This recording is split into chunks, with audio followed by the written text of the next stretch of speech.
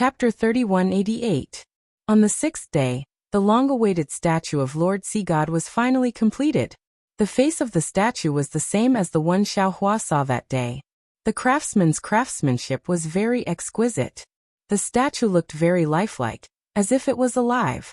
The celebration of the reconstruction of the golden body was even more grand. At this time, the matter of the Jiangqiao temple was no longer Taoist Zhao's matter alone. Not only did the fishermen come, there were also the villagers of the general ridge, and the devout townspeople who came to help.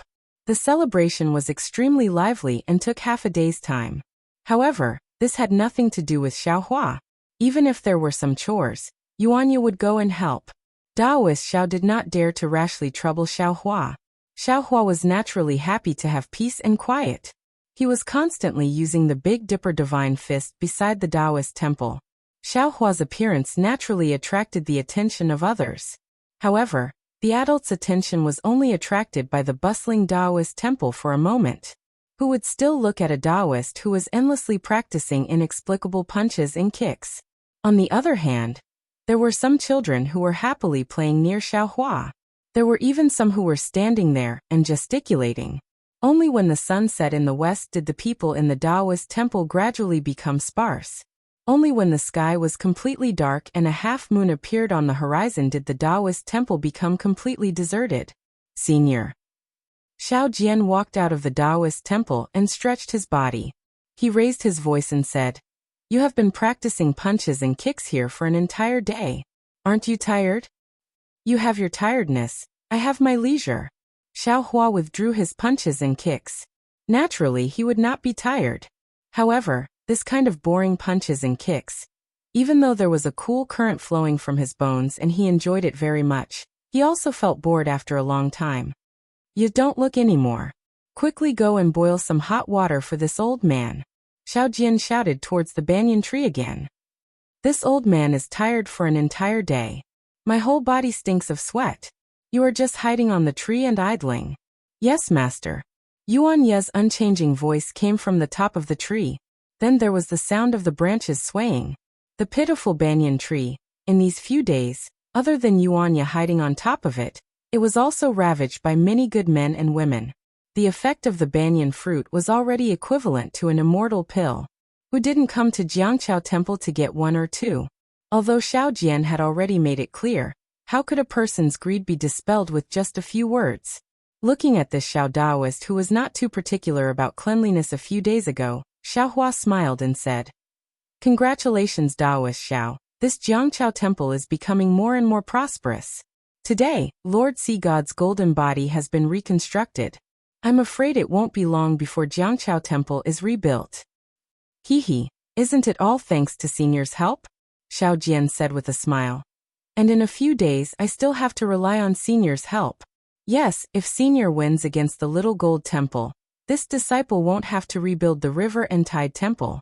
I'll just chase away the bald donkeys in the Little Gold Temple and erect the statue of Lord Sea God there." "It can't be that simple," Xiao Hua said with a smile. "Jiang Chaoguan is but a single disciple of Yuanya. This old man doesn't know how many monks there are in Shaojin Temple, but there are definitely more than Jiang Chaoguan. With just the two of you, how can you stand firm in Shaojin Temple?"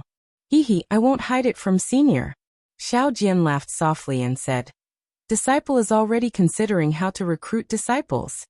But," speaking to here, he said regretfully, "it's a pity that this disciple has only used a few Taoist techniques. I can only rely on Yuanya to teach them some martial arts. I still can't form a real threat to Shaojin Temple." Xiao Hua said with a smile. "Although this old man doesn't know, this old man doesn't believe that other than Jiang Chaoguan having Taoist disciples, there aren't any other places? As long as your Jiang Chaoguan's name is spread out, there will definitely be other Taoist disciples coming to contact you." Yes, it should be like this."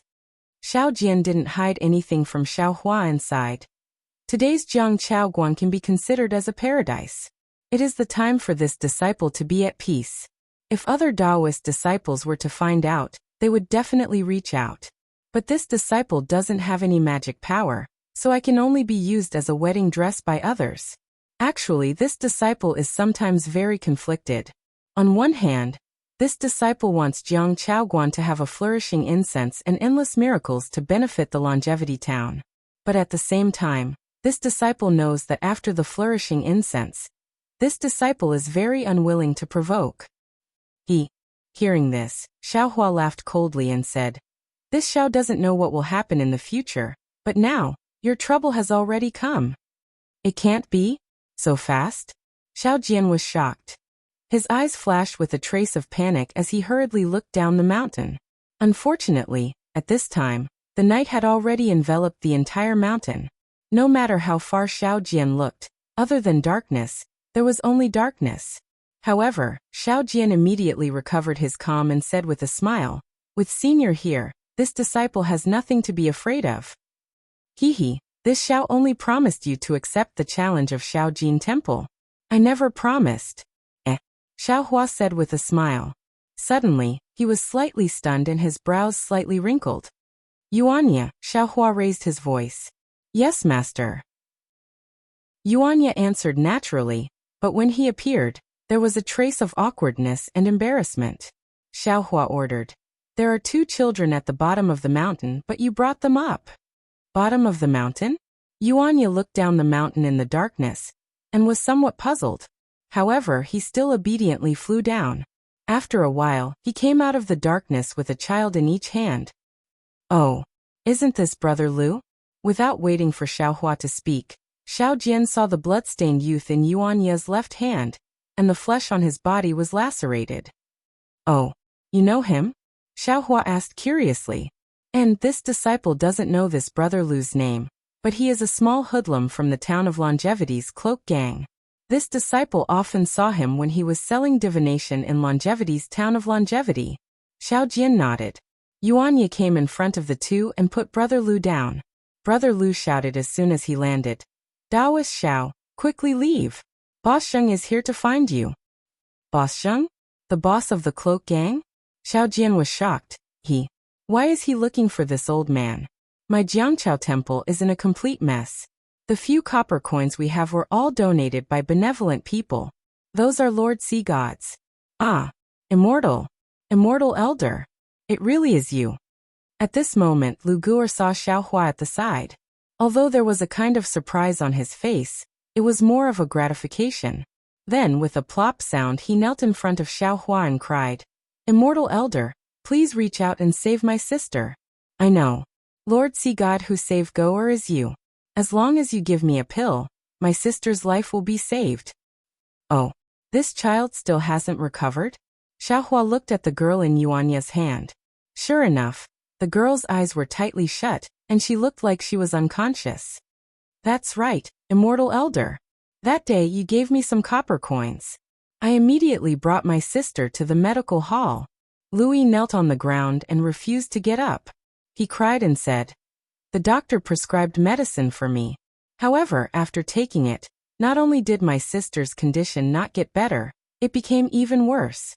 Now the copper coins have been spent and my sister is unconscious. Moreover, my sister's body is very hot. No matter what, I can't lower her temperature. A few days ago, I heard about the miracle of the Jiangchao temple from the medical hall's doctor. I also wanted to ask Lord Sea God for help. But Boss Sheng has been looking for me. I don't dare to show myself." At this point, Louis suddenly remembered something. He knelt and shouted, "Daoist Xiao, you must leave quickly. That Boss Sheng has invited an expert, and is about to go to the Jiangchao temple. If you don't leave now, I'm afraid it will be too late." "Brother Lu, this old man's Jiangchao temple is extremely poor. Why did Boss Sheng come here? Even if the Jiangchao temple is prosperous these few days, it shouldn't attract the attention of the Zephyr gang." Xiao Jian trembled and asked Lu Yi, "Do you know the specific reason?" "I don't know." Lu Yi was very anxious. He urged again, "I have been hiding in a secret place. However, I was still found by Boss Sheng this afternoon." The 2 leaders of the Zephyr gang disappeared. Boss Sheng suspected that it was related to me. Therefore, he blocked me and my sister at that place and used cruel means to deal with me. The injuries on this little one's body were caused by someone beating me up in the afternoon. Looking at Boss Sheng's posture, I knew that I wouldn't be able to come out alive today. However, at dusk, someone suddenly reported to Boss Zheng that the person he was looking for had arrived. Boss Zheng seemed to attach great importance to everyone. He immediately ordered his subordinates to hang me up high and let me slowly starve to death. Then he hurriedly left. When I was in a daze, I heard him shouting Jiangqiao Temple.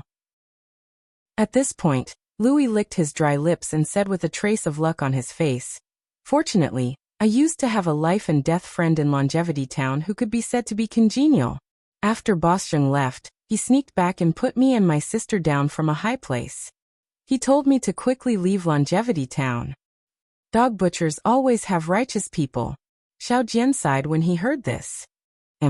Dog butchers are more vicious and merciless people. Xiao Hua coldly retorted and asked again.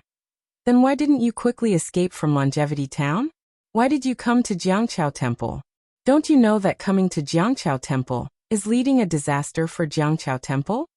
Because. Louis looked at Xiao Hua's calm face. He didn't know what he was thinking. He slightly gritted his teeth and said, "I know Daoist Xiao and also know ya. I remember that I was caught by ya. However, not only did he not send me to the Yamen, he even gave me a meat bun. There is such a thing." Yuanya nodded at the side and agreed in a low voice. It was obvious that he had a good impression of Lu Yi. Also, Louis stole a glance at Xiao Hua and said carefully, "Just now, I already said that I heard that Jiangqiao Temple has the miracle of Lord Sea God that can revive the dead. Thus, I had the thought of sending my sister here. Now that my sister is on the brink of death, I can't care too much. Moreover, I can also send a letter to Daoist Xiao." Chapter 3189. Xiao Hua nodded inwardly. His heart was as clear as a mirror. That day when he met Lu Yi in Daoist robes, other than Daoist Xiao, wasn't he the only one in Chongqing town to pass on Daoist robes? Since Lu Yi knew Xiao Jian, he naturally knew where he came from. Following that, so many things happened at Jiangqiao Temple, and Lu Yi had seen him easily kill 2 people from the cloak gang. With Lu Yi's intelligence, how could he not know that these things were done by him? Today Lu Yi came for 2 reasons. First, he picked up the child and gave it to his sister. Second, he wanted to inform him. He was afraid that Boss Zheng was looking for him. Although Lu Yi didn't say it, Xiao Hua could tell that Lu Yi didn't say anything under Boss Zheng's torture. Moreover, he didn't mention anything in front of Xiao Jian and Yuanya. Lu Yi's mouth was really tight. You're here. But you didn't think. Xiao Hua said indifferently. Maybe Boss Zheng didn't think so much. Now that you've run away, he will think more? Perhaps that friend of yours was instructed by Boss Zheng to do this? You coming here? Aren't you leading the way for them? This. Lu Yi's face was already pale from the loss of blood. He hurriedly shouted. This little one deserves to die. This little one deserves to die. This little one has implicated Immortal Elder. There's no need to be like this. Xiao Hua suddenly laughed. Jiangqiao Temple is here. It's not a secret place. Whatever bullshit Boss Zheng can come if he wants to. It has nothing to do with you. Of course, it has nothing to do with this old man. Yuanya, give this child to me. You accompany Daoist Xiao to welcome Boss Zheng. Yes, Yuanya's consistent answer finally changed under Xiao Hua's threat. Taking the little girl from Yuanya, Xiao Hua unconsciously frowned. The little girl's body was especially hot, like the heat of an ordinary person. However, when Xiao Hua looked at her, this girl's face didn't have any special redness. She didn't look like a normal child with a fever. Lu Yi, come with this old man. Xiao Hua put away his cold face and said warmly. No. Lu Yi shook his head. Immortal Elder only needs to accept Xiao Yun. This little one will be at ease. This lowly one is preparing to escape from Longevity Town. Boss Zheng is already at the foot of the mountain. Where can you escape to? Xiao Hua waved his hand and said with a smile. With this old man here, there is no need to be afraid. Ah? You. Lu Yi stood up with difficulty and couldn't help but look back at the dark mountain road in surprise. That place was pitch black, and nothing could be seen clearly. Then, Lu Yi swayed slightly and was about to fall again. After being tortured, the fact that he was able to carry little Yun all the way to Jiangqiao Ridge had already exhausted all of his strength. If it wasn't for Yuanya who had brought him to Jiangqiao Ridge, he definitely wouldn't have been able to come up on his own.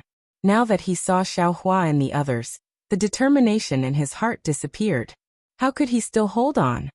Sigh this child. Xiao Hua sighed. He reached out and grabbed Xiao Jian's neck, easily lifting him up. He didn't care about Xiao Jian's anxiety and returned to the Taoist temple. Yeah. Taoist Zhao's heart was already beating like a drum. He looked at the mountain ridge where the night wind was howling and whispered, Can you beat Boschung? This disciple has never seen Boschung, so I don't know. Yuanya looked at the foot of the mountain and narrowed his eyes. He seemed to have noticed something. This disciple will go and get the hammer. With that, Yuanya quickly entered the Taoist temple. Seeing Yuanya being so serious, Xiao Jian became even more restless. He was almost about to pace back and forth. He even occasionally looked in the direction of the Taoist temple and secretly complained about Xiao Hua's decision. Master, don't worry. Yuanya eerily appeared from the shadows of the Taoist temple and said in a low voice, Since my Jiangqiao temple doesn't have any money that the cloak gang cares about, then it must be because they want the incense of Lord Sea God. I remember that when Master met the local ruffians in Longevity Town, he always used copper coins to solve the problem, and didn't let me do anything. Then this time, he used copper coins to solve the problem. I'm afraid it's not that simple. Xiao Jian shook his head slightly. If Boschung is interested in the prosperity of the Jiangqiao temple, then it's easy to deal with.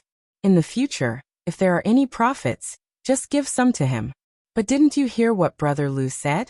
Boschung even brought an expert to the Tidal River Temple. That clearly wasn't for the sake of incense. It must be for Senior Xiao. I'm afraid it's one of Senior Zhao's enemies. Since it's for Senior Xiao, then why are you so anxious? Why are you in such a hurry? Yuanya hit the nail on the head. It has nothing to do with you.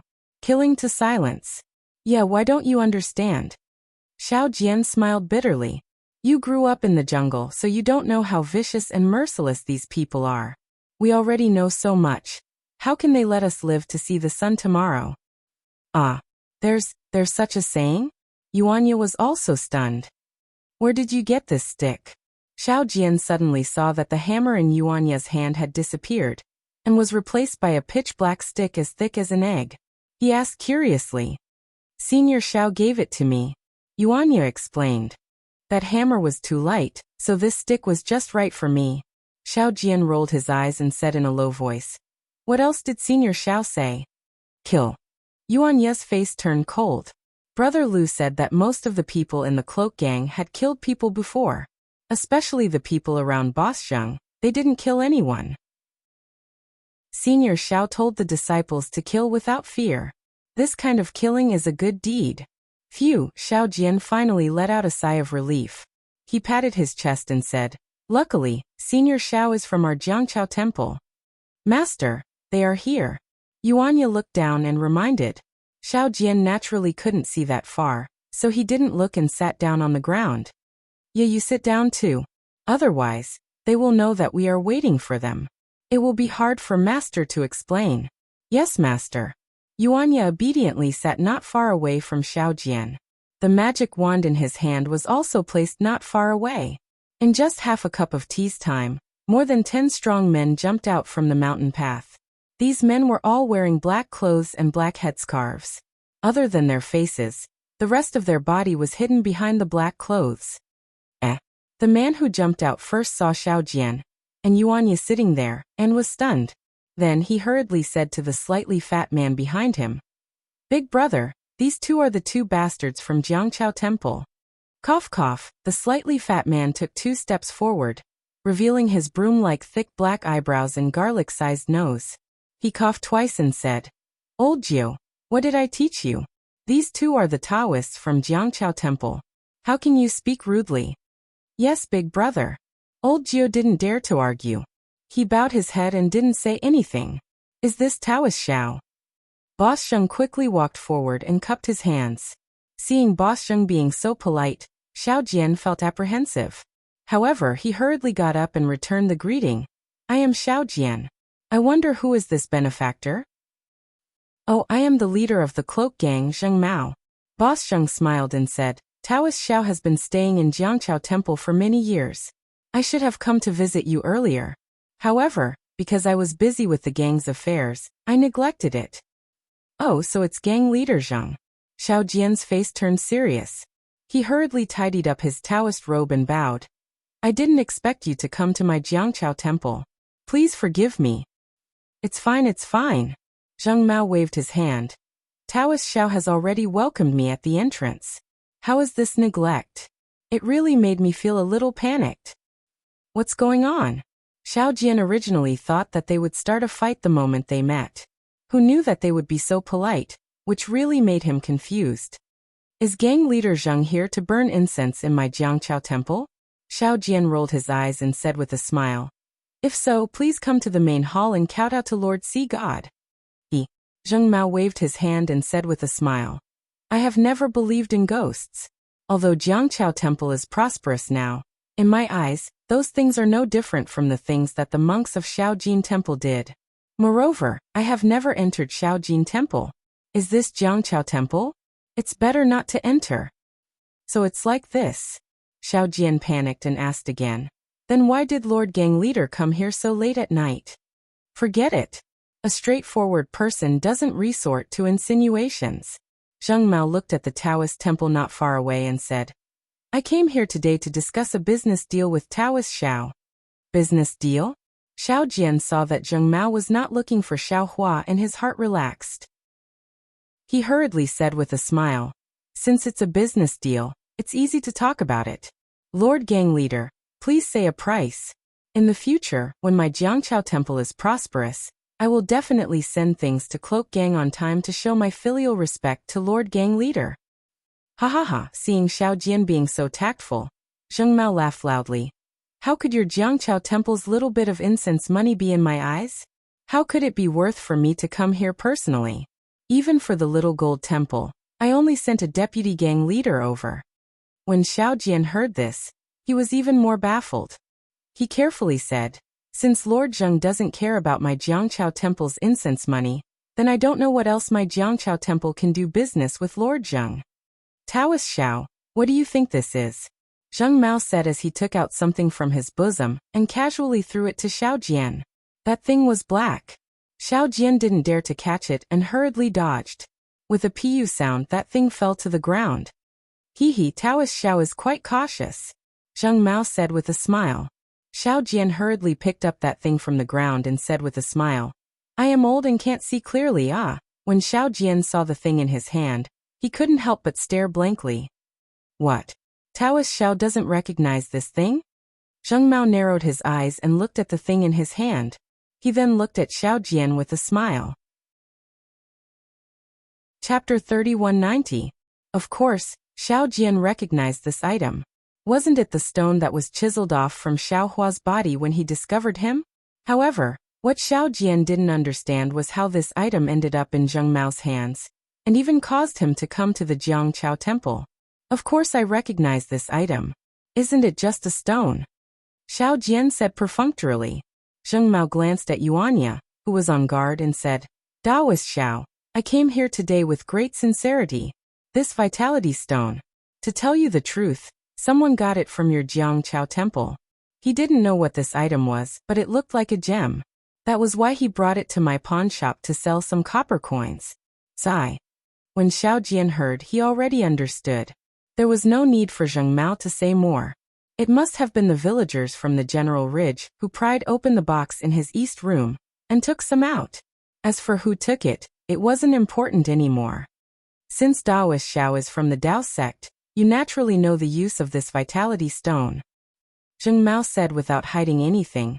Furthermore, I also know how many vitality stones you have here. How about it? Is Taoist Xiao willing to do this business with me? Sure. Xiao Jian looked at the black-clothed men behind Zheng Mao and said with a smile. This poor Taoist obtained this item by accident. Since gang leader Zheng knows what it is, then I'll sell it to gang leader Zheng. There's nothing to say about it. Alright, Taoist Xiao is indeed straightforward. Zheng Mao waved his hand and said, You made me think a lot earlier. I wonder how much silver does sect leader Zheng intend to use to exchange for this vitality stone? Xiao Jian opened his hand and looked at the stone that was the size of a duck egg. He smiled and asked, Hee, I didn't bring any silver today, nor did I bring any qianquan bag. Zheng Mao laughed. Ah. Xiao Jian was shocked. Don't worry, Daoist Xiao. Zheng Mao smiled and said. To tell you the truth, I'm afraid you and I don't know how much this vitality stone is worth. However, this item is just a pile of stones in Daoist Xiao's Jiangqiao temple. But in the hands of my cloak gang, it's money. Today, I have personally come to the Jiangqiao temple to discuss with you.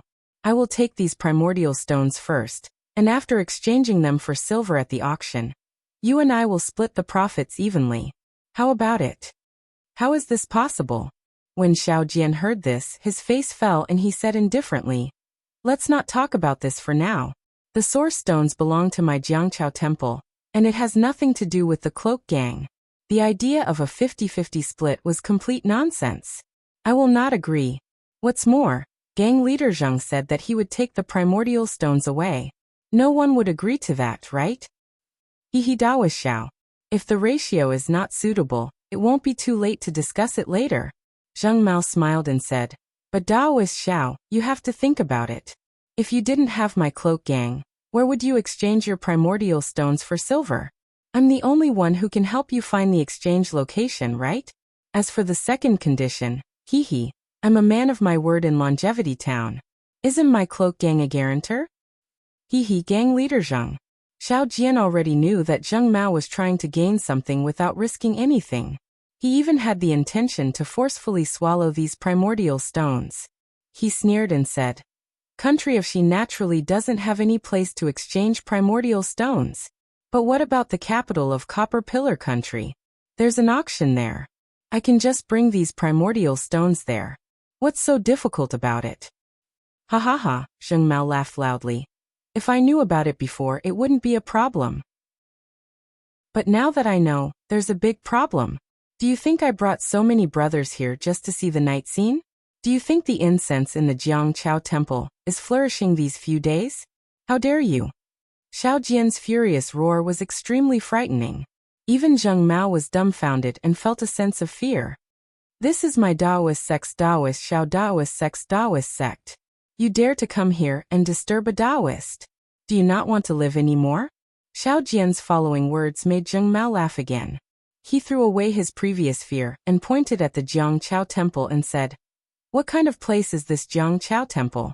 I believe I know better than all of you, right?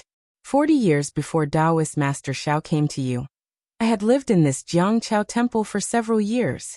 The coldness of the winter night, the loneliness of the summer night, how could I not know? At that time, I made a wish to this bullshit Lord Sea God. As long as I don't feel cold, as long as I can eat my fill, I will definitely reconstruct his golden body. Unfortunately, my words were blown away by the night wind 40 years ago. My heart was also broken at that time. I know, there are no gods in this world. It's just that when there are many people who believe in them, they are gods. I also know that only by relying on one's own ability can one eat their fill and live in a big house that doesn't feel cold.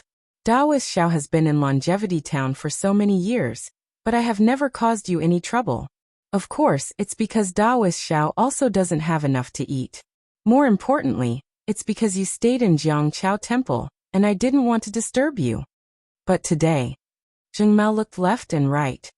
I brought my brothers here just to have a good discussion with Daoist Xiao. If it was before, how could I say so much to you? How could I give you 50% of the benefits for free? Headmaster Zheng. Daoist Xiao took a deep breath and said, perhaps it is because of your obsession in front of Daoist Xiao that you have achieved what you have today.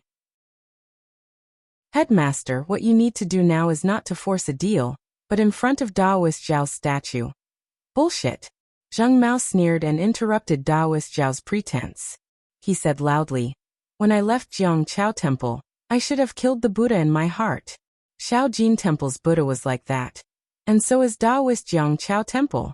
There's no need to talk about the secular people in Longevity Town. They only know how to work at sunrise and rest at sunrise.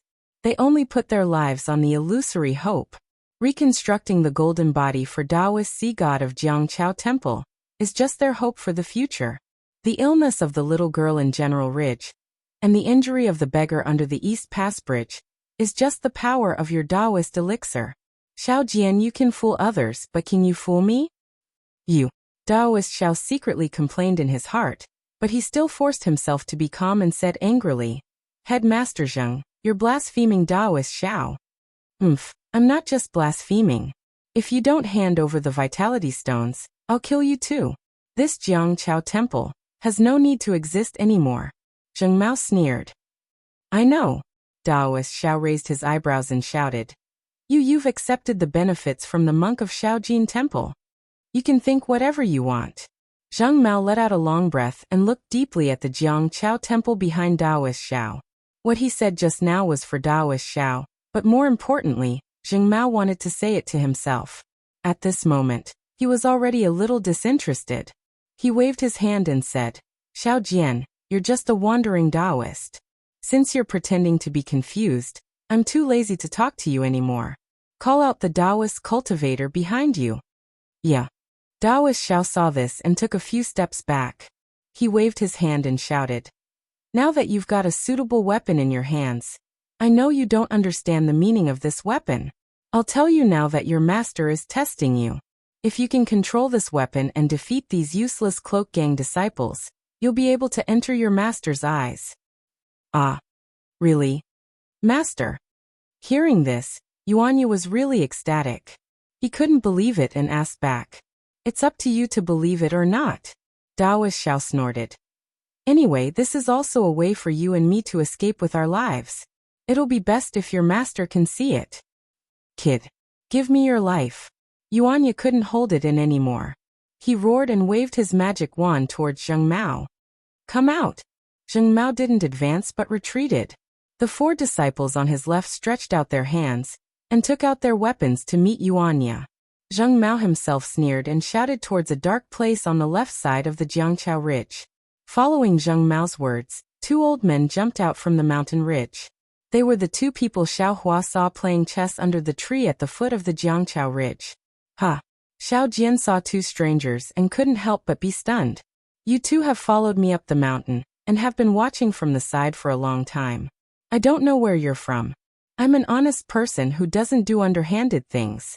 I didn't say anything before. Now that I can't do business with you 2, it's time for you to come out. Zheng Mao saw that the 2 people were very agile and wasn't surprised. He asked indifferently, friend or foe, please make your choice. Ha ha ha. Zheng Mao is really like what people say, he's an ambitious and ruthless person. One of the old men laughed. To be able to see such a talent in the longevity town is really beyond this old man's expectations. When Zheng Mao heard this, he frowned and looked at the 4 people who were already fighting with Yuanya. It was obvious that the Cloak Gang was well prepared. Although Yuanya was powerful and the magic wand in his hand was heavy, under the siege of 4 experts, he was already somewhat powerless. Seeing that the situation didn't deviate from his plan, Zheng Mao turned his gaze back and said coldly, if the 2 old men are here to see me, please wait here. After I'm done with my business, I'll invite the 2 of you to my Cloak Gang's headquarters for a chat. Haha, with the 2 of us here, how can we let you disturb the peace of the Jiangchao temple? I'll let you have a taste of this old monk's methods. The other old man had no intention of revealing his name. With a wave of his hand, he tossed out a Buddhist staff that was 8 feet long. Immediately after, he chanted Sanskrit and formed a Buddhist seal with his hands. The Buddhist staff emitted a faint Buddhist light. Like a huge python, it pounced toward Zheng Mao and the others. A sharp blade-like sound of wind was produced, covering an area of 10 feet around Zheng Mao. Chapter 3191. When the other old man saw this, he didn't dare to be negligent. His body actually flew up and waved his hand. That seemingly ordinary hand suddenly became bigger. One by one, golden palms appeared along with the old man's Buddhist seal, and smashed toward the other Cloak Gang disciples who were wearing black clothes. These 2 old men were actually Buddhist disciples.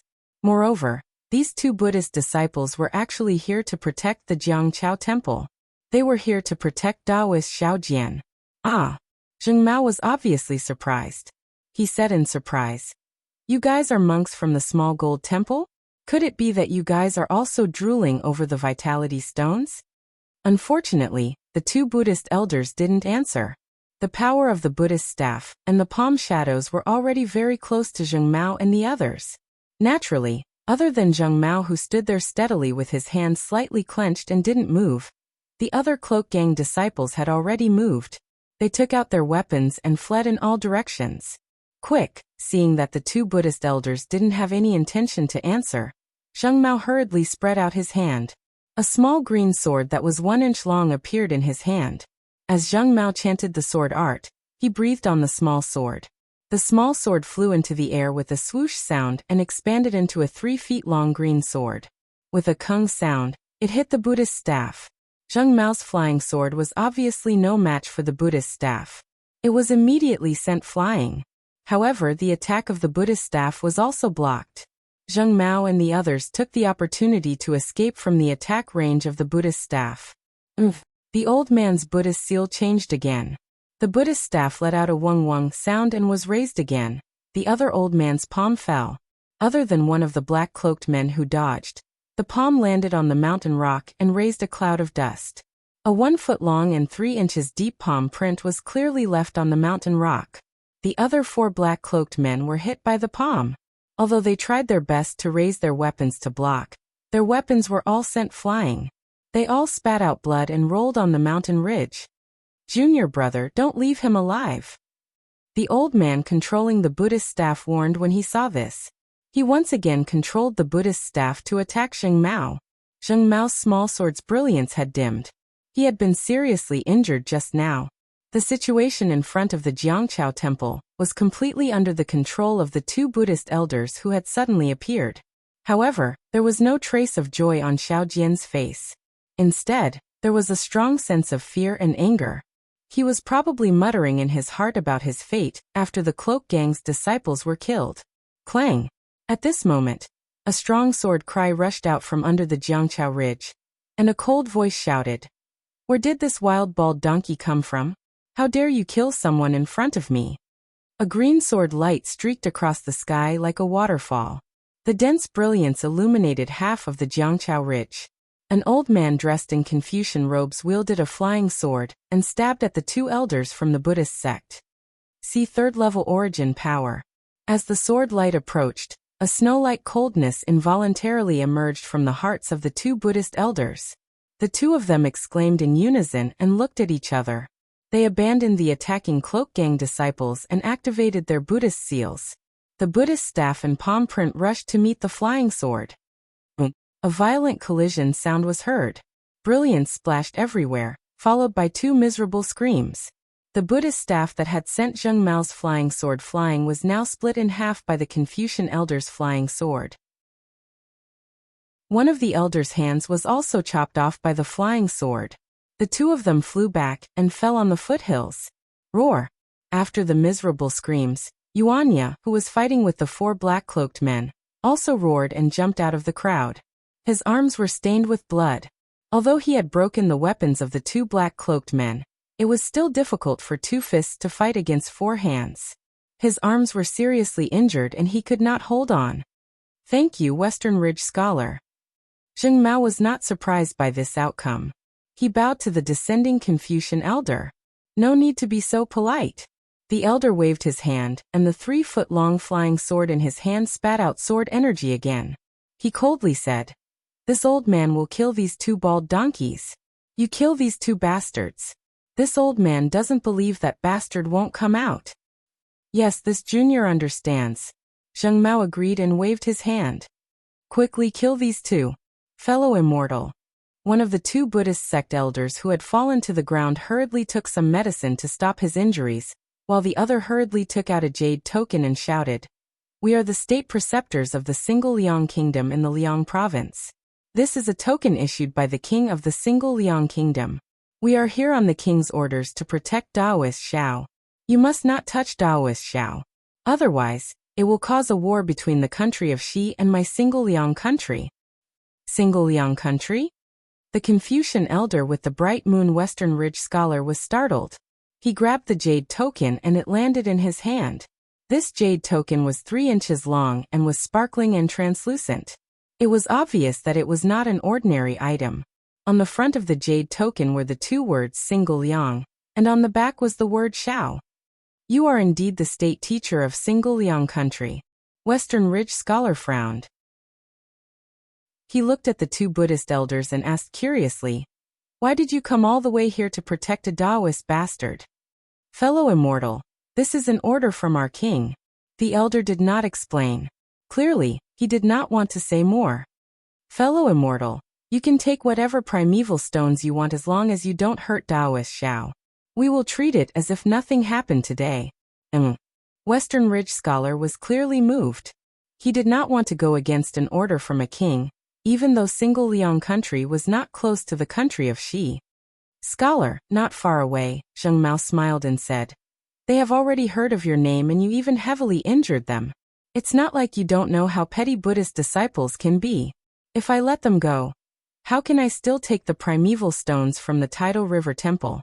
Even if I don't take the primeval stones, my cloak gang still wants to survive in Longevity Town for a few more years. You don't need to be chased to the ends of the earth by others, right?" "That's right." Western Ridge scholar looked at the tidal river temple, which was still motionless, and grinned. "I have offended Buddhist disciples before, and was even chased by an old bald donkey with second-grade essence energy. If I let them go today, I will have to run away again. Even if I get the primeval stones, I can't cultivate properly." Rumble. Just as Western Ridge scholar made his decision, a green light flashed in the sky above the tidal river temple. Then there was the sound of thunder. After the thunder, thick dark clouds gathered from all directions.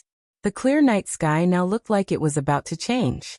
The thunder naturally attracted everyone's attention. However, when they looked at the sky, the dark clouds and the mountain wind, there was nothing out of the ordinary except for the strange thunder. When they looked at the motionless tidal river temple, they didn't pay much attention to it. However, just as West Ridge scholar was about to activate his flying sword again, and the two Buddhist elders turned pale, countless bolts of lightning appeared above everyone's heads and rained down on West Ridge scholar and the cloak gang. The lightning moved quickly and Western Ridge scholar hurriedly used his flying sword to block it. However, under the powerful lightning, the flying sword was instantly shattered. Western Ridge scholar was struck by 3 bolts of lightning and died with a scream. As for Zheng Mao and the others, they were even worse off. They couldn't resist at all and had several large holes in their bodies. They died on the spot. Rumble. More than 10 lives were lost in an instant, but the remaining heavenly lightning continued to strike. Thunder and lightning continued to roar above the foot of the mountain. After a while, the foot of the mountain regained its tranquility. Other than the 4 people who were dumbfounded, there were only the mountain rocks and the mountain path that had been charred black. However, the charred area was covered by the night sky. Apart from the rising smoke, it couldn't be seen. The tranquility only lasted for a few breaths. Bean-sized raindrops fell from the dark clouds above the lightning, hitting the faces of the dumbfounded people, the corpses that were killed by the lightning, and even the Jiangchao Ridge. After the time it took to finish a meal, the thick clouds gradually moved away, revealing the half-moon in the sky. The raindrops also gradually thinned out. Xiao Jian seemed to have woken up from a dream and said coldly to the 2 Buddhist elders, "Both of you, scram back to the country of Danliang and tell that Xiao Jun. This old man has the protection of my Taoist god. I don't need his hypocritical kindness.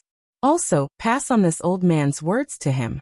When this old man is tired of living in the hidden immortal continent, I'll return to the country of Danliang and take back the throne that belongs to this old man." The 2 Buddhist sect elders looked in horror at Western Ridge Lei and the others who had been struck to death by the heavenly lightning. Then they looked at the charred ground. Finally, they looked at themselves, who were unharmed, and the slightly muddy mountain. They exchanged glances and bowed deeply to Xiao Jian. Then, they rushed down the mountain path in a sorry state and gradually disappeared. Master. Yuanya finally dared to speak. He said with an incredulous tone, Disciple isn't dreaming, right?" "Yeah." Xiao Daoist still dragged his voice and called out, "Yes, master." Yuanya replied absent-mindedly, "Come here." "Yes, master. Use all your strength and pull this old man's arm." Xiao Daoist's words floated like a gust of wind. "Yes, master." Xiao Daoist's miserable scream was comparable to a pig being slaughtered. Damn it, this old man told you to use all your strength, not to torture this old man to death. Yes, master. Yuanya's voice didn't carry any shock. Instead, there was a hint of confusion. This disciple didn't use much strength. Damn it, looks like this isn't a dream. Xiao Daoist looked at the bruise on his arm and sucked in a breath of cold air. There was a trace of excitement in his mouth. Is this master's divine ability? Yuanya moaned and stuttered in a low voice. Master, is he human? Chapter 3192. Xiao Daoist sneered. He looked at the dark clouds in the sky and said, "This old man's luck is good. The gods and Buddhas in the sky are protecting this old man. Heavenly thunder bombardment is not something an ordinary cultivator can use. Although Senior Xiao is powerful, if he could cultivate to this level, it would be impossible even in 1,000 years." At this moment, Xiao Daoist seemed to have thought of something. He coldly looked at the dark clouds in the sky and the darkness that was like a fierce beast. He didn't think that the inconceivable ability of summoning heavenly thunder was done by Xiao Hua, whose meridians were completely blocked. Instead, he thought of the Xiao Jun. That's right, Xiao Jian had always thought that Xiao Jun had sent people to monitor him and prevent him from retaliating. However, he didn't expect that the situation was the complete opposite of what he thought. These people monitoring him were actually protecting him. How could he remain calm? This old man is already like this. What do you want to do? Are you pitying this old man? Damn it, this old man doesn't care. Suddenly, Xiao Jian couldn't help but roar at the night sky like a hungry wolf. Master? Yuanya didn't understand these things and looked at Xiao Jian strangely. Forget it. Yeah, go see what Senior Xiao is doing. Xiao Daoist dejectedly lowered his head and waved his hand. Yes, master. Yuanya's unchanging answer quickly rushed into the Jiangqiao temple. In the west room, there was a huge wooden bucket. It was the one that Yuanya used to clean his dog. At this moment, the girl called Xiao Yin was soaking in it. Unexpectedly, a string of bubbles appeared in the clear water. Not only did it make a goo-goo-goo sound, it even showed signs of boiling.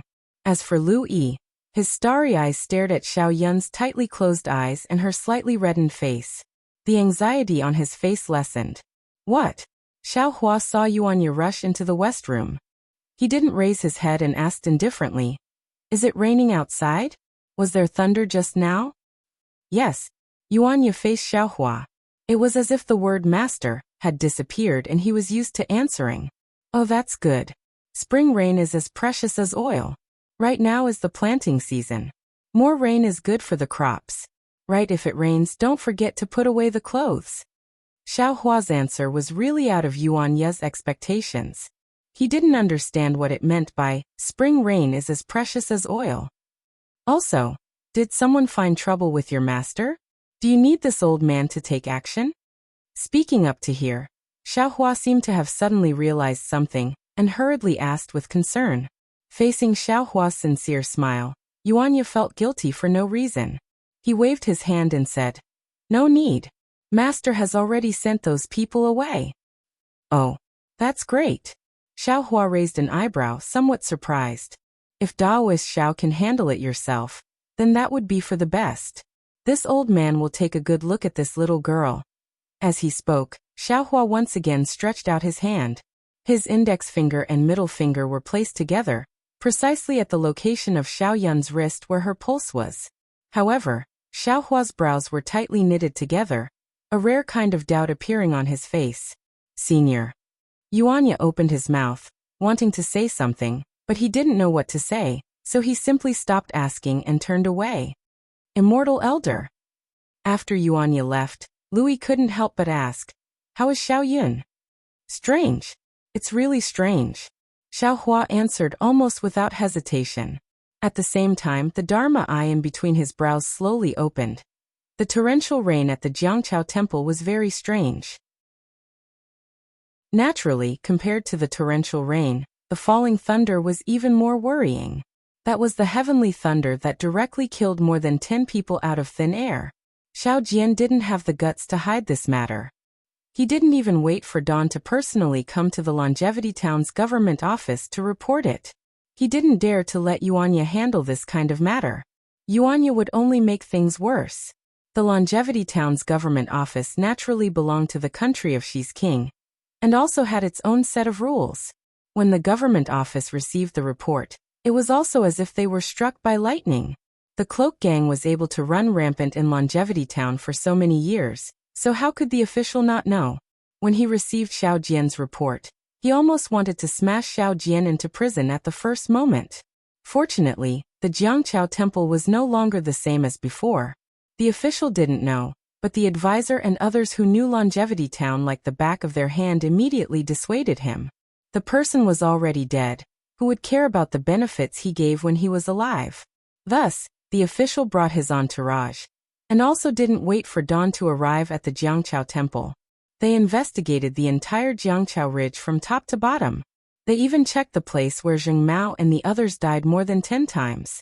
Even when the advisor and others were suspicious, they even invited Longevity Academy's principal Zhu Junfeng to investigate the Jiangqiao Temple at dawn.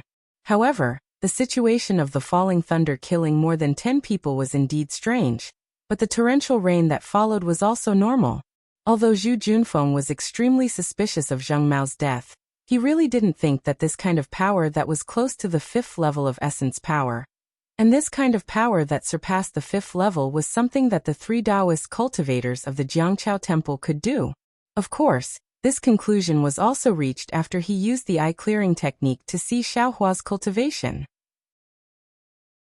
Moreover, he didn't even think that in the entire country of Shi, other than those elders in the sects who had long disappeared, no one else could have this kind of cultivation. The only possibility was that Zheng Mao and the others were really unlucky.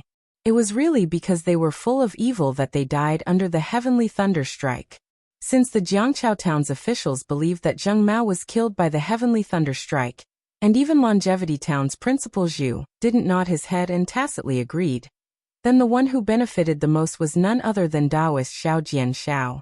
Although he didn't say that Zheng Mao of the Cloak Gang came to find trouble with him, but in the night, that rainbow-like sword light was still seen by the lonely and idle people at night. What did this mean? As long as they made a little contact, they would immediately get the same explanation as Zheng Mao's words. The Jiangqiao Temple was favored by Taoist Xiao, the god of the sea. Ordinary people couldn't possibly hurt Taoist Xiao, who was a loner of the Taoist lineage. Not to mention that there was such concrete evidence. Even if there were some vague rumors before, it would attract many kind men and women to burn incense. Now that the Jiangqiao Temple was in an uproar, there was no reason for the incense to not flourish. Early in the morning of the 7th day, from the beginning, there were a few men and women probing. Until late in the morning, groups of men and women swarmed into the Jiangqiao Temple. Taoist Xiao Jian Xiao didn't even want to set up a divination stall in the Longevity Town, let alone set up a divination stall in the Jiangqiao Temple. It was so noisy for more than 3 days.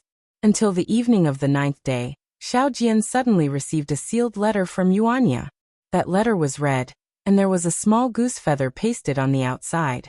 When Xiao Jian saw the letter, he frowned, because he knew that if there was a goose feather pasted on the letter, it meant that it was extremely urgent. He wanted to open the letter as soon as he saw it. But what was in the Longevity Town that made Taoist Xiao Jian Xiao so anxious? This was simply impossible. Therefore, Taoist Xiao didn't care at all. After all, tomorrow was the day of the competition between the Jiangqiao Temple and the Xiaojin Temple. That was the day of the Immortal Buddha ceremony. It was also a big matter for the Xiaojin Temple and the Jiangqiao Temple. After that day, there could only be one temple in the entire Jiangqiao town. Of course, Taoist Xiao was sure that the Xiaojin Temple would definitely be destroyed under his plan. Compared to the big matter of the next day, this goose feather letter was obviously insignificant. Taoist Xiao could even see the perverted smile of the Xiaojin Temple's bald head in the goose feather letter. The goose feather letter had been thrown in the corner for 2 hours already. Xiao Jian didn't even ask Yuanya how he received the goose feather letter. After Xiao Jian sent off the last batch of worshippers, and said that there was an even more important challenge the next day, the last batch of worshippers left resentfully with some copper coins. Even if Xiao Jian was willing to fulfill their wishes, Taoist Xiao wouldn't be happy. To make the descendants of worshippers who didn't have any children be comparable to the sand on the beach. Even if Xiao Hua was given 100 times more power, he still wouldn't be satisfied. Xiao Jian, who was lying on the bed, stretched his body. He tossed and turned, but couldn't get up. Maybe it was because of the competition the next day, or maybe it was because he was still worried about something, but he couldn't fall asleep for a long time. When he saw the goose feather letter in the corner, he simply lit the oil lamp and sat up. As the saying goes, if you don't find it strange, you will be defeated. Taoist Xiao had already made up his mind to not believe anything, so he opened the goose feather letter. However, when he finished reading the words inside, Xiao Jian immediately jumped up from the bed, because this goose feather letter only had a few words written on it. My daughter is sick. Taoist Xiao, please have mercy. Signed off, Hao Jianzhong. Although the name written on the goose feather letter was Hao Jianzhong, Xiao Jian's gaze didn't stop on these 3 words for a moment. His mind immediately appeared in Chongqing town, under the scorching afternoon sun, sitting in a small sedan chair, the kind Hao family's young miss who wanted to give him copper coins. With this thought, how could Xiao Jian still stay in the East Room? Those few copper coins in the afternoon, those few meat buns when he was hungry, it was no different from sending charcoal in the snow. Amidst the cold words and disdainful gazes of the bystanders, the Hao family's young miss' clear gaze, that faint smile, and that questioning that didn't contain any meaning of charity, immediately drove away Xiao Jian's tiredness. The Hao family's young miss was in trouble. How could Xiao Jian just stand by and watch? Moreover, he had also told Xiao Hua that if there was any difficulty, he should go and find the Hao family's young miss. Now that Squire Hao's letter for help was in front of him, how could he not go? But just as he took the things and valiantly rushed out of the east wing, the cold wind in front of him blew away his impulse. Yes, the goose feather letter mentioned Taoist Xiao. It must be that Squire Hao knew about the miracle of Jiangqiao Temple and Taoist Xiao's magical ability, so he thought of me in this crisis. But am I Taoist Xiao? I'm afraid that if I don't bring Yuanya, I won't dare to go to Jiangqiao Temple, right? The Hao family's young miss is sick. If it was an ordinary illness, only the doctor in the medical hall would be able to deal with it. Squire Hao might not think of Jiangqiao Temple. But since he mentioned Taoist Xiao, it must be a thorny matter. I'm afraid this old man will have to discuss it with Senior Xiao. After thinking for a moment, Xiao Jian secretly walked to the West Room. The West Room didn't change much from a few days ago. The water in the big wooden barrel was still steaming. Xiao Yan was still lying inside and hadn't woken up. Even someone as strong as Xiao Hua couldn't think of a good way to wake her up. In a corner of the West Room, Louis had already curled up his small body and fallen asleep. This child was mentally and physically exhausted, and his body was also deeply damaged by the cloak gang. Now that he was in front of Xiao Hua, he didn't have to worry about anything. How could he endure? In a day, he was only awake for 4 to 6 hours. The rest of the time, he was sleeping soundly. Chapter 3193. Master. Yuanya appeared behind Xiao Jian like a ghost. What's the matter? Xiao Jian scolded unhappily. What does this old man have to tell you? Yes, master. Yuanya left even more quietly than before. Xiao Jian actually didn't notice Yuanya's figure leaving. Damn it. Xiao Jian couldn't help but curse. Who's master? Fellow Xiao, what's the matter? Xiao Hua, who had his eyes closed, had no choice but to open them. In the past few days, there had been too many people in the Jiangqiao Temple. There were devout people, but there were even more opportunistic people. There were even a few villains suppressed by the cloak gang in Longevity Town, who came to the Jiangqiao Temple to sound out the situation. This made Xiao Hua very impatient. He originally had many methods to kill Zheng Mao and the others, but he chose to use heavenly thunder. Afterwards, wasn't he just trying to hide in peace? Today he saw Xiao Jian, who had been too busy to come to the West Wing, come here at night. He knew that there was something troublesome and had to ask. Senior, please take a look. Xiao Jian gave the goose feather letter to Xiao Hua and told him his thoughts. Oh, it's that little girl. Xiao Hua nodded slightly. He didn't like Xiao Jian's unscrupulous and lies, but he still approved of Xiao Jian's gratitude. Now that he saw the goose feather letter, he thought of the sedan chair that day and asked, "It's already late. What do you think?"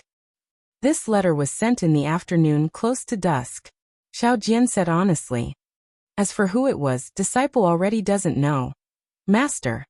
Yuanya, who had just disappeared, appeared again and said in a low voice. It was a white-haired old man. He looked very anxious and hurried. He gave this strange letter to disciple and left in a hurry. That old man is probably a servant of the Hao family. Xiao Jian looked at Yuanya, and then looked at the night outside. Although it's already late, disciple has no choice but to go. That day, disciple clearly told senior that if I ran out of copper coins, I would have to go to the Hao family's young miss to eat. Now that the Hao family's young miss is in trouble, disciple naturally has to help. What else did that old man say? Xiao Hua ignored Xiao Jian, and turned to look at Yuanya and asked again. That old man asked me to tell master that no matter how late it is, as long as master is free, he can go. Yuanya also answered honestly, but master was very busy at that time. He didn't wait for me to say this before asking me to leave. Haha, since that's the case, then just go. Why have you come to this old man's place? Xiao Hua looked at Xiao Jian, and asked curiously. Since Squire Hao said that he was asking Daoist Xiao for help, it must be a great disaster. If it weren't for Daoist Xiao, he wouldn't be able to deal with it. Xiao Jian smiled and said, disciple knows his own limits. It's difficult to save the Hao family's eldest miss from this abyss of suffering. Senior, please help me. Xiao Hua didn't know much about Longevity Town. That Hao family's eldest young miss was one of the most unique people in the beautiful scenery. Thinking of that afternoon's calm and respect, Xiao Hua could only stand up, look at Xiao Yin in the wooden barrel, and say with a bitter smile, this trouble hasn't been solved yet, and now another trouble has come. There are so many troubles in this world. This girl. Xiao Jian had never asked before, but he could not help but feel curious. You don't understand. It's pointless to talk to you. Xiao Hua was not polite at all. He waved his hand and said, this old man will go with you to the Hao family. Thank you, senior. Xiao Jian laughed and hurriedly called out to Yuanya. Yeah. Quick, you run fast. Quickly go down the mountain and find an ox cart. Why find an ox cart? Xiao Hua asked curiously. Xiao Jian smiled and said, it's already late at night. If I wait until we reach Squire Hao's house, wouldn't it be daybreak? Xiao Hua frowned and said, can't we just fly over? Senior. Xiao Jian was a bit surprised. You can fly? Haha, Xiao Hua laughed. That's right, if it was 10 days ago, let alone fly, he wouldn't even be able to stand steadily. Let's go. Xiao Hua clapped his hand and took out a flying talisman. Using what little magic power he had left, he placed it on his own body. He then grabbed Xiao Jian's neck and said, don't be afraid. Just point out the location of Squire Hao's house to this old man. Yes, disciple understands. Xiao Jian didn't feel awkward being grabbed by Xiao Hua's neck at all. Instead, he felt that Xiao Hua was even more mysterious. Xiao Hua activated the flying talisman and flew out of the Daoist temple with Xiao Jian. They flew into the dark night. Yuanya jumped onto the banyan tree and stared at Xiao Hua's back. His eyes were filled with envy and fanaticism. Even after Xiao Hua's figure disappeared, he was still unwilling to leave. That night, Yuanya didn't play his mournful musical instrument, which was a rare occurrence. Under Xiao Jian's guidance, Xiao Hua quickly found the location of Squire Hao's house among the tens of thousands of lights. He saw that it was a manor that was several mu in size. The manor was brightly lit, and it looked very lively. Xiao Hua only used his divine sense to scan the manor, and roughly knew what was going on inside.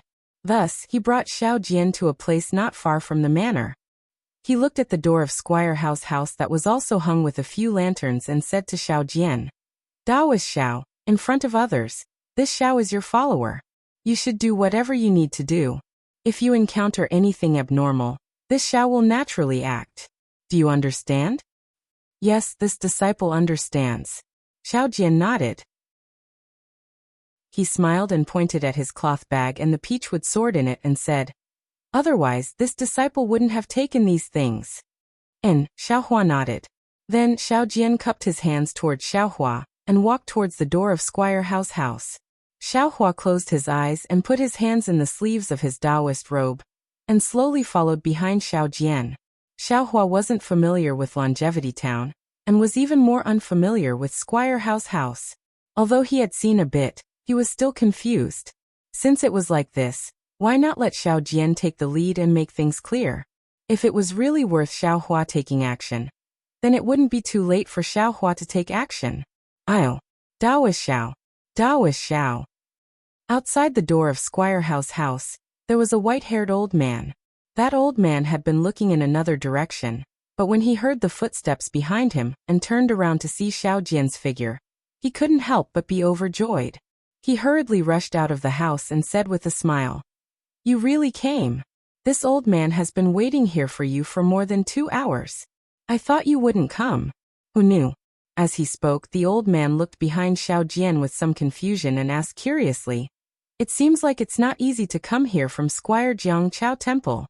He. Although Xiao Jian liked the old man's respect, his expression didn't change at all. He cupped his hands and said, "When this Xiao received your house's goose feather letter, I knew that there was a great secret inside, and it was also a big matter.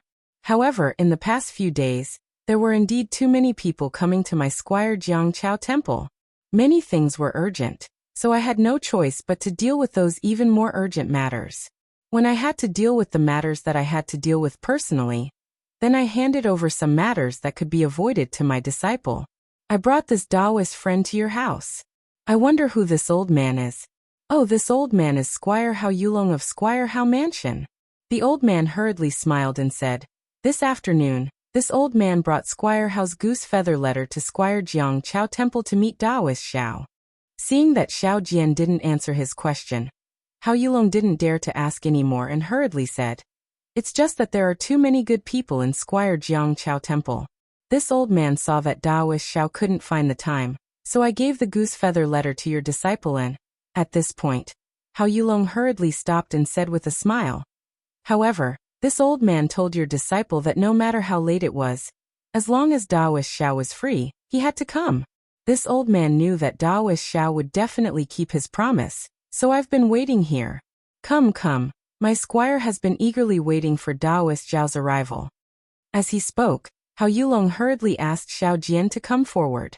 At the same time, he also very politely nodded to Xiao Hua. Xiao Hua didn't mind. He grinned and closed his eyes again. Following Hao Yulong to the entrance of the Hao mansion, Xiao Jian felt a bit emotional as he looked at the entrance of the cave. He understood in his heart that for a big family like Squire Hao in Longevity Town, the entrance wouldn't be open very often. Unless it was an important guest, they would have to go through the side entrance. He had also been to Squire Lu's house before, but every time he entered through the side entrance, he had never received such courtesy. Now that Squire Hao had opened the entrance, Xiao Jian had already received a courtesy that he had never received before. "Quick, inform the squire that Taoist Xiao from Squire Jiang Chao Temple has arrived." Hao Yulong immediately shouted towards the entrance as soon as he reached the entrance. There was a similar response from inside, and the sound of footsteps hurriedly went away. Squire Hao, seeing how respectful the Hao mansion was, Xiao Jian's heart couldn't help but become nervous again. He glanced at Xiao Hua, who seemed to be asleep behind him, and whispered to Hao Yulong, "What illness does Miss Hao have? Why is there such a big lineup? If possible, I would like to ask Squire Hao to reveal a thing or two in advance. If it's an ordinary illness, there's naturally no need to invite Taoist Xiao." Hao Yulong seemed to have something that he couldn't say, so he only sighed and said, "This matter is hard to explain in a few words. I'll have to ask Taoist Xiao to move your toes. Once you enter my mansion, you'll naturally know." Oh. Seeing that Hao Yulong didn't say anything, Xiao Jian could only nod his head, but the doubts in his heart grew even stronger. After entering the Hao mansion's entrance, a few servants wearing green clothes and small hats immediately came up to greet them. These servants had respectful expressions on their faces, as well as the green bricks, green tiles, carved beams, and painted pillars along the way, and even the strange flowers and plants in the night didn't attract Xiao Jian's attention. He had always been wondering what exactly happened to Miss Hao. After passing through a fragrant garden, he was met with a white wall that was as tall as two people. On the wall, there were strange windows that looked like fans, flags, fishes, and birds. A fat old man was standing in front of the only moon gate on the wall. He was wearing a bright official's robe. Chapter 3194. Squire Hao. Xiao Jian seemed to have seen this old man before. Without waiting for the old man to speak, he quickly walked forward and shouted. Squire Hao's expression was somewhat dispirited.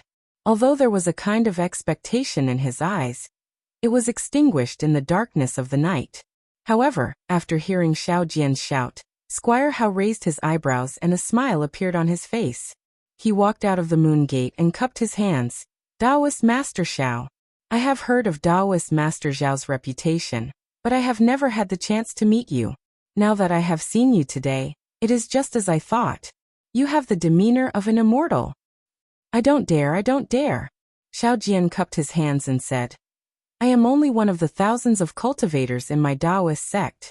Because of the favor of the sea god, the Jiangqiao Temple was able to bring Taoist Master Zhao's favor to the people of Longevity Town. I am only standing in Xiao Jian's routine of modesty. However, before he could finish speaking, dang dang dang. From the moon gate came the sound of a wooden fish, which made Xiao Jian frown. Xiao Jian's words were immediately interrupted.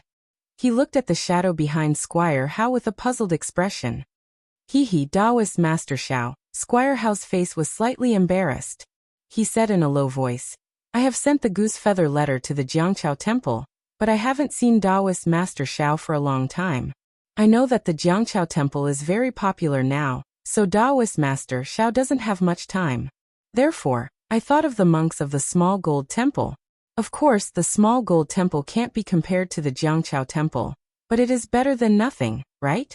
Therefore, I took the liberty to invite the monks of the small gold temple. Of course, since Taoist Master Xiao is here, I will drive these monks away. After saying that, Squire Hao pretended to turn around. Xiao Jian's heart was as clear as a mirror. Hao Yulong, his name was changed, must have sent the goose feather letter to him, and immediately left for the small gold temple without waiting for his reply. Since Squire Hao had invited the monks of the small gold temple and the Jiangqiao Temple, how could he drive them away? What he said just now was just polite words. If he had followed his words, he would have been the one to be driven away. Therefore, Xiao Jian quickly pulled Squire Hao's sleeve and said, Squire Hao's words. Oh, what do you mean, Taoist Xiao? Squire Hao wasn't surprised that Xiao Jian stopped him, but he still asked. Shaojin Temple is a branch of Buddhism. Naturally, it has its own unique side. Xiao Jian said with a smile, since they have come, let them make the first move. It wouldn't be too late for little Taoist to make his move when they were helpless. Otherwise, wouldn't the official lose face? That's true. Squire Hao slapped his forehead and smiled bitterly. I invited them here. If I drive them away now, wouldn't it seem like I'm disrespecting Buddha? The Taoist priest's reminder was the best. Even if they can't, we can't not give them a chance. Exactly. Xiao Jian nodded with a smile. This Taoist is. Squire Hao looked at Xiao Hua behind Xiao Jian, and asked in a low voice after finishing his polite greeting. Oh, this is also a fellow Taoist from the Taoist school. He is passing by the Longevity Town. Xiao Jian said hurriedly. He heard that there will be an immortal Buddhist ceremony tomorrow, and my Jiangqiao Temple will accept the challenge of Shaojin Temple. Therefore he stayed to help little Taoist. However, he is not good with words. I hope Squire Hao can understand. I see. Squire Hao nodded. It seemed that he didn't care about the challenge. He said, then please come in. Squire Hao, please. Xiao Jian raised his hand and gestured. Squire Hao didn't stand on ceremony. He turned around and entered the moon gate. When he turned his head, an indescribable gloom appeared in his eyes. It was more obvious than the shadow between the light and the darkness. Xiao Jian glanced at the silent Xiao Hua and the butler Hao Yulong, who was frowning beside Xiao Hua. His heart felt heavy. Generally speaking, Squire Hao should have told him what happened to the Hao family. Then he would have thought about how to deal with the moon gate. However, Squire Hao's abnormality made Xiao Jian's heart skip a beat. Squire Hao must have encountered something very difficult, or even something very embarrassing. That was why he couldn't speak. Xiao Jian was afraid that he could only adapt according to the situation. After passing through the moon gate, what came into view was an extremely tall and lush osmanthus tree. Under the osmanthus tree, there was a 2-story embroidered building, which was brightly lit. Around the embroidered building, there were several bald monks sitting cross-legged. Each of them had a wooden fish in their hands, and they were tapping it merrily. The murmuring of sutras flowed out from their mouths. In front of the monks was a 3-foot-high Zen platform. Another monk wearing a yellow kasaya was sitting cross-legged on it. He held a Zen staff in his hand and wore a monk's crown on his head. He was also chanting something with his eyes closed. Although this monk's back was facing Xiao Jian, and it was night time, Xiao Jian could recognize at a glance that this monk was Ming Fa of Shaojin Temple. Strange, Xiao Jian was surprised. What's wrong with Shaojin Temple today? Why didn't the old monk Ming Yu come? Why did they only send Ming Fa? Damn it, this old man's reputation has fallen. Thinking of this, Xiao Jian looked around again. Behind these monks were some vulgar housewives. They were standing with their sleeves pulled up. Their gazes passed over the monks' bald heads and fell on the lights of the embroidered building. Looking at the surroundings of the embroidered building, at the edge of the flowers and trees, there were burly men holding swords and other weapons in their hands. They were guarding there very vigilantly. Ah, bitter. Seeing the Hao clan's formation, Xiao Jian first felt regret in his heart. Damn it, why did I open the goose feather letter for no reason? Leaving it there. Even if Minister Hao blames me, I can just say that I didn't see it. Now I've received a hot potato. Last time, when Minister Lu invited me over, it wasn't like this. I just don't know if Senior Xiao can. Thinking of this, Xiao Jian couldn't help but slightly turn his head and glance at Xiao Hua from the corner of his eyes. Xiao Hua still had the same expression. He narrowed his eyes and no expression could be seen. On the contrary, when Hao Yulong saw Xiao Jian turn his head, he hurriedly walked over and whispered, Daoist Xiao. The place in front of the embroidered building was originally reserved for Daoist Xiao. However, when Daoist Xiao didn't come, Master Ming Fa of the small gold temple came, and had no choice but to give it to them. It doesn't matter. Xiao Jian saw that Minister Hao was already sitting on a brocade chair not far away. His gaze once again returned to the embroidered building. How could he still care about this matter? He asked again, now that things have come to this, can the housekeeper tell me the reason for this matter? Yes, Daoist Xiao, this way please.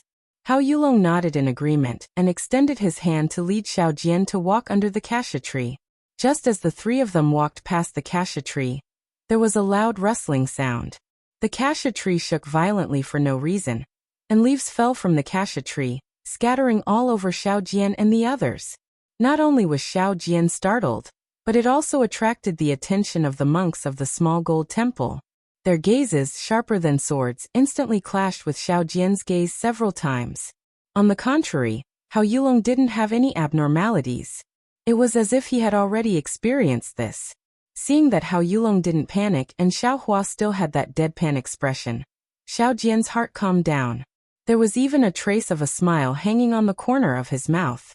The back of the embroidered building was also brightly lit. However, there weren't any of the Hao family's housewives. Instead, there was a lonely offering table. There were also a few maids gathered around it. Everyone's face was filled with panic. They were originally whispering, but when they saw Hao Yulong coming over, they hurriedly shut up. On the offering table, there were a pair of candles, several pieces of yellow paper, and some miscellaneous things. It seemed that the Hao family had already prepared everything. Daoist Xiao. Hao Yulong pointed at the things on the offering table and said in a low voice, "These were all prepared by this old man. What else do you need?" "No need." Xiao Jian answered very satisfactorily. "These things are enough. However, housekeeper Hao still needs to clearly explain to me what happened here. Otherwise, I won't be able to subdue the demon." It's hard to explain in a few words." Hao Yulong sighed and explained the matter in a low voice. Although Hao Yulong's voice was soft, Xiao Hua, who was at the side, heard it clearly. It turned out that this embroidered building was where the Hao family's young miss lived. This Hao family's young miss was usually kind. When she encountered injured or homeless small animals that no one wanted to adopt, she would bring them back home. The empty space near the embroidered building was usually occupied by those small animals. Moreover, after these small animals recovered, the Hao family's young miss was reluctant to give them away. Thus, the entire courtyard was in a bit of a mess. If the Hao family was poor, the Hao family's young miss naturally wouldn't be so kind. The family also wouldn't allow this kind of indulgence. However, the Hao family didn't care about money. They only wanted the Hao family's young miss to be happy. Not only did the Hao family's young miss's maids take care of these small animals, even the other family servants often came to help. After a long time, there would naturally be mistakes. Once, after the young miss of the Hao family saved an unknown little beast, the first thing that the little beast did after waking up was to bite off the arm of a housekeeper. Then it swallowed most of the animals in the small courtyard. Only then did it calmly escape under the vigilance of the Hao family's guards, who were on guard against a great enemy. Fortunately, the Hao family's young miss wasn't in the embroidered building at this time, and thus escaped disaster. Ever since that danger, Squire Hao no longer allowed the Hao family's young miss to take in small animals. However, the Hao family's young miss was after all kind-hearted. When she saw unattended kittens and puppies, she couldn't help but take care of them behind Squire Hao's back. Squire Hao couldn't do anything about it. He could only tell the Hao family's young miss's maids that they were only allowed to take care of and take in common animals. Moreover, once these animals recovered, they had to be released or given away. They absolutely weren't allowed to appear near the embroidered building. Chapter 3195. Another few years passed, and nothing unusual happened. Young Miss Hao's good name was well known in Longevity Town.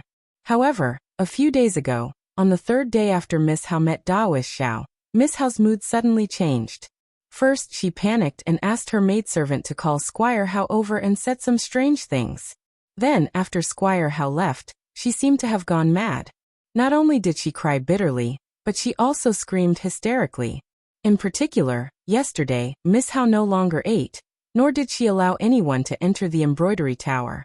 Not to mention that the food that had been sent in was thrown out.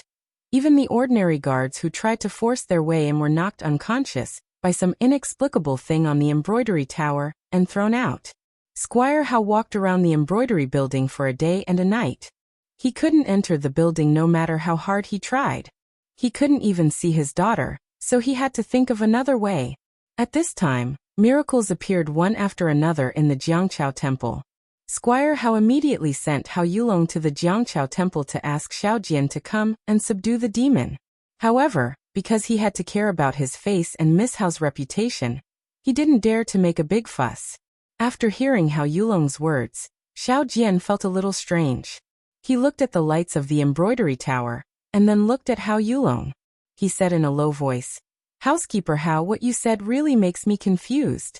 Kindness is a good thing. Even Daoist Xiao and the sea god have to protect you. But what does the adoption of small animals have to do with Miss Hao's embroidery building and Miss Hao's strange behavior? Could it be that there are small animals in the embroidery building again? If you don't explain it clearly, how can I subdue the demon?" Unexpectedly, Hao Yulong really didn't say anything. He pointed at the offering table in front of him with a wry smile and said, "Daoist Xiao, don't you know better than me if there are any strange things? Besides, you can't always listen to me, right? If you want to subdue the demon, you have to do it first, right? The monks in the Xiaojin temple have been practicing for a long time." Okay.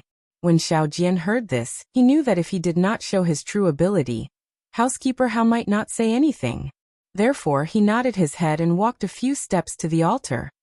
He took down the cloth bag from his shoulder and carefully placed it beside the altar. Then he took out a pen, a bell, and the peachwood sword that he often held. After finishing his preparations, Xiaojian turned his head and said to Xiaohua, "Fellow Taoist, please come and protect this poor Taoist." And Xiaohua responded. He looked at the things on the altar and was somewhat puzzled. He didn't understand what kind of magic power these things had. However, Xiaohua still walked to Xiaojian's side. After waiting for Xiaohua to stand still, Xiao Jian turned towards the embroidery building and stretched out his hand. He lowered his head and took a deep breath. Then he raised his head and lightly reprimanded like spring thunder. Then, he slapped his hand on the altar and very skillfully caught the brush that was slapped. Shwa! The brush streaked across the air and accurately touched the ink that had been ground beforehand. When the tip of the brush was full of ink, rise! Xiao Jian waved his hand again. His left hand landed on a piece of yellow paper on the altar like a dragonfly skimming the surface of the water. Shuffle, shuffle, shuffle. Another few crisp sounds of paper. Several pieces of yellow paper were grasped in Xiao Jian's hands. Boundless Tao Lord. Xiao Jian chanted a Tao name. The brush streaked through the air, and several drops of ink danced in the air. Xiao Hua watched as the brush landed on the yellow paper in Xiao Jian's left hand. Between the dancing of dragons and dancing of phoenixes, rune-like words appeared on the yellow paper. Swoosh, swoosh, swoosh. There were continuous light sounds. One after another, realistic yellow runes appeared in Xiao Jian's brush. Then Xiao Jian threw them one after another in the air, and they slowly floated down. Xiao Hua's heart also shattered along with these yellow runes. Damn, this is the hidden immortal continent's yellow runes? Xiao Hua was dumbstruck. He was somewhat unable to understand. Could it be that the hidden immortal continent's Taoist yellow runes are so easy to refine? Xiao Hua did not believe that Xiao Jian could refine yellow runes so easily. However, he also could not believe it. If Xiao Jian could not, how could he use it in such an important occasion? Moreover, looking at Xiao Jian's familiar appearance, it was far from the first or second time he used it. While Xiao Hua was flabbergasted, Xiao Jian continuously drew many yellow runes, and these yellow runes scattered all over the ground. Even Hao Yulong's face was filled with respect and piety at this moment. Quick, at the end, Xiao Jian threw a handful of yellow runes into the air.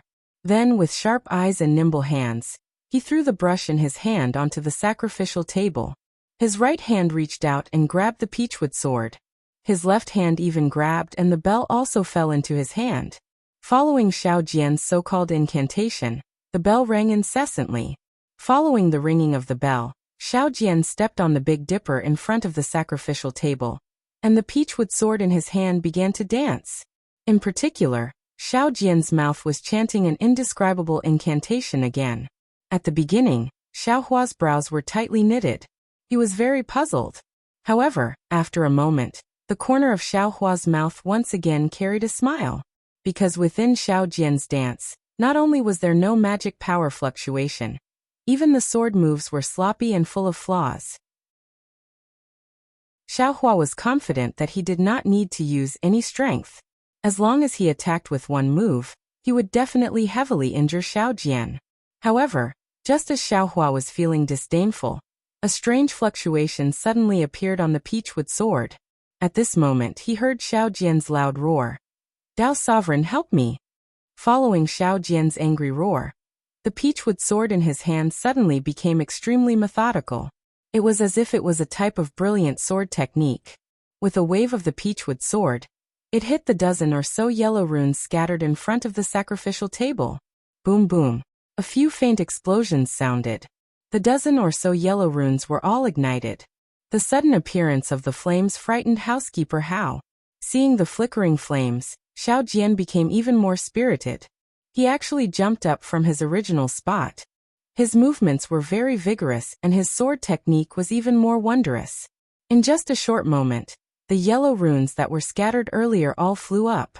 Moreover, they were all pierced and ignited by him one by one.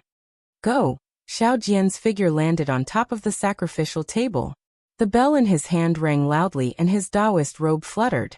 The peachwood sword even pierced the embroidered tower. All the yellow runes turned into fireballs and rushed towards the embroidered tower. Unfortunately, it was unknown whether Xiao Jian's magic power was insufficient or whether the demon within the embroidered tower was too powerful. Those fireballs only flew a few feet and were annihilated before they even touched the embroidered tower. They turned into ashes and scattered in the air. Evil creature! Xiao Jian's body slightly swayed on top of the sacrificial table. As if his magic power was insufficient, he actually jumped down from the sacrificial table. Immortal Elder. Xiaohua naturally reached out his hand to support Xiao Jian, who landed on the ground. Hao Yulong also hurriedly went forward and shouted with some worry. Alas, the demon within the embroidered tower is somewhat strange. Xiao Jian sighed. This old man's magic power is limited. If housekeeper doesn't explain in detail, this old man won't have a detailed countermeasure. I'm afraid that I won't be able to subdue the demon. Hao Yulong was still hesitant. However, he turned his head and looked into the distance. Xiao Jian's movement just now had already attracted the attention of Squire Hao. However, seeing that Xiao Jian's method was ineffective, Squire Hao sat down again. Squire Hao had already seen Hao Yulong's gaze. He seemed to think for a moment, and slightly nodded his head. Alas! After receiving Squire Hao's approval, Hao Yulong sighed. He looked at the embroidered tower and said, "Poor young lady. This matter involves young lady's innocence. Taoist Xiao, you have to swear that you won't speak of this matter to anyone else. This old man can only speak to you." Of course. Xiao Jian naturally also saw Squire Hao nod his head. He patted his own chest and said, "I don't dare to boast about other things, but I'm famous for being tight-lipped in Longevity Town. Since housekeeper Hao invited I here, I swear that I won't speak of this matter to anyone else." What about this Taoist? Hao Yulong turned his head and pointed at Xiaohua. It seemed that because Xiaohua was here, Hao Yulong didn't finish his words. Xiaohua unhappily opened his eyes and coldly said, "Isn't it just a little white rabbit? What's the fuss about? You even want this old man to swear. Do you think it's worth it?" Ah! Hao Yulong's face was full of shock when he heard this. Even his hands were trembling. You actually know." Unfortunately, Xiaohua closed his eyes again and ignored him. Hee housekeeper Hao. Xiao Jian's heart was clear. He laughed and said, "Since that's the case in I's opinion, there's no need to swear, right?" Hao Yulong looked at Xiaohua suspiciously, and then at the embroidered tower. He really didn't know how Xiaohua knew that there was a white rabbit in the embroidered tower. He could only nod and say, "It wasn't until after the incident that Master flew into a rage and interrogated young lady's maidservants one by one. Only then did he know that last summer, young lady saved an injured little white rabbit. Young lady was reluctant to give this rabbit away. She even loved it and kept it by her side every day and night. When the incident happened, only that rabbit was by young lady's side. So it's like that." Hao Yulong didn't say much and Xiao Jian didn't ask too much. However, Xiao Jian already knew that this rabbit was definitely not ordinary. Young lady Hao had been with this rabbit for so long that the word innocence had long been lost along with the river water of Liao River. This was the most important thing that Squire Hao was worried about. This was also the reason why Squire Hao didn't dare to make it public. If it wasn't for the fact that he was at his wit's end, Squire Hao definitely wouldn't have invited Shaojin Temple, Jiangqiao Temple, and Buddhist sect to his home. As for Chongqing Academy, Xiao Jian naturally knew that although the academy also had methods to subdue demons, there were many students in the academy. These young students were different from the monks of Shaojin Temple and Jiangqiao Temple. Not only did they come from all over Chongqing Town, but they also had close ties with the young people of Chongqing Town. If they subdued the demon, young lady Hao's matter would inevitably be exposed. Then, young lady Hao's future marriage and other matters would inevitably be troublesome. Xiao Jian laughed for no reason. Not to mention that he had the senior Xiaohua behind him. It seemed that subduing any rabbit wouldn't be a problem. Even if he failed today, Squire Hao's hush money wouldn't be small, right? This kind of money thing that Xiao Jian liked the most. Chapter 3196. Taoist Priest. Seeing the smile on Xiao Jian's face, Hao Renjia's heart relaxed. He hurriedly said, "If it's possible, could you please cast the spell again? This little one will go and report to the master right away. Don't be anxious." Xiao Jian pulled Hao Renjia back and said with a smile, "Steward Hao, the matter of subduing the demon should be left to I. Furthermore, you have seen that the demon in the embroidered building is very powerful. Even if I cast the spell again, I don't know how effective it will be. If you report it now, I won't be able to subdue the demon. Wouldn't that make Steward Hao happy for nothing?" "All right. Seeing that it wasn't Xiaohua who was casting the spell, Hao Renjie frowned and said, "Then please hurry up." Before Hao Renjie could finish his words, a few extremely high-pitched noises came from the embroidered building. As soon as the noises entered Xiao Jian's ears, the smile on his face instantly disappeared, and was replaced by a kind of pain. At the same time, the osmanthus tree in front of the embroidered building shook violently. "Go! Why are you all standing there stupidly? You only know how to watch from the sidelines. Quickly go and save the young miss." Steward Hao seemed to have endured for a long time and finally couldn't bear it anymore. He didn't have the nerve to scold the monks of the Shaojin temple, so he could only vent his anger on his own family's soldiers. "Yes. Yes," a man behind Steward Hao answered. He turned his head and pointed at a few of his family's soldiers. He shouted, "You all hurry up." "And you." Steward Hao suddenly jumped up from his chair and kicked that man's leg. "Why would I raise you? Hurry up." "Yes, master." That family's soldier didn't dare to be negligent. He stretched out his hand and pulled out a padao from his waist. When the other family's soldiers behind him came to his side, he whispered a few orders. 4 or 5 people roared from all directions of the embroidered building, and actually jumped into the air, rushing toward the tightly shut window at the bottom floor of the embroidered building. Bam bam! With a few crisp sounds, the window was smashed open by several people. The 5 of them fell into the embroidered building at almost the same time. However, before they could stabilize themselves, a faint brilliance flashed, and another black shadow flashed in front of everyone's eyes. Ah! With a few screams, the 5 of them flew out of the window at the entrance of the building. Their faces were all covered in blood, and their chests were all stained with fresh blood. "Useless things! Why would I hire you?" Steward Hao's face was ashen. He didn't care about the monks of the Shaojin temple who had forgotten to knock the wooden fish. "Master, I've tried my best." The guard who fell down tried his best to get up and shouted. "The people inside are not ordinary people." Umitba, at this moment, Ming Fa stood up from the Zen platform and chanted Buddha's name. "Steward Hao, don't worry. Watch this poor monk subdue the demon." "Thank you, master." Steward Hao suppressed his anger and forced a smile. He cupped his hands and said, "These bald donkeys have been whispering here for a long time, right?"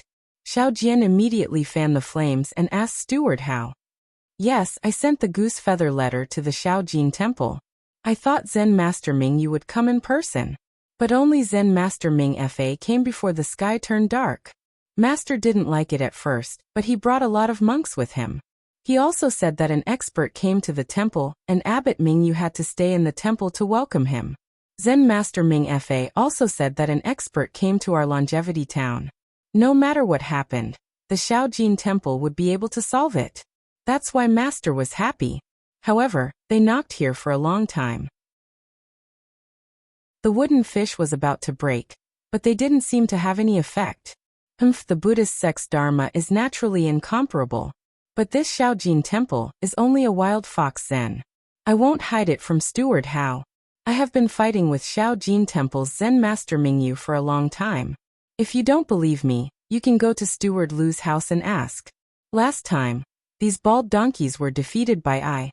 Xiao Jian immediately said. "This Ming Fa is a monk. How can he be a Zen master? I'm afraid that he doesn't have any tricks up his sleeves. When he can no longer pretend, he will have no choice but to come down and let I show off my skills." Cough cough. Steward Hao didn't know how to answer. He could only cough twice and say with a smile, "Let's see Shaojin Temple's methods."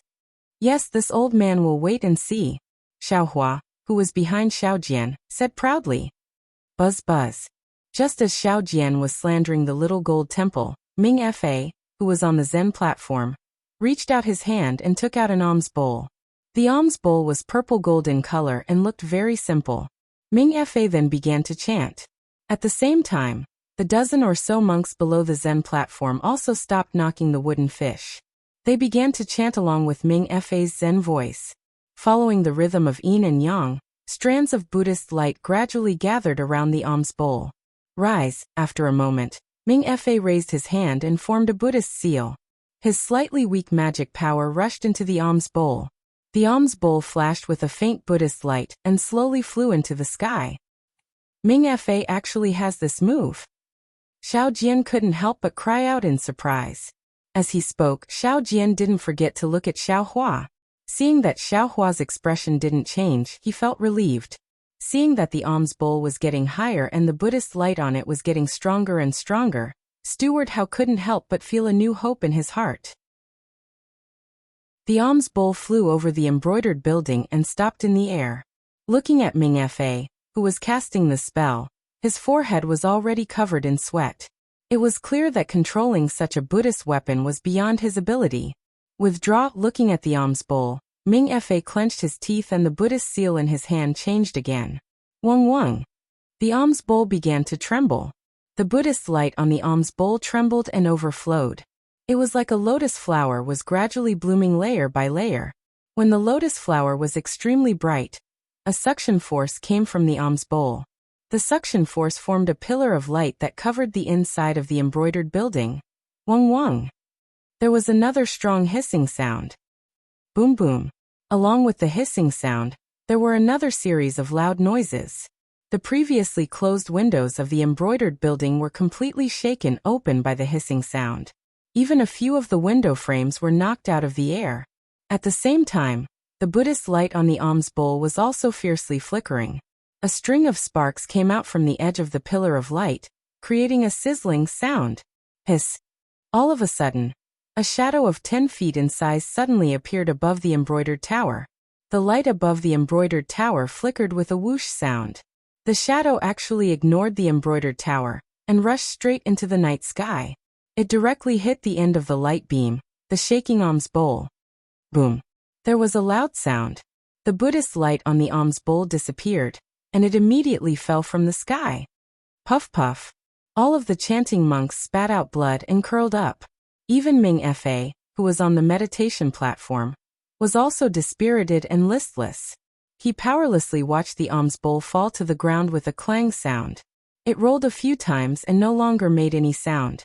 When he looked at the embroidered building again, he didn't know when the shadow had disappeared. The entire embroidered building was once again exposed to light. However, the windows were all wide open and not tightly shut like before. Father. On the embroidered building, a mournful voice called out, "You old man, don't do useless things here.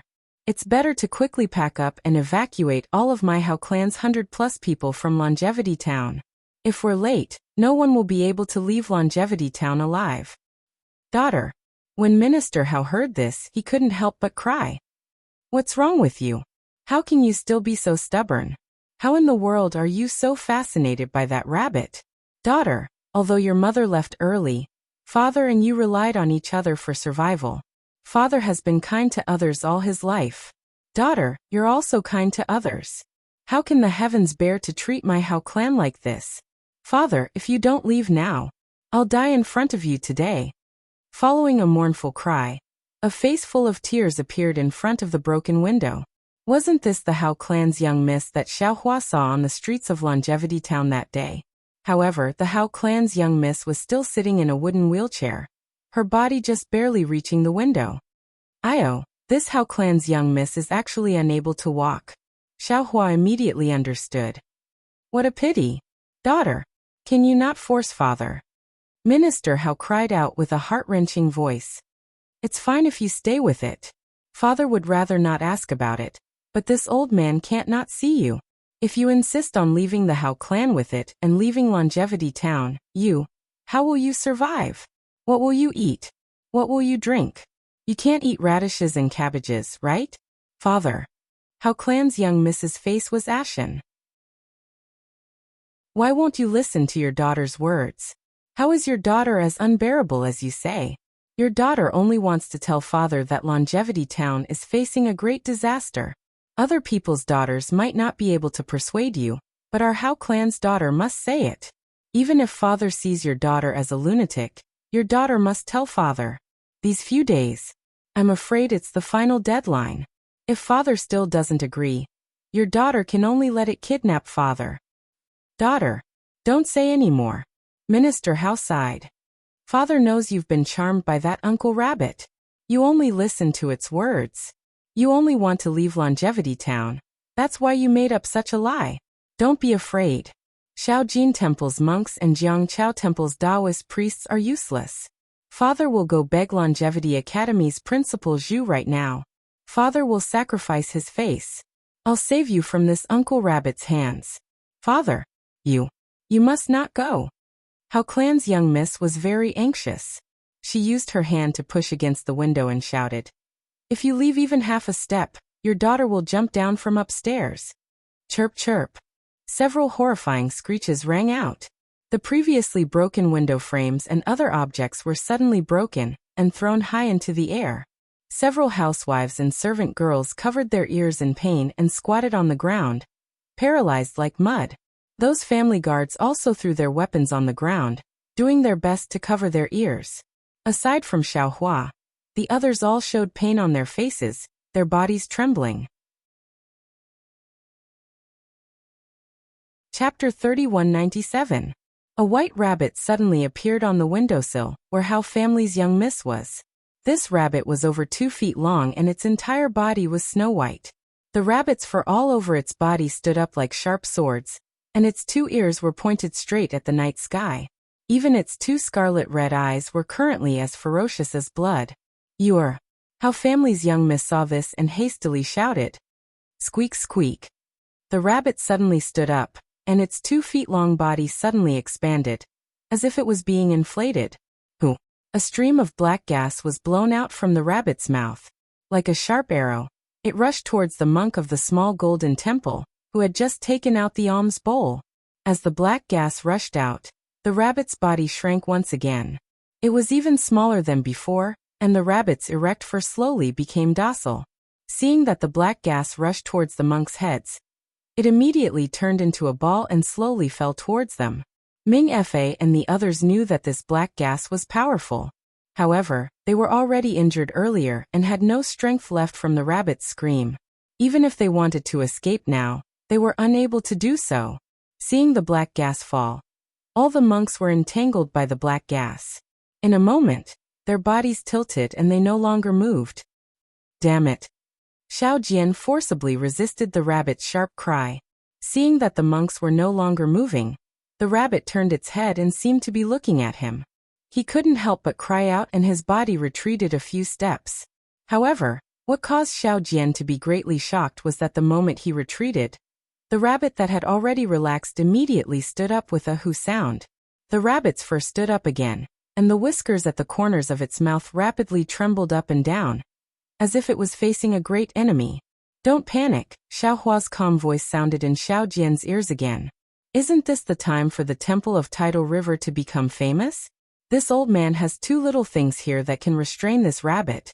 Xiao Jian's heart trembled as he immediately remembered Xiaohua's power. After he calmed down a little, he immediately saw that a black and a yellow object had appeared on the table in front of him at an unknown time. One was a black dog and the other was a yellow sable. You only need to give orders to these 2 little things. However, remember not to take this rabbit's life. Xiaohua instructed again. Go! Xiao Jian was the best at taking advantage of the situation. Hearing Xiaohua's order, he didn't hesitate at all. He waved his Taoist robe and took out the 2 spiritual beasts, as if he was the one who took them out. He shouted, "Take down this rabbit!" Woof! That black dog was Xiao He. Xiao He barked and the entire building became silent. Then Xiao He jumped into the air and flew towards the building.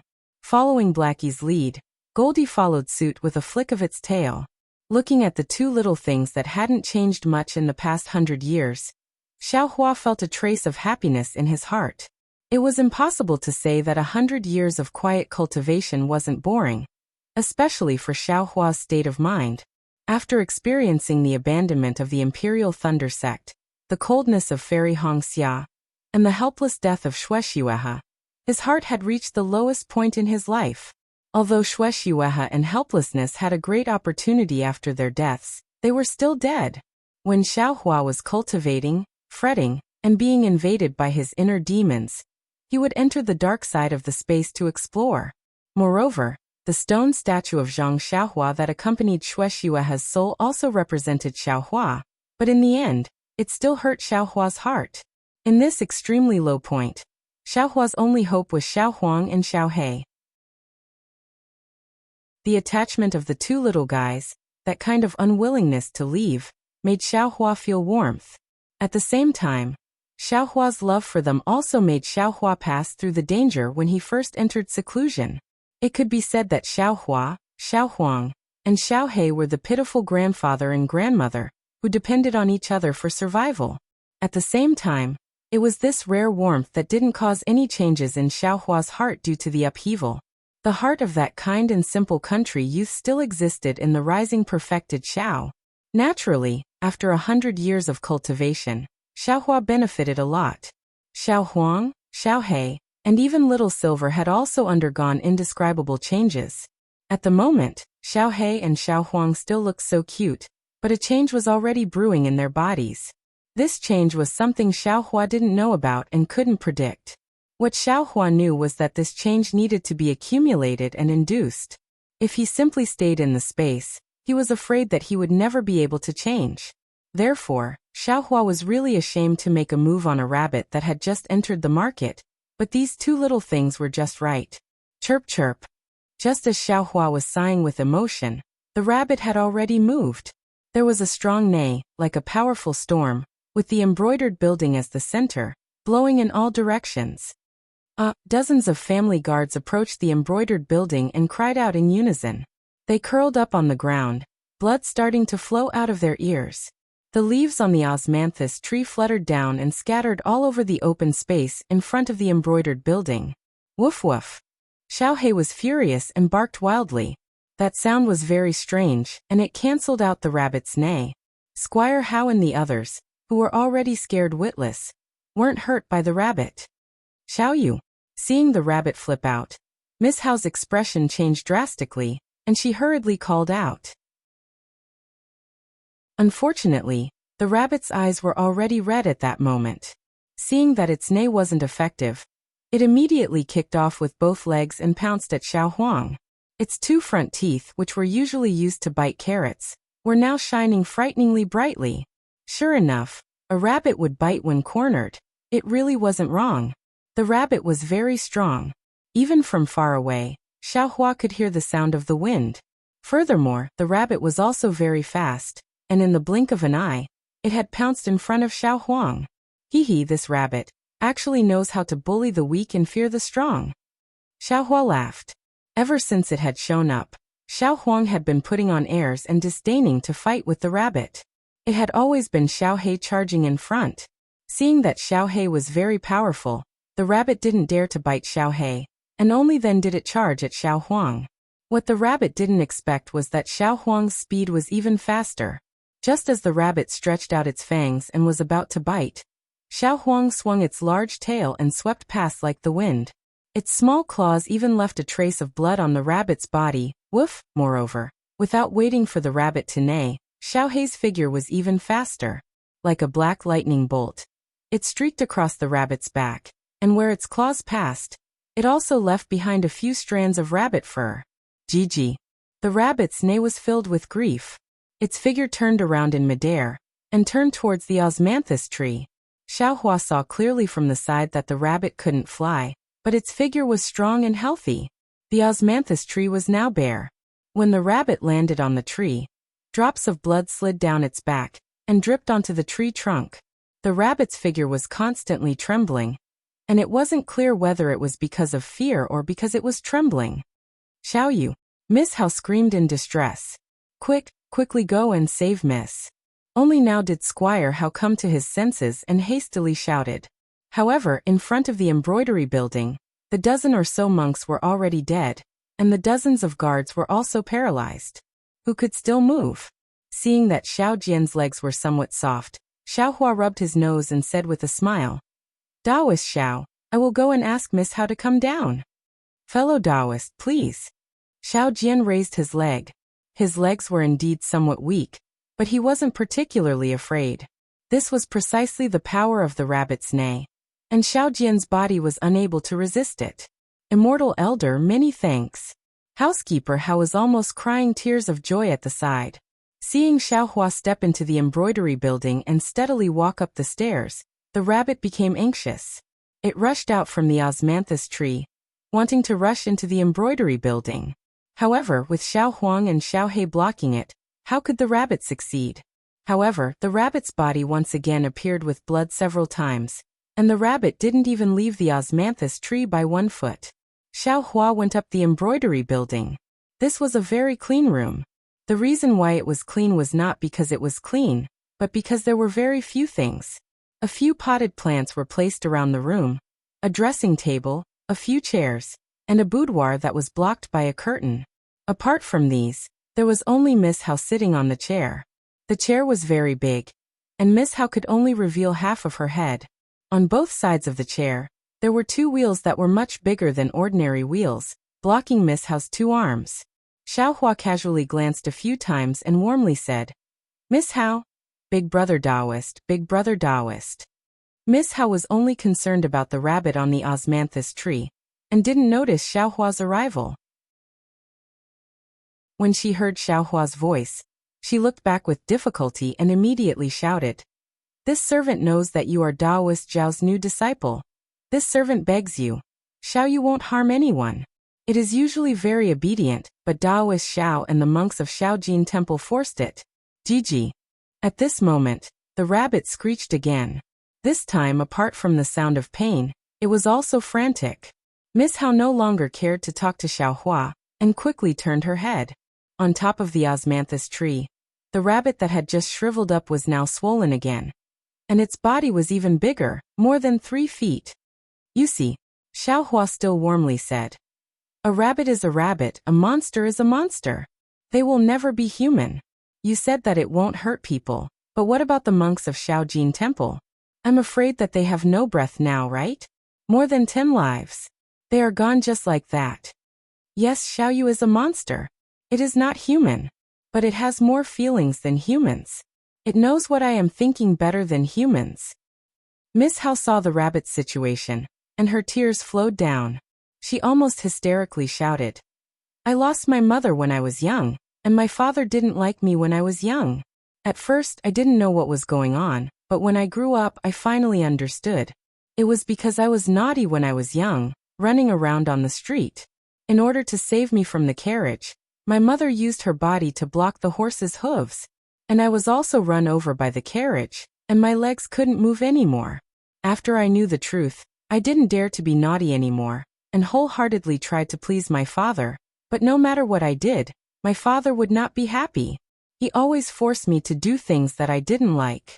And he never treated me as a human. Look at me." Chapter 3198. How Family's young miss hammered her own legs and shouted, "He was afraid of losing face, so he didn't let me show my face in public since I was young. He never let others know that I don't know how to walk on my own. In the past, I had a girl who, in order to make me happy, secretly took me out of the house. I was so happy, I finally had a few people to talk to me. However, when father found out about this, he actually beat Hong Er to death. Do you know? When I heard Hong Er's miserable screams, I really wanted to throw myself down from this building.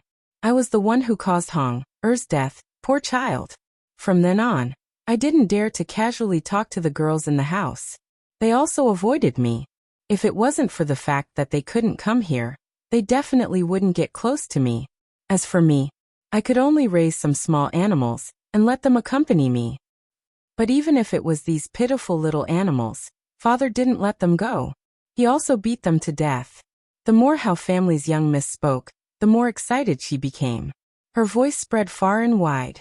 The rabbit on the osmanthus tree was still accumulating power, as if it didn't have the confidence to deal with Xiao Huang and Xiao He. "Do you know the feeling of no one talking to you? Do you know the loneliness of everyone avoiding you? Do you know the feeling of looking out the window in the dark and seeing the insects chirping softly because of you?" This. Xiao Hua touched his nose. He really didn't think that this seemingly gentle and quiet girl would have so much pain in her heart. "Do you know? If I didn't know the cause of my mother's death, I would have long secretly vowed to live for my mother. I definitely wouldn't let down the life my mother gave up for me. I would have left this world long ago. I would have left Longevity Town long ago. I really hate everything here. I hate the lifeless lives here." How Family's young miss face was covered in tears. Sigh. Hearing this, Xiaohua's heart was also indescribably sour. There is never a lack of love in this world. It can be seen everywhere. It's like this in Xiaoyu continent. It's also like this in Hidden Immortal continent. There is love among cultivators. There is also love in the secular world. How Family's young miss shed tears and looked at the rabbit outside the window. She said again, "When my life was incomparably bleak, I met Xiaoyu. At that time, I only treated it as a pitiful little white rabbit. I helped it bandage and heal its wounds, just like all the other little animals in the past. But Xiaoyu was different from other small animals.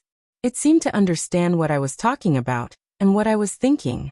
Although it didn't talk to me at first, I already liked it. I can't live without it. I kept Xiaoyu behind my father's back, until one day, I suddenly seemed to understand its words. Do you know? The surprise at that time was definitely the only surprise in my life. The sunlight on that day was definitely the most brilliant day of my life. I saw hope in Xiaoyu, and from that day onwards, I had a new life." Gigi. The rabbit on the osmanthus tree suddenly erupted. A dense black demonic aura was spat out from its mouth. It was like a fist that struck towards Blackie. Woof. The demonic aura seemed to be several times stronger than before. It was the rabbit's full power attack. However, when Blackie barked, the black aura suddenly dissipated as if it had encountered a gale. Goldie swung its large tail and instantly arrived next to the rabbit. At the same time, it swung its tail again. Boom. It hit the rabbit's back. The rabbit spat out the black aura. It had already shrunk a lot and was unable to deal with Goldie's attack. The rabbit's body was sent flying from the osmanthus tree. Pung. It landed on the altar where Xiao Jian was drawing the talisman earlier. The rabbit seemed to be extremely weak. It actually laid on the altar and spasmed a few times. It struggled to get up but was unable to do so. The rabbit used all its strength to twist its neck, and did its best to look at the embroidery building. Its crimson eyes actually had tears. Goldie and Blackie quickly descended and ferociously pounced on the rabbit. It was like a yellow wind and black lightning. The stunned Xiao Jian on the side suddenly woke up and hurriedly shouted, "Don't kill it, don't kill it!" The two little things seemed to have heard something. They both landed on top of the altar, and one of them rolled in the air. One stuck out its tongue and spun around the altar. The other used its large tail to sweep its fur, as if it was tidying up the mess it made when it was bitten. Xiaoyu. Miss Hao's heart ached. She reached out and leaned against the window to look. She really wanted to cry. Woof woof. Blackie stopped spinning and growled at the rabbit. The rabbit's gaze shifted back from Miss Hao and also growled in a low voice. "I beg you, brother Taoist." Miss Hao begged again. "Even though Xiaoyu is a demonic creature like you said, it really doesn't have the heart to harm people." "Oh right." Miss Hao seemed to have thought of something. She said as if she was grasping at straws. "Xiaoyu left Immortality Town a few days ago. When it came back, it told me to leave Immortality Town as soon as possible. It said that Immortality Town is in big trouble. In a few days, Immortality Town will be wiped out and there will be no one left." I didn't dare to be negligent and hurriedly told Father about this. But Father didn't believe me and even said that I was crazy. He wanted to take Xiaoyu away from me. If Father didn't send people over to endanger Xiaoyu's life, how could Xiaoyu be so crazy? I don't understand. Xiaoyu was so kind to pass the news back. Why didn't Father believe it? Why did he think that bringing Xiaoyu with me was a disgrace to the Hao family? Why did he think that I wanted to leave this family? I did want to leave. I wanted to do so many years ago. But for Mother, I wanted to stay at home. I didn't want those second and third mothers to make the house a mess and not see Mother's shadow. You're right. Xiaohua looked at this pitiful child and said in a low voice, "You've already suffered a lot, and you carry a lot of expectations. You're not only living for yourself, you're also living for the mother who died for you.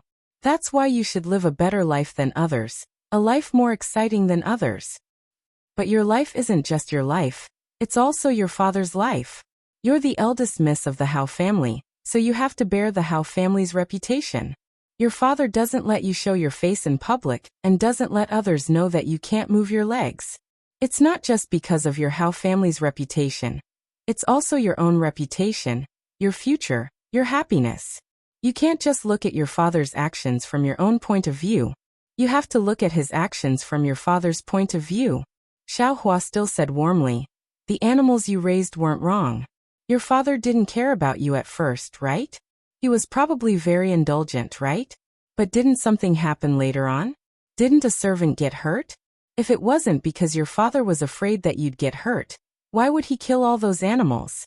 Now it's been a few years and you've started raising animals again. Your father didn't seem to ask much, right? Also, don't tell me that you've never sat in the sedan chair to relax, and that no students have ever brought gifts to see you? Xiao Hua thought for a moment and asked again. Humph. Hearing this, How Family's young miss got angry again and said angrily, every time I went out, my father strictly instructed me not to leave the sedan chair. And every time a student came, my father also made me sit in the chair and not move. I understand that he wants to marry me off earlier, and those shifty-eyed students, which one of them didn't come from my father's family property? You'd better come down with me. Xiao Hua looked at the rabbit on the altar and said in a low voice, your Xiao Yu's life isn't in danger. Daoist Zhao's spirit beast knows its limits. Really? How Family's young miss was almost crying tears of joy.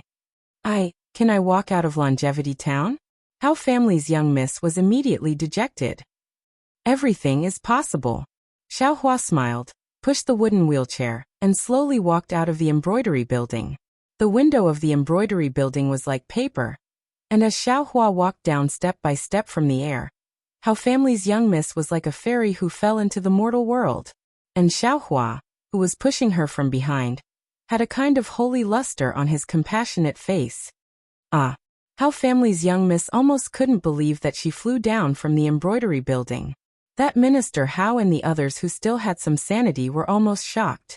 When Xiao Hua pushed How Family's young miss in front of Minister Hao didn't even dare to breathe loudly. Minister Hao, Xiao Hua said with a smile, you heard your daughter's words just now. Do you have anything to say? Daughter. Seeing his daughter appear alive in front of him, Minister Hao couldn't help but cry.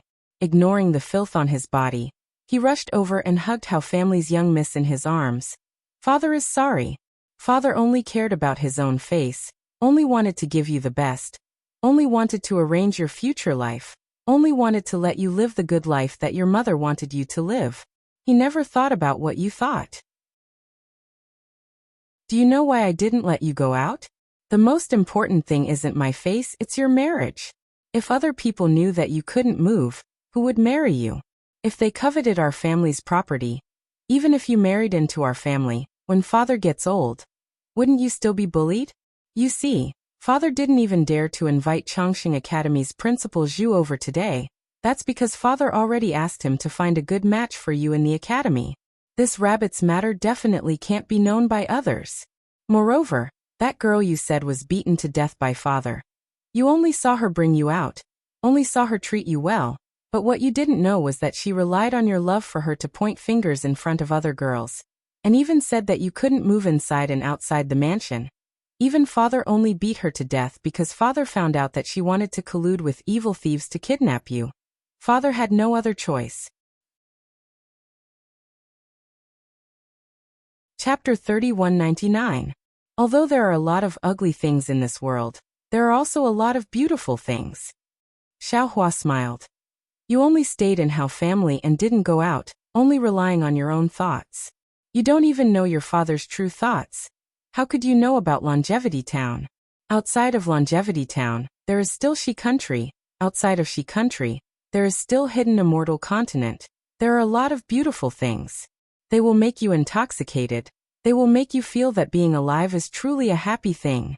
They will also let you know that the gift your mother gave you is something that others can't hope for. Father. Hearing her father take the initiative to apologize to her and say so many difficulties, all for her sake, How Family's young miss couldn't hold it in anymore. Knowing that she had too many misunderstandings, too many mistakes, she immediately burst into tears. Seeing the two hugging and crying, Xiao Hua smiled. He walked over to Ming Fa and the other monks, lowered his head and looked at them a few times, then clapped his hands and stood up. After that, he looked at the people lying on the ground near Embroidery House, then walked to Xiao Jian's side. The two of them whispered a few words, And the conversation between Little Black and the rabbit on the offering table ended. How was it? Xiaohua asked in his heart. Father, Little Black said in a simple and honest manner. This fellow has honestly confessed. Sweat, Little Black's words almost made Xiaohua's forehead sweat. What did this have to do with anything? However, Little Black still said. It said it's called Little You. It's an honest rabbit. It has never harmed anyone. A few years ago it was jealous of a rabbit hedgehog. Stop. Xiaohua really didn't expect Little Black to say so many unknown words, and hurriedly asked, Little Black, this honest confession, this jealous of a girl. Where did you learn it from? What's wrong? Father, did the rabbit say it itself? Little Black replied very strangely. Is this guy right? Do you want the boy to teach it a lesson again? No need. Xiaohua helplessly smiled bitterly.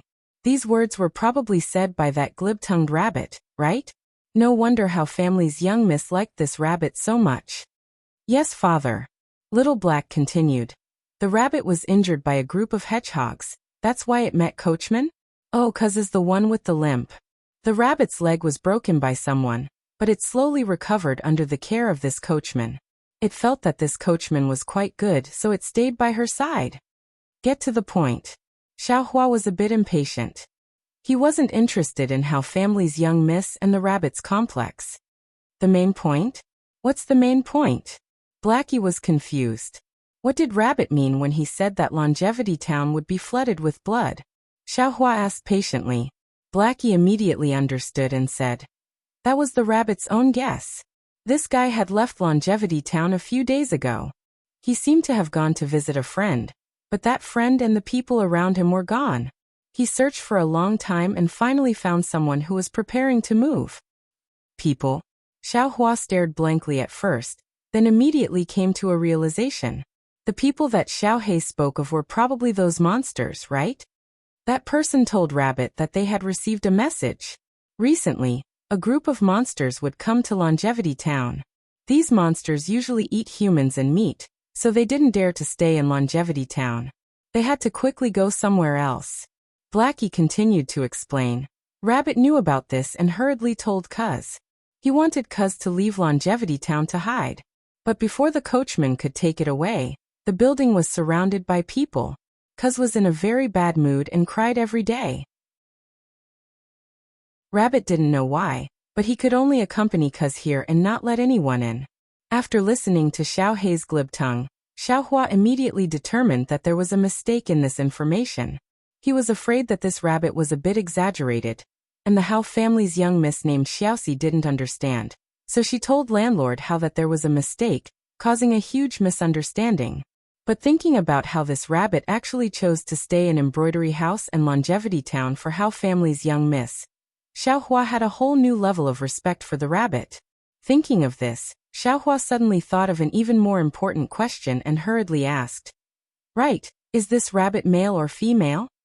Male or female? What do you mean, father? Blackie was stunned. Blackie? Xiaohua looked at Blackie with disdain.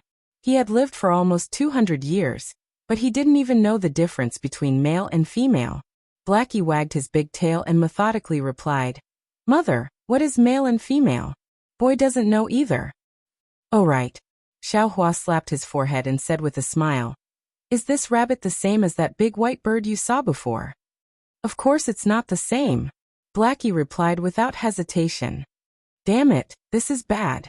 Xiaohua already had a bad plan in his heart, but at this moment, his heart couldn't help but thump. Thinking about the rabbit's glib tongue. How families young miss innocence. A big white goose is a big white goose, a rabbit is a rabbit. Mother, don't tell me you don't even know this? Blackie said to Xiaohua with some disdain. Moreover, that big white goose is very powerful. This rabbit is far from it. Big white goose.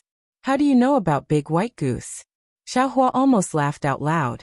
Looking at Blackie's proud expression, he suddenly asked again. In the past, there was one by the river in our home. Blackie said very simply. I forgot. Xiaohua smiled and said to Blackie. Go ask the rabbit, is it male or female? Let Blackie go ask. Blackie wagged his tail. Talking to this rabbit is really embarrassing. Xiaohua was really angry, Just as he was about to scold Blackie, Blackie immediately rushed to the rabbit and cried out a few times. After the rabbit weakly cried out a few times, Blackie hurriedly shouted, "Father, father," the rabbit said, "your servant is naturally female." "Why do you think it's female?" "Ah, good." Xiaohua's heart immediately calmed down and said with a smile, "You wait here, no need to pay attention to it." "Yes, father." Little Black immediately flew up from the altar and landed on Xiaohua's left shoulder. Little Yellow naturally wouldn't show any weakness and quickly landed on Xiaohua's right shoulder. That big tail was still swaying on the back of Xiaohua's head. Xiaohua raised his hands and stroked the two little guys. That kind of smile always flowed in his heart. Xiaohua's gaze naturally fell on the rabbit on the sacrificial table, as well as Hao family's young miss who was sitting on a wooden wheelchair not far away. Xiaohua also understood the affection between Hao family's young miss and this rabbit. How could he break them apart? Damn it! This Xiaohua! What is his cultivation level? Seeing the two spirit beasts beating the rabbit into a pulp and being so intimate with Xiaohua, Xiaojian's heart was also uncertain. Xiaohua was like an iceberg in the sea, revealing more and more magical abilities that he didn't know about. "Minister Hao, take care of these family soldiers and monks, as well as some fainted servants." Xiaohua brought the two little guys to Minister Hao's side. Xiaojian naturally also accompanied them. Xiaojian looked at the monks with a face full of disdain and said, "These monks are not dead, but they were confused by the demon aura.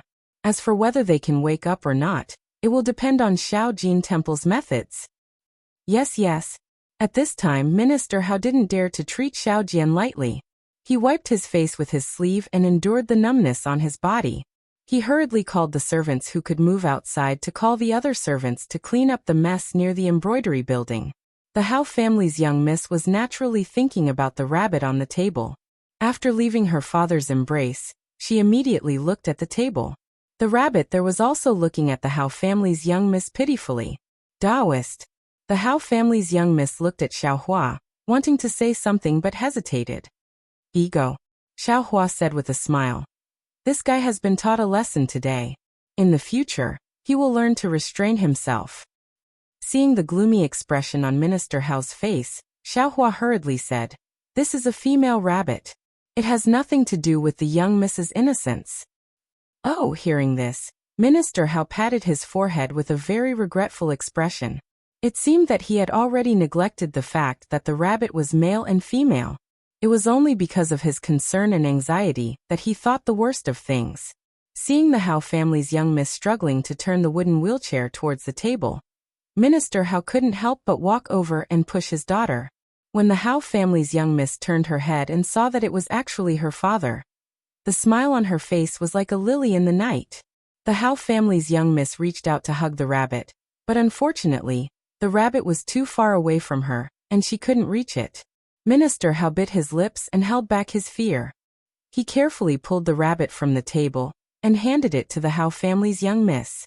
Seeing her father's fear, the Hao family's young miss's heart suddenly softened. It was as if she had returned to her childhood. To that night when she looked at the full moon in the sky and cheerfully asked her father to bring the full moon to her. Her father answered her without hesitation that as long as she grew up, he would definitely pluck the full moon from the sky and give it to her. As she grew up, she knew that her father was just being perfunctory. But now, seeing her father bring the rabbit to her eyes, wasn't it the same as plucking the full moon from the sky? The full moon didn't belong to the rabbit or the full moon. It was her father's love and care for her. Father. The Hao family's young miss's tears flowed down again and dripped onto the rabbit. The rabbit endured the pain and leaned its head against the Hao family's young miss's chest like a spoiled child. It's okay, it's okay. Minister Hao wiped away the Hao family's young miss's tears with heartache and forced a smile. Tomorrow morning, I'll take you out of the city and we'll go to the manor in the countryside. If you don't want to, we won't take the sedan chair. Let me push you and we'll walk through the town. I won't go, the Hao family's young miss said with a smile. I'm still waiting for Brother Taoist to treat my illness. When I can walk, I'll accompany you to the manor in the countryside. What? The Taoist priest can cure your leg? Minister Hao almost couldn't believe his ears. Chapter 3200. How Families Miss smiled sweetly. Yes, just now Brother Taoist told me personally. Immortal Elder. Squire Hao almost immediately ran in front of Xiao Hua and knelt on the ground. Seemingly disregarding his identity as a squire, he cried out, Immortal Elder, please have mercy and save my daughter. Get up. Xiao Hua stretched out his hand and pulled Squire Hao up. He said, Since I have spoken, I will naturally keep my promise. Change your clothes. I will wait for some peace and quiet before we talk. Speaking up to hear, Xiao Hua looked at the sky. Or I can forget about today. You wait for tomorrow. Oh no, the day after tomorrow. Come to Jiangqiao Temple. I will take a look at Miss. Immortal Elder, don't go. Hearing that Xiao Hua had the intention to leave, Squire Hao hurriedly pulled Xiao Hua's sleeve and said anxiously, I will go change my clothes now, Immortal Elder. Please wait a moment. My poor daughter has been paralyzed in a chair for so many years. Whether it is me or my daughter, we can't wait any longer. Fine. Xiao Hua also didn't like to delay today's matter until tomorrow, so he nodded and said, I will wait here, you go change your clothes. Yes. Squire Hao hurriedly turned to How Families Miss and said, Daughter, you accompany Immortal Elder, father will be back soon. Okay, father. How Families Miss naturally didn't want to wait until the day after tomorrow. As the saying goes, the road to happiness is strewn with setbacks. She was really afraid. Also, Xiao Hua raised his hand and took out a thumb-sized pill and handed it to Squire Hao. He said, Dissolve this pill in water, feed each monk a mouthful and they will wake up. In addition, if possible, please give them some money so that they won't leak this matter. Yes, yes. Squire Hao happily took the pill and said with a smile, I am also worried about this matter. If I send these monks back for no reason, Shaojin Temple's Zen Master Ming Yu will definitely not let this matter go. He might even chase after us. Immortal Elder, by doing this, you have eliminated future troubles for me. Many thanks to Senior Immortal. Looking at Xiao Hua handing over the pills to Landlord Hao, Xiao Jian's face was filled with hidden bitterness. He originally wanted to watch the Shaojin Temple's monks get into trouble, but who would have thought that Xiao Hua would raise his hand and save these monks? His plan was in vain. However, Xiao Hua was now someone he could only look up to. He didn't dare to obstruct anything and could only watch helplessly. Open your mouth. Xiao Hua looked at the rabbit in Miss Hao's arms again. He touched it with his hand and took out a scarlet pill that was smaller than a soybean. He said, You were scratched by Little Yellow and your body has been poisoned. If you don't want to die, take this pill. That rabbit was originally lying weakly in the arms of How Family's young miss, but when it heard Xiao Hua's words, it immediately became spirited. It hastily straightened its rabbit head, clasped its two paws in front of its chest, and bowed up and down. Why do these things look like street ruffians? How can it be a female? Xiao Hua looked at the rabbit's behavior and felt both angry and amused. However, he also knew that the rabbit would never dare to lie to Xiao He. Thus, with a flick of his hand, the antidote pill flew up. The rabbit very sensitively opened its three-petal-like mouth and deftly caught it. Then, in an instant, it lost all its strength and collapsed in Miss Hao's arms as if its spine had been pulled out. Miss Hao lovingly stroked the rabbit's slightly knotted fur. Ai, this rabbit. Xiao Hua was speechless. Beside him, Xiao Jian also shook his head. Two immortals. Housekeeper Hao Yulong didn't dare to leave. However, he was still extremely afraid of the rabbit and didn't dare to approach. At this moment he mustered up his courage and said, Please follow me to the living room to serve tea. My family's master will accompany the immortals in a moment after changing his clothes. No need to go to the living room. Xiao Hua looked at the embroidery building and said, You all quickly clean up the embroidery building. I will help the young miss treat her injuries. Yes, yes. That housekeeper had watched Miss Hao grow up. At this moment, he was so happy that tears flowed down his face. He hastily called a dozen maids and rushed to the embroidery building. It didn't take long for them to finish cleaning up. At this moment, Squire Hao had changed into a new set of clothes and rushed over to accompany Xiao Hua to the embroidery building. After the maid placed Hao Family's young miss on the bed, Xiao Hua carried a chair and sat in front of the bed. He smiled and said to Hao Family's young miss, Little girl, This old man didn't correct you just now. You have to remember that this old man isn't some Taoist brother. This old man is much older than your father. I'm more than enough to be your grandfather. Moreover, I'm also a doctor now. As the saying goes, a doctor has the heart of a parent. It won't affect your chastity. Immortal elder, you're really that old? Miss Hao blushed and couldn't help but ask. Gee, the rabbit at the side naturally made a sound, seemingly agreeing with Xiaohua's words. I can't help it. Xiaohua shrugged. Time forgives no man. In the blink of an eye, I'm already so old. If I didn't have to treat your leg today, I wouldn't be willing to reveal my true age to a little girl. Hee, Immortal Elder is really interesting. Miss Hao couldn't help but laugh. Immortal Elder? Squire Hao at the side smiled and said, I'll accompany you here. You're the savior of my Hao family. What you're worried about doesn't exist. That's right, senior, please do it. Xiao Jian knew that there was no need to hide anything at this time. He said in a low voice, I'll wait outside the embroidery building. Yes, Yulong, accompany Daoist Xiao to eat in the front hall. Squire Hao seemed to have thought of something and hurriedly shouted. Daoist Xiao has been busy all night and hasn't eaten a single grain of rice. My Hao estate really doesn't have any etiquette. Yes, I understand. Hao Yulong woke up and hurriedly asked Xiao Jian to follow him downstairs. Immortal Elder, please, Squire Hao smiled and said. Once Immortal Elder is done, I'll accompany Immortal Elder to eat. There's no need. Xiaohua waved his hand. I've already abstained from eating. You just need to accompany Daoist Xiao well. Yes, I understand. Minister Hao's face was filled with admiration. Xiaohua looked at Hao family's young miss and said with a serious expression, Young Miss Hao, this old man wants to take a look at your legs. Are you willing? I'm willing.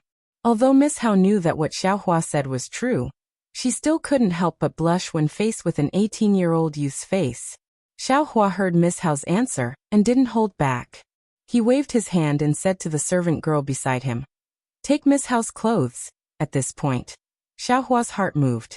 He looked to the left and said, Forget it, you can all leave. Only Squire Hao can stay. Immortal Elder. Miss Hao naturally knew what Xiaohua was thinking. She said shyly, I'm not good at walking. My daily bathing is done by Huaner. So it's like that. Xiaohua scratched his head. He didn't do anything for Miss and young master, so he really didn't know about this. He thought for a moment and nodded. Then I'll have to trouble Huan. Rabbit, you can go out with them. Come back in a while. Hearing Xiaohua's instructions, Rabbit obediently followed Little Yellow and Little Black out of the embroidery building. Seeing Xiaohua so attentive, although it was a bit inappropriate, Squire Hao was already convinced in his heart. The confidence in his heart increased by a bit. All right, Huan roll up Miss Hao's clothes to the injured area. Xiaohua ordered. Yes. That servant girl was the one who accompanied Miss Hao to talk to Yuan Ya in town that day. At this moment, she very deftly rolled up Miss Hao's underwear, revealing the pure white skin inside. Xiaohua looked at the pure white jade-like legs in front of him and couldn't help but sigh. Although Miss Hao's legs had extremely good skin, they were still thin and small. They couldn't even compare to a 10-year-old child. An ordinary person could easily grab this thigh. Moreover, the muscles near the thigh had long withered and shrunk inwards. It looked very frightening. My daughter's legs were crushed by a carriage when she was young. Squire Hao's eyes were red as he explained. That carriage was carrying heavy goods. My daughter's leg bones were completely shattered. This one looked everywhere for doctors, but they were helpless. Later on, I asked someone to secretly visit Chongqing Academy. The teachers in the academy also didn't have any good methods. However, they said that although the academy couldn't do it, their sect should have pills that could treat it. However, at that time, this one didn't have such a large family property and couldn't take out the primordial stones they wanted. Later on, this one worked hard to earn money and obtain such a large property. However, my daughter had already grown up and missed the best time to treat her. The immortal masters of Chongyan sect only heard this one time, and didn't see my daughter at all. They only said that they didn't have a shred of certainty. Therefore, this one gave up on this idea. Father, forgive your daughter for being unfilial. Only now do I know what father has done for me. Miss Hao also sighed. You are still young. I'm afraid you don't remember these things. It's fine. In the eyes of parents, how could a child be at fault? Squire Hao immediately found an excuse for Miss Hao. I have a way. Xiao Hua stretched out a finger and pressed on Miss Hao's leg a few times. He then stretched out a few fingers and pinched a few times. He nodded and said, "But?" Squire Hao and Miss Hao's expressions were first overjoyed, and then anxious when they heard Xiao Hua's words. They cried out, "But what? Immortal Senior, please speak." Miss Hao, Xiao Hua said solemnly, "Your father has done enough for you, but because of your willfulness, it has caused so many misunderstandings. Although your father doesn't care, you have to bear the responsibility for all these mistakes. I can treat your legs, but you have to bear the pain with a clear mind. You must know that your stubbornness has brought much more pain to your father than all of this pain. You have to experience your father's pain." "Thank you, Immortal Senior, for your help." Miss Hao clenched her teeth and said, "This one has long had this intention." "Immortal Senior," Squire Hao said anxiously, "my daughter is weak and sickly. I'm afraid she can't bear too much pain. This one is willing to bear it for her." "An unpolished jade can't be made into anything," Xiao Hua said indifferently. "Miss Hao's willfulness and narrow-mindedness are all related to you. This is a good opportunity to let her know."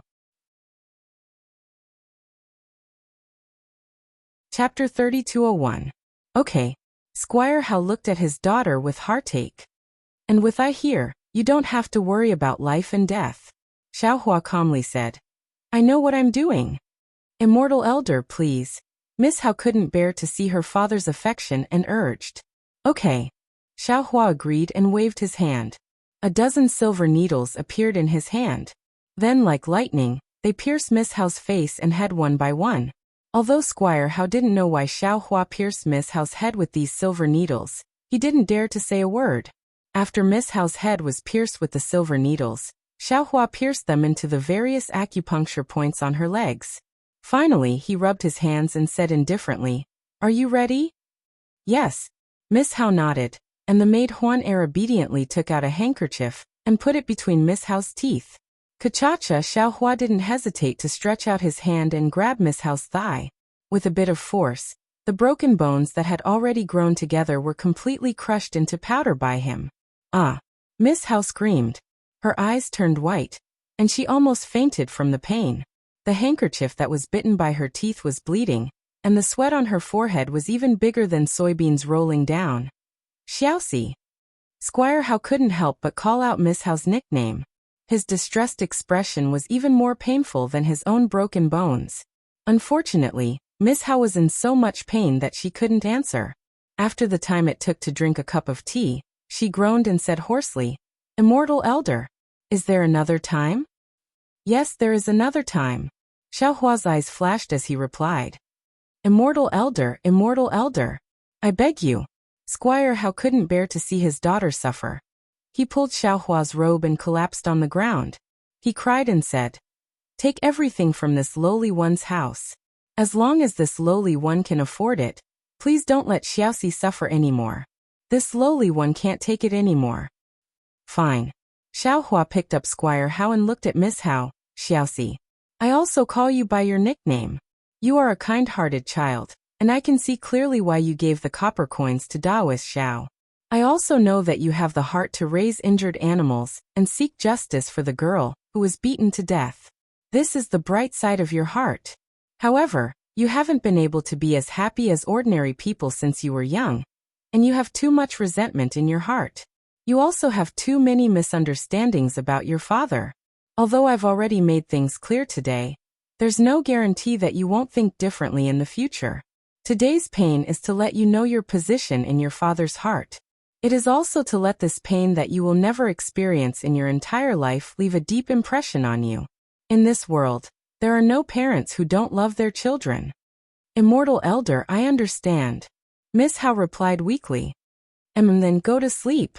When you wake up, you'll have a new life." Xiao Hua waved his hand, and the silver needles on Miss Hao's head were collected into his bosom. Miss Hao's face immediately turned pale again. Xiaohua then reached out and pressed her sleeping acupuncture point, and Miss Hao immediately fell asleep. Kacha kacha, Xiaohua then reached out and crushed her other thigh bone. Then, he took out 2 medicinal pills and melted them with his magic power before applying them on Miss Hao's thigh. When the medicinal pills completely melted into her bones, Xiaohua then fed her another medicinal pill. Finally, he took out another jade bottle and gave it to Squire Hao, saying, Miss Hao won't wake up or move for the next 27 days. Feed her a medicinal pill every 9 days. During this period, don't move Miss Hao at all. On the evening of the 27th day, ask a doctor to come and take a look. If Miss Hao's leg bones are completely healed, then don't worry about it. If Miss Hao's leg bones aren't healed, then let the doctor fix it so that when Miss Hao wakes up, it won't affect the healing of her leg bones. It's that simple. Squire Hao asked in disbelief, but he immediately regretted it and hurriedly said, I didn't suspect Immortal Elder. It's that simple.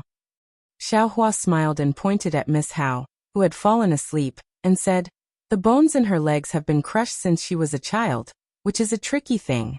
Later, she hasn't been treated for so many years. These crushed bones are either growing randomly in one place, or they are already necrotic. Therefore, it is impossible to treat her now. I'll shatter her bones again, and use my Taoist immortal pills to fuse these bones back together in 27 days, just like how they grew back in the past. As the saying goes, it takes 100 days for bones to heal. I am not some immortal. Being able to heal her bones within 30 days is already the best I can do. Yes, I understand.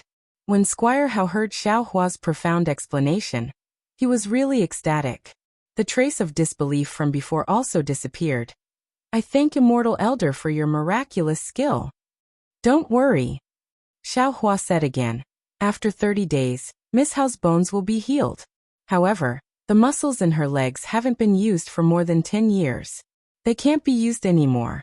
I still need to let Miss Hao move more, and use her legs more. According to within 3 to 5 years, Miss Hao will be able to walk freely. Of course, after this treatment, the doctors in Longevity Town will be more experienced than I. Moreover, with Hao family's financial resources, they will definitely be able to support it. It's already very good. It's already very good.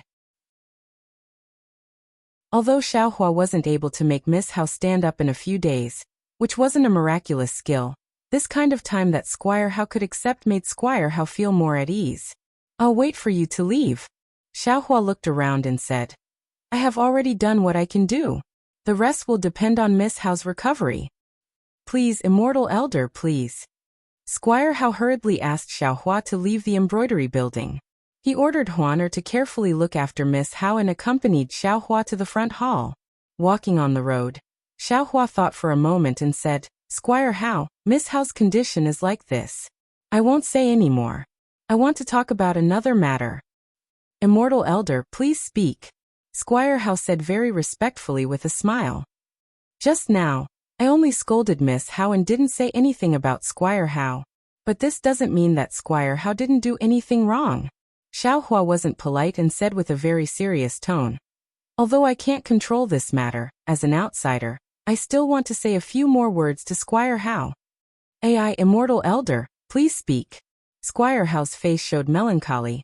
Since this lowly one has accumulated this family business, no one has said anything straightforward. Actually, Miss Hao's legs are secondary. The most important thing is her heart disease. Xiaohua also sighed. For so many years, she thought too much and did too little. Others also didn't care enough about her. She can only communicate with small animals. In particular, she is no longer good at talking to people and doesn't trust people. These problems should all be blamed on you. A person's face is indeed important. For the sake of the child's future, you should arrange some means. But remember, the child belongs to you, but the child isn't you. Your thoughts aren't the child's thoughts, and your actions can't replace the child's actions. If you blindly force your thoughts on the child, it will only make her feel suffocated and powerless.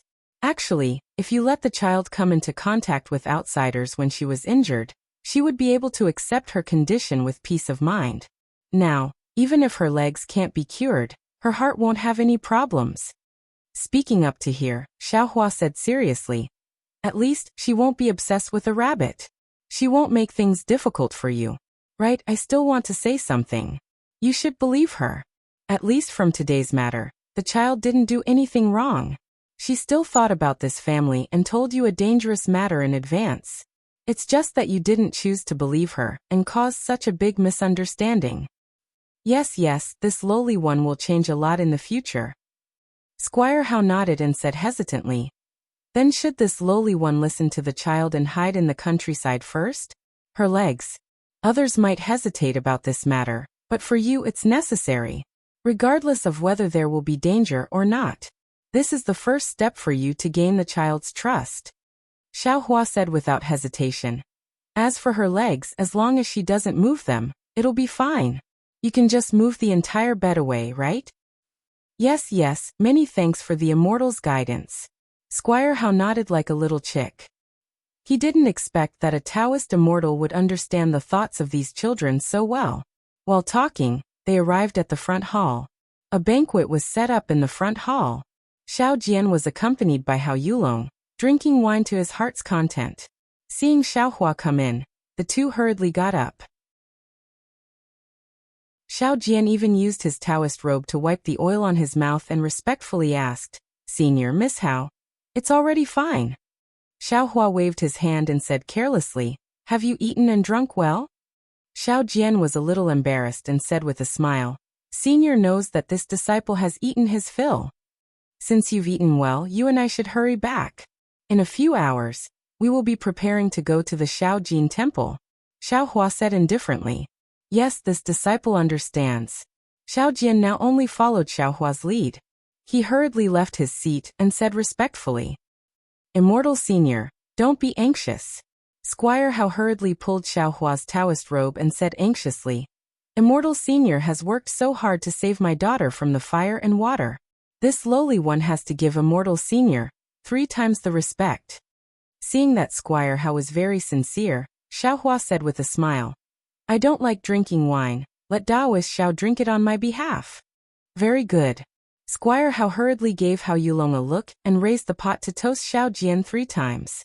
At this time, Hao Yulong also came in with a plate full of more than 10 small gold ingots. Chapter 3202. Immortal Elder. Squire Hao respectfully said, This is a small token of gratitude.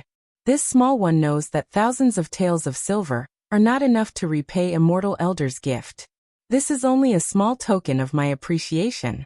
Your Jiangqiao temple is really shabby, so I ask Immortal Elder to accept it.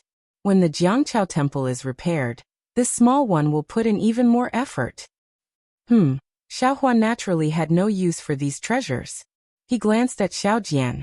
What made him feel strange was that Xiao Jian, who previously would have dropped a copper coin, didn't have much of a reaction to the shiny gold today.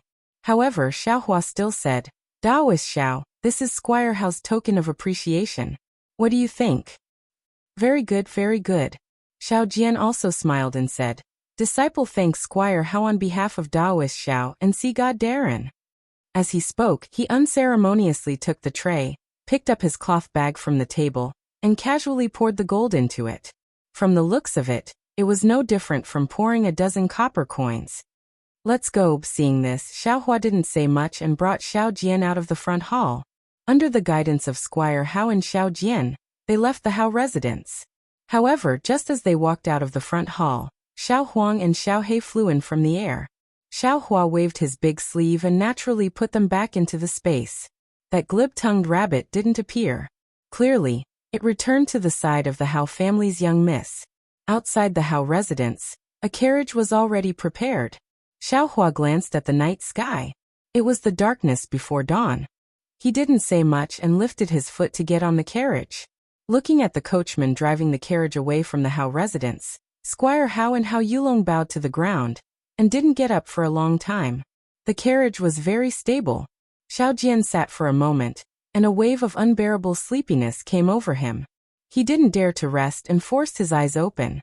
He looked at Xiaohua, who was sitting cross-legged, and asked, Senior, disciple has a question. I have always wanted to ask. Is it possible? Speak. Xiaohua didn't open his eyes and said indifferently, "If you want to ask about my origin, then you should just shut up." "I don't dare. Senior's origin has nothing to do with disciple. Disciple definitely won't ask too much." Xiao Jian yawned and said, "Disciple just feels a bit strange. Senior's cultivation is so profound. Why don't you like to reveal it?" When this disciple first met Senior, perhaps Senior had some restrictions that prevented him from revealing his cultivation. But later on, it was obvious that Senior's cultivation had recovered, so why did he keep hiding it? Especially when I came to the Hao residence tonight. Actually, this disciple needs to rely on Senior, but why does Senior have to pretend to be this disciple's follower? In the end, wasn't it Senior who took action to deal with that rabbit? Moreover, Senior's cultivation has also been exposed. Since that's the case, why must Senior hide behind me? Xiao Jian's words were originally unintentional, perhaps because he wanted to get close to Xiaohua, but in Xiaohua's ears, it was like a sudden clap of thunder. That's right, when Xiaohua was in the Dawn Rain continent, he had yet to obtain a cultivation method. From being a rogue cultivator to being abandoned by the heavens, and then to the Imperial Thunder Sect, he had suffered a lot. Not long after arriving at the Imperial Thunder Sect, he obtained a cultivation method from the Buddhist sect, and even had some achievements in Buddhist cultivation. From this moment on, Xiaohua became very careful, blindly concealing his cultivation, trying his best not to let others notice him. However, Xiaohua was this outstanding, like a sharp flying sword, so he would definitely stand out. A great Dao sword battle resulted in the terrifying Phoenix and nascent soul Nameless, making it impossible for him to hide anymore. However, Xiaohua's cautiousness, his habit of hiding himself, remained. Even now, when he arrived at the Immortal Burial Continent, whether it was the Buddhist sect or the Confucian sect, they were all upright and upright. Even the Taoist sect's cultivators were not the kind of cultivators who would be exterminated. Was there a need for Xiaohua to be this cautious? Just like tonight, just like what Xiao Jian said, Xiaohua simply did not have any need to hide behind Xiao Jian. Even if it was to deal with that rabbit, a few fire talismans and a magic tool would be enough to deal with it. There was simply no need to go through so much trouble. And if Xiaohua's magic power was not enough, but to deal with an inferior little rabbit, just a yellow talisman would be enough, right? A habit, it's a habit. Xiaohua bitterly smiled. Just as he was about to open his mouth to explain, he already heard Xiao Jian's snoring sound. Hee, Xiaohua's mouth hung a smile, and secretly said in his heart, "This Xiao is hiding something. Aren't you also hiding something? Previously, when you saw a few copper coins, your eyes would open. Today, when you saw so much gold, you didn't lose your composure. Those high-grade spirit stones, ordinary people simply do not understand. You also properly received them. That so-called single Liang country, King Xiaojun, it seems like they are all real." Xiao Jian's sleep naturally reached the Jiangqiao Ridge. Only then was he awakened by Xiaohua. Rubbing his eyes, Xiao Jian did not say anything, jumped down from the carriage, and followed Xiaohua up the mountain. When he arrived at the door of the Taoist temple, he still turned his head to look at the sky that was already somewhat bright in the night.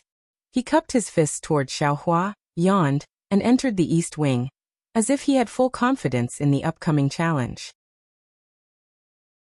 Xiaohua raised his head to look at the banyan tree, and saw Yuanya jumping over like a spirit ape. He waved his hand, and walked into the west wing. Everything in the west wing was no different from before he left. Xiaoyan was still lying in the wooden barrel. Except for her head which was still exposed, the rest of her body was soaked in water. Xiaohua stretched his hand out to test the temperature of the water, but it was still somewhat cold. He knew that Yuanya had just changed it. Then he stretched his hand out from the water, and took Xiaoyan's wrist out. After examining it for a moment, he shook his head slightly. "What's going on with this child?" Xiaohua sighed. "If she's sick then right? From her pulse, everything is normal. But if she's not sick, then the heat in her body hasn't decreased. Moreover, her pulse is different from ordinary people's. This child..." Thinking, Xiaohua looked at Lu Yi who was sleeping soundly. When Brother Lu came to the Jiangqiao temple, he was already seriously injured. Although he had Xiaohua's spirit pills, His mental and physical exhaustion was not something that could be replenished by spirit pills. Tonight, he really couldn't hold on, so he fell asleep in front of the wooden barrel. "Ai, it's rare for there to be love in this world."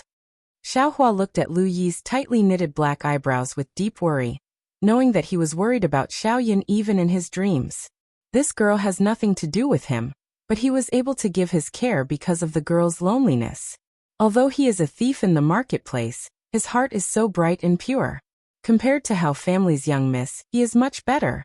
Poor Hao Family's young miss, if she could meet Brother Lu when she was young, perhaps she wouldn't have isolated herself from the world, only living with a rabbit.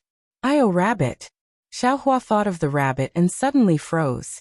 That's right, the Shi country of the hidden immortal continent is different from the Shi country of the Dawn Rain continent.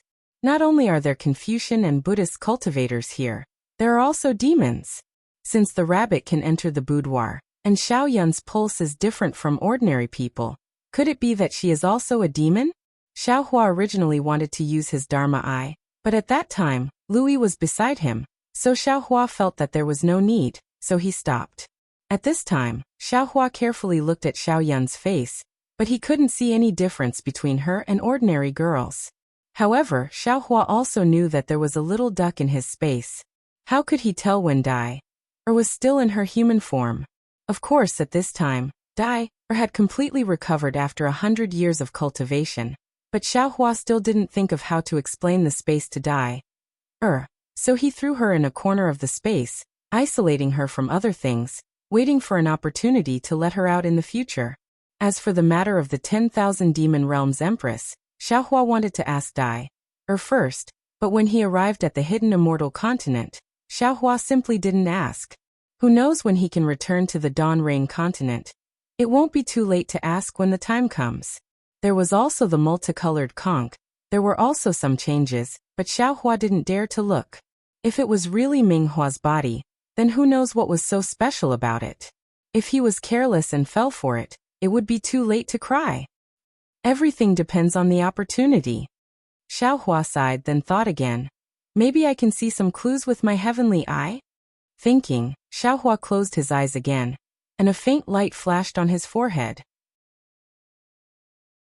Layers of green light were produced in the white light, but just when the Dharma eye was about to open, Xiaohua suddenly frowned, patted his forehead, and said with a bitter smile, "What time is it now? How can I still think of this? What the rabbit said may be true. Since this Xiao knows, I naturally have to investigate. Let's talk about Xiaoyan's matter in a few days." Immediately, the light on Xiaohua's forehead disappeared, and Xiaohua hurriedly walked out of the east room.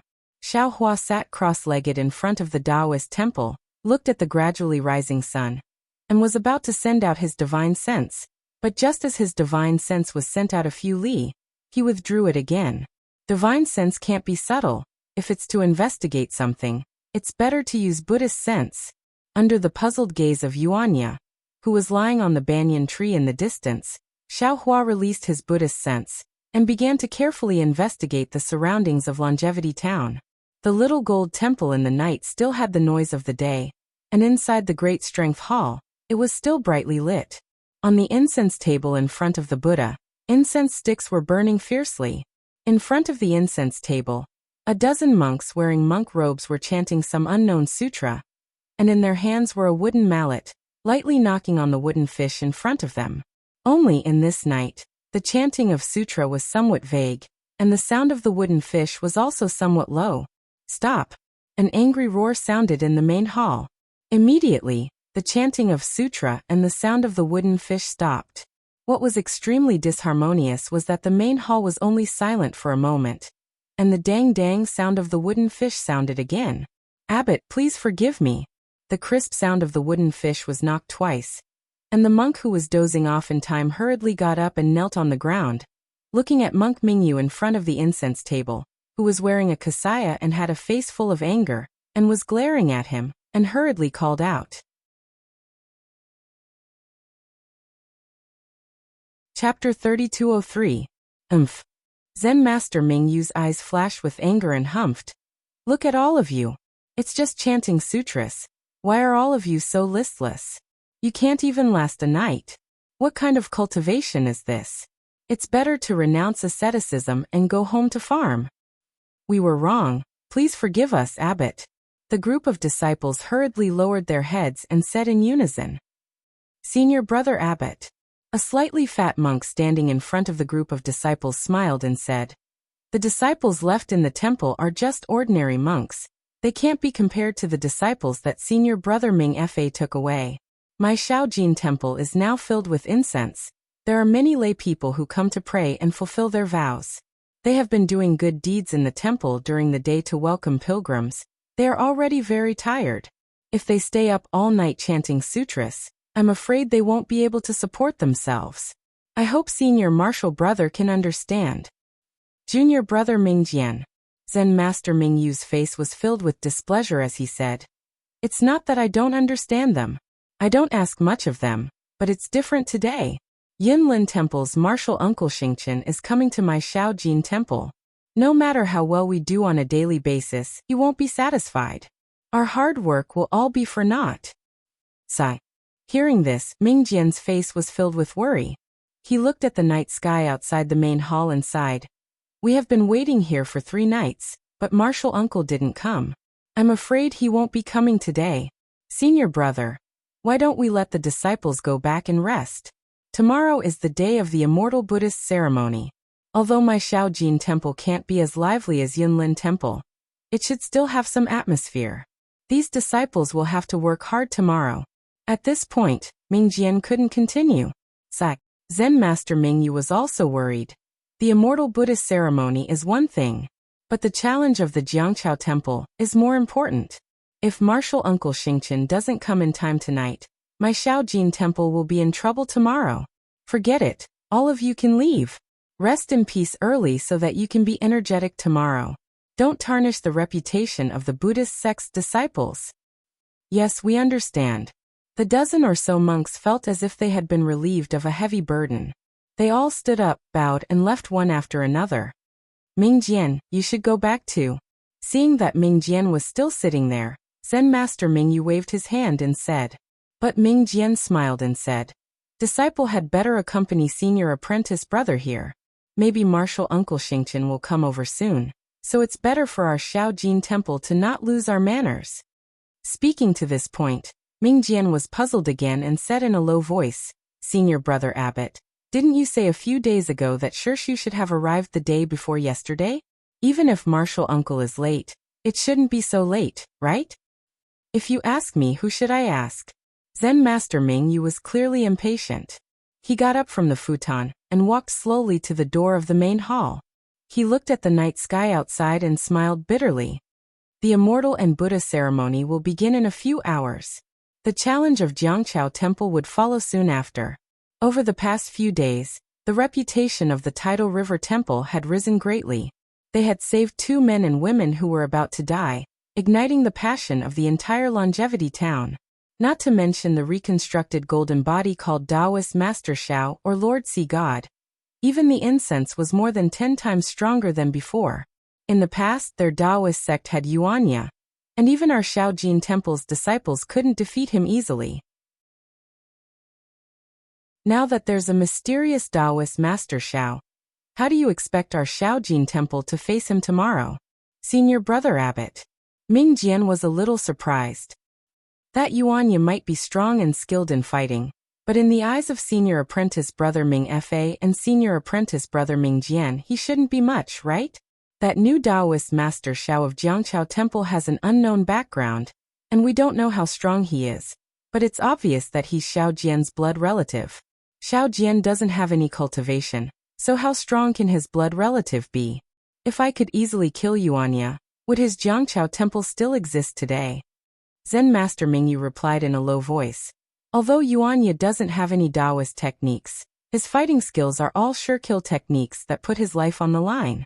I've only just formed a good relationship with him. If I really put my life on the line, I'm definitely better than Yuanya in terms of punches and kicks. Besides, how can I, as the head of a temple, directly face off against Yuanya? Cheesecake, then we're in trouble. Mingjian's expression changed as well. He smiled and said, I thought that Senior Apprentice Brother Abbot had always been hiding your strength and didn't want to lower yourself to the same level as Jiangqiao Temple. That might not be as serious as you think. Zen Master Mingyu narrowed his eyes. If it really involves the survival of my Shaojin Temple, I'm not afraid to use my Buddhist secret technique. Oh? What happened to Shaojin Temple? You're actually going to use a secret technique? At this moment, a Buddhist sense swept past them. Similarly, a surprised voice sounded in their ears. Martial Uncle Xingchen. Hearing this voice, Zen Master Mingyu almost shouted out loud. He hurriedly looked towards the source of the voice and the Buddhist sense. Not long after, four middle-aged and old monks of different sizes stepped on faint clouds and floated down from the night sky. Disciples Mingyu and Mingjian greet martial uncles. Zen Master Mingyu and Mingjian tidied up their clothes and respectfully bowed. Ba martial nephews, please rise. In front of him was a thin old man. His eyebrows were already white, and his hands were abnormally dry. However, the old man's eyes flashed with an extremely bright light. He glanced at the two of them and chanted the name of Buddha. Yes. Zen Master Mingyu and Monk Mingjian replied and straightened up. The old man was Xingchen. After greeting Mingyu and Mingjian, he waved his hand and said, "Behind me are Xing Kong, Xing Min and Xing Fan. Martial nephew Mingyu. Have you met them in Yunlin Temple before? This disciple greets your martial uncle Xing Kong. As for martial uncles Xing Min and Xing Fan, I have only heard of your name and have never seen you before." Monk Mingyu smiled and greeted Mingjian and the other three martial uncles. Where's Ming Fa? Xingchen clearly had some understanding of Shaojin Temple. Although I'm late, the other ordinary disciples can rest. He can't sleep early, can he? Haha, of course not. Zen Master Mingyu smiled and said, I've been waiting for martial uncles with more than 30 disciples of Shaojin Temple for 3 days. The other disciples just left a few minutes ago. As for Ming Fa, today's dusk, Counselor Hao of Longevity Town is in some trouble. It seems that there's some demon there. I can't go, so I sent junior brother Ming Fa over. Looking at the time, he should be back soon. Oh, demon? Xingchen raised his white eyebrows and said in surprise. What kind of demon is it? Can Ming Fa handle it alone? I don't know what kind of demon it is. Zen Master Mingyu said casually. However, as far as I know, there aren't any powerful demons in Longevity Town. Besides, Ming Fa has the demon-absorbing bowl in the temple and more than 10 disciples to help him. He should be fine. No, unexpectedly, Xingchen immediately shouted. Tell this old monk where Squire Hao lives. This old monk will go and see for himself. Okay. Seeing that Xingchen was so serious, Zen Master Mingyu's heart tightened. Just as he was about to speak, Xingchen raised his eyebrows and said with a smile. It seems that I don't have to go. Oh. Ming Fa, they're back. Zen Master Mingyu hurriedly released his weak Buddhist awareness. Unfortunately, the range of his Buddhist awareness was too small to see anything. However, Zen Master Mingyu withdrew his Buddhist awareness and said to Xingchen and the others, Since junior brother Ming Fa is back, you don't have to worry about him. Please rest in the quiet room. Okay. Xingchen nodded and looked at the great Buddha's hall. After I pay my respects to Buddha, I'll go. Then, under Zen Master Mingyu's lead, Xingchen and the others paid their respects to Buddha and came to a quiet room that had been prepared in advance. Mingyu and Mingjian poured tea for Xingchen. Before Xingchen could take a sip, Ming Fa returned to Shaojin Temple with more than 10 embarrassed disciples. Ming Fa and the others were injured by the rabbit's demonic qi, and their primordial qi was damaged. They looked dispirited and listless. Ming Fa ordered the disciples to go back to their rooms and rest. Then he came to see Zen Master Mingyu alone. Seeing Ming Fa return with a broken halberd, both Zen Master Mingyu and Xingchen were surprised. After Ming Fa told them what had happened, Zen Master Mingyu's face changed greatly. Looking at the frowning Xingchen, Zen Master Mingyu got up and walked to Xingchen. He knelt on the ground and said, Martial Uncle, please save Shaojin Temple from destruction. Ah, why is that? Xingchen seemed to be thinking about something else. Seeing Zen Master Mingyu bow to him, he hurriedly stretched out his hand and said, Martial nephew, stand up and speak. Martial uncle, this is very important. It concerns the survival of Shaojin Temple. If martial uncle doesn't agree, I'm afraid I won't dare to stand up and speak, Zen Master Mingyu said bitterly. It concerns the survival of Shaojin Temple? Xingchen was even more surprised. After thinking for a while, he nodded and said, as long as it's something that I can do, just say it. Since it concerns the safety of Shaojin Temple, how can I not agree? After Zen Master Mingyu told him about the challenge between Shaojin Temple and Jiangqiao Temple, as well as the Immortal Buddha ceremony at Chongqing Academy, Xingchen smiled and said, I thought it was something important. Since it concerns the prosperity of Buddhism, even if you didn't say it, I would have volunteered myself. It's not a difficult task. Thank you, martial uncle. Seeing that Xingchen didn't blame him for taking matters into his own hands, Zen Master Mingyu was overjoyed. He hurriedly thanked him and said, I just wanted to take advantage of martial uncle's arrival to wipe out the remaining Taoists in front of Shaojin Temple. I didn't expect that there would be an unexpected opponent. An unexpected opponent? That's nothing. Xingchen smiled and said, if you challenge Chongqing Academy, I would have to consider it. A small Jiangqiao Temple doesn't need me to take action. This old monk's junior brother alone can uproot them. Haha, that's for sure. Zen Master Mingyu smiled and said, not to mention Jiangqiao Temple, even Chongqing Academy, since martial uncle and the others are here, they will definitely win. However, I feel that Chongqing Academy is too powerful in Chongqing Town, so it's not easy to confront them openly. Otherwise, I would have pulled Chongqing Academy into the fight. Chapter 3204. Hee, what do you know? Xingchen sneered. It's not worth it to sacrifice Chongqing Academy for a bet. We can't challenge the bottom line of the Confucian cultivators. We can only try our best to develop the power of the Buddhist sect. What's more, Old Monk and the rest are not the only ones who have come to Longevity Town. The Chongyan sect has also sent a few literary masters. I may not be able to win. Ah. How many literary masters have come from Chongqing Academy? Zen Master Mingyu was surprised. He looked at Xingchen and said anxiously, did something big happen in Chongqing Town? Not only did Liao Chun of the Buddhist sect come, but also a literary master of Confucian cultivation? Ming Fa, come here. Xingchen didn't answer Zen Master Mingyu's question. Instead, he waved his hand and asked Ming Fa to come to him. After Ming Fa sat on the praying mat in front of Xingchen, Xingchen extended a finger and placed it between Ming Fa's eyebrows. After the time it took to drink a cup of tea, Xingchen opened his mouth and said, it seems that the so-called monster of the Hao clan is just a rabbit that has turned into a spirit. However, Ming Fa, you didn't wake up on your own. What kind of elixir did you take? With your cultivation, you can't escape from the rabbit. Ah, that's... Zen Master Mingyu was shocked. He looked at Ming Fa and asked, did the sun rise from the west? Xiao Jian of Jiangqiao Temple actually helped our Shaojin Temple? If Xiao Jian didn't know how to do it, then it must be another Taoist. Xingchen laughed. Impossible. Ming Fa shook his head quickly.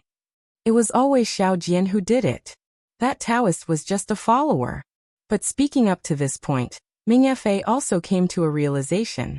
He looked at Ming Jian and Ming Yu and said, but from the things that happened in the past few days, this Taoist priest with the same surname Xiao is really possible. Oh, what happened to Jiangqiao Temple? Xingchen's interest was piqued again. As far as I know, this dilapidated place can no longer pose any threat to the Golden Temple of our Buddhism sect. Why are there so many things happening today? Zen Master Mingyu recounted everything that had happened in the past 10 days. Hee, do you still need to say it? It must be that Taoist priest Zhao's doing. He must have some kind of Taoist elixir. Xingchen sneered. The awakening of Ming Fa and the others, as well as the subduing of the rabbit spirit, are all related to Taoist Xiao. That's right. If this Taoist priest Xiao didn't want to reconcile with my little gold temple, he wouldn't have been able to save Ming Fa and the others. Zen Master Bright Moon nodded and said, given Xiao Jian's harsh temperament, he could only send the unconscious Ming Fa and company back to Little Gold Temple, and use this to humiliate our Buddhist sect. Ba, if that's the case. Ming-Fe had already thought things through on the way here. Upon hearing Zen Master Mingyu's words, he blushed slightly and pressed his palms together. I've made things difficult for senior brother Abbot. It's all my fault for being too weak. It's fine. Zen Master Mingyu glanced at Xingchen and said with a smile, my Buddhist sect has always been merciful to people. Whether they are secular people, Confucian cultivators, or Taoists, I have never really attacked Yuanya, have I? Those small fights were just a joke to the Jiangqiao Temple. Since the Jiangqiao Temple was the first to show goodwill, Little Gold Temple shouldn't be petty. Shaojin Temple couldn't be petty. Who didn't know how to return a favor? Tomorrow. Oh, I should say today, at the Immortal Buddha ceremony, we only need them to admit defeat and forgive them. Fool. Unexpectedly, just as Zen Master Mingyu finished speaking, he thought Xingchen would clap his hands. However, what greeted him was Xingchen's cold face and scolding. Mingyu, you have been the abbot of Little Gold Temple for so many years. You have received the high hopes of our Yinlin Temple's elders.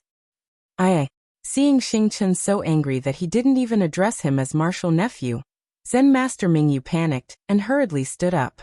Please enlighten me, martial uncle. You don't understand the conflict between Buddhism and Confucianism, much less the conflict between Buddhism and Confucianism. You don't know the greatness of my Buddhist sect. Why did my Buddhist sect travel millions of miles to build a Yunlin temple in the country of Shi? Why did my Yunlin temple send you to Longevity Town to become the abbot of Little Gold Temple? Xingchen said coldly. To shine the Supreme Buddha's light on the 3 continents is what we, the thousands of bodhisattvas, should do. This is our lifelong obsession. Your hypocritical benevolence can only be blinded by worldly grievances, throwing our Buddha's greatness into the sea of blood. Today you let go of Jiangqiao Temple, tomorrow you will let go of Longevity Academy, but what about them? When they bare their sharp fangs and drive you out of Longevity Town, I'd like to see where you'll end up. Previously, when I saw that you were able to deal a fatal blow to the Taoists of Jiangqiao Temple when I came to Longevity Town, I thought you were a promising talent, and was delighted. However, after hearing what you said just now, hearing Xingchen's words, Zen Master Mingyu put his palms together and said, Ba, martial uncle's teachings are right. I've learned my lesson. I won't dare to use my little mercy to block the Buddha's great ambition. And I won't dare to use worldly favors to block the glory of my Buddhist sect. And it's good that you know your mistake.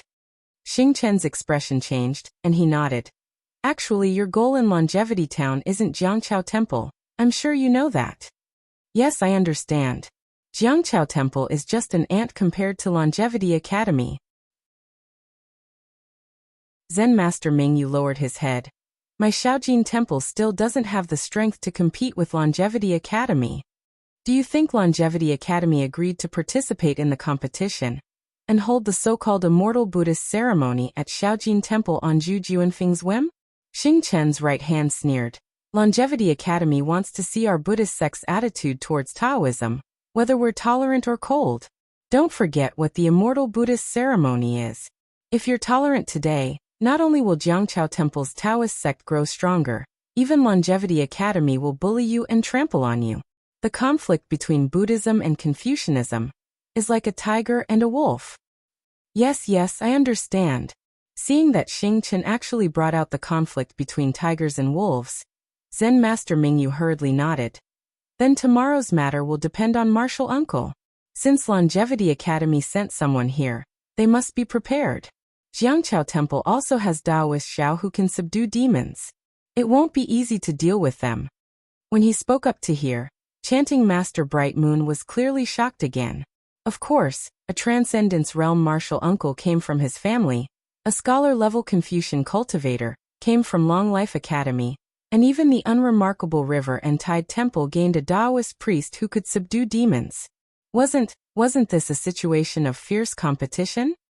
He didn't believe that these people were all here for the Immortal Buddhist ceremony that Longevity Town had never paid attention to before. Martial uncle? Zen Master Mingyu asked tentatively. You didn't come to Longevity Town for the Immortal Buddhist ceremony, right? When I came here, who knew that you would hold the Immortal Buddhist ceremony here? Xingchen sneered. If I wanted to participate in the immortal Buddhist ceremony, wouldn't I be at Yunlin Temple? Who would have the patience to come to your Shaojin Temple? Zen Master Mingyu was delighted to hear Xingchen's nagging and not so serious tone. He smiled and said, "Then I really don't understand. Is there anyone in Longevity Town that can catch the eye of martial uncles? If it's my purpose for coming here." Xingchen glanced at Ming Fa and said lightly, "It's related to what Miss Hao said." "Ah?" Ming Fa was stunned and almost blurted out, "What the rabbit said was true." Sigh. Ming Fa's words made Zen Master Mingyu and Ming Qing gasp. They looked at Xingchen in disbelief. "That's right," Xingchen said lightly. "Yunlin Temple received news that some demons are eyeing Longevity Town." "It can't be?" Zen Master Mingyu almost cried out in grief. He had put in a lot of effort in Shaojin Temple, and it was not easy for it to have such a scene. If the demons were eyeing Longevity Town, wouldn't his efforts be in vain? Longevity Town is one of the hundreds of towns in the country of Shi. There's nothing to show off. Why are those demons eyeing Longevity Town? I'm not a demon. How would I know what they're thinking? Xingchen did not refer to himself as old monk anymore. He seemed to have a lot of resentment. What exactly is the news that martial uncle received?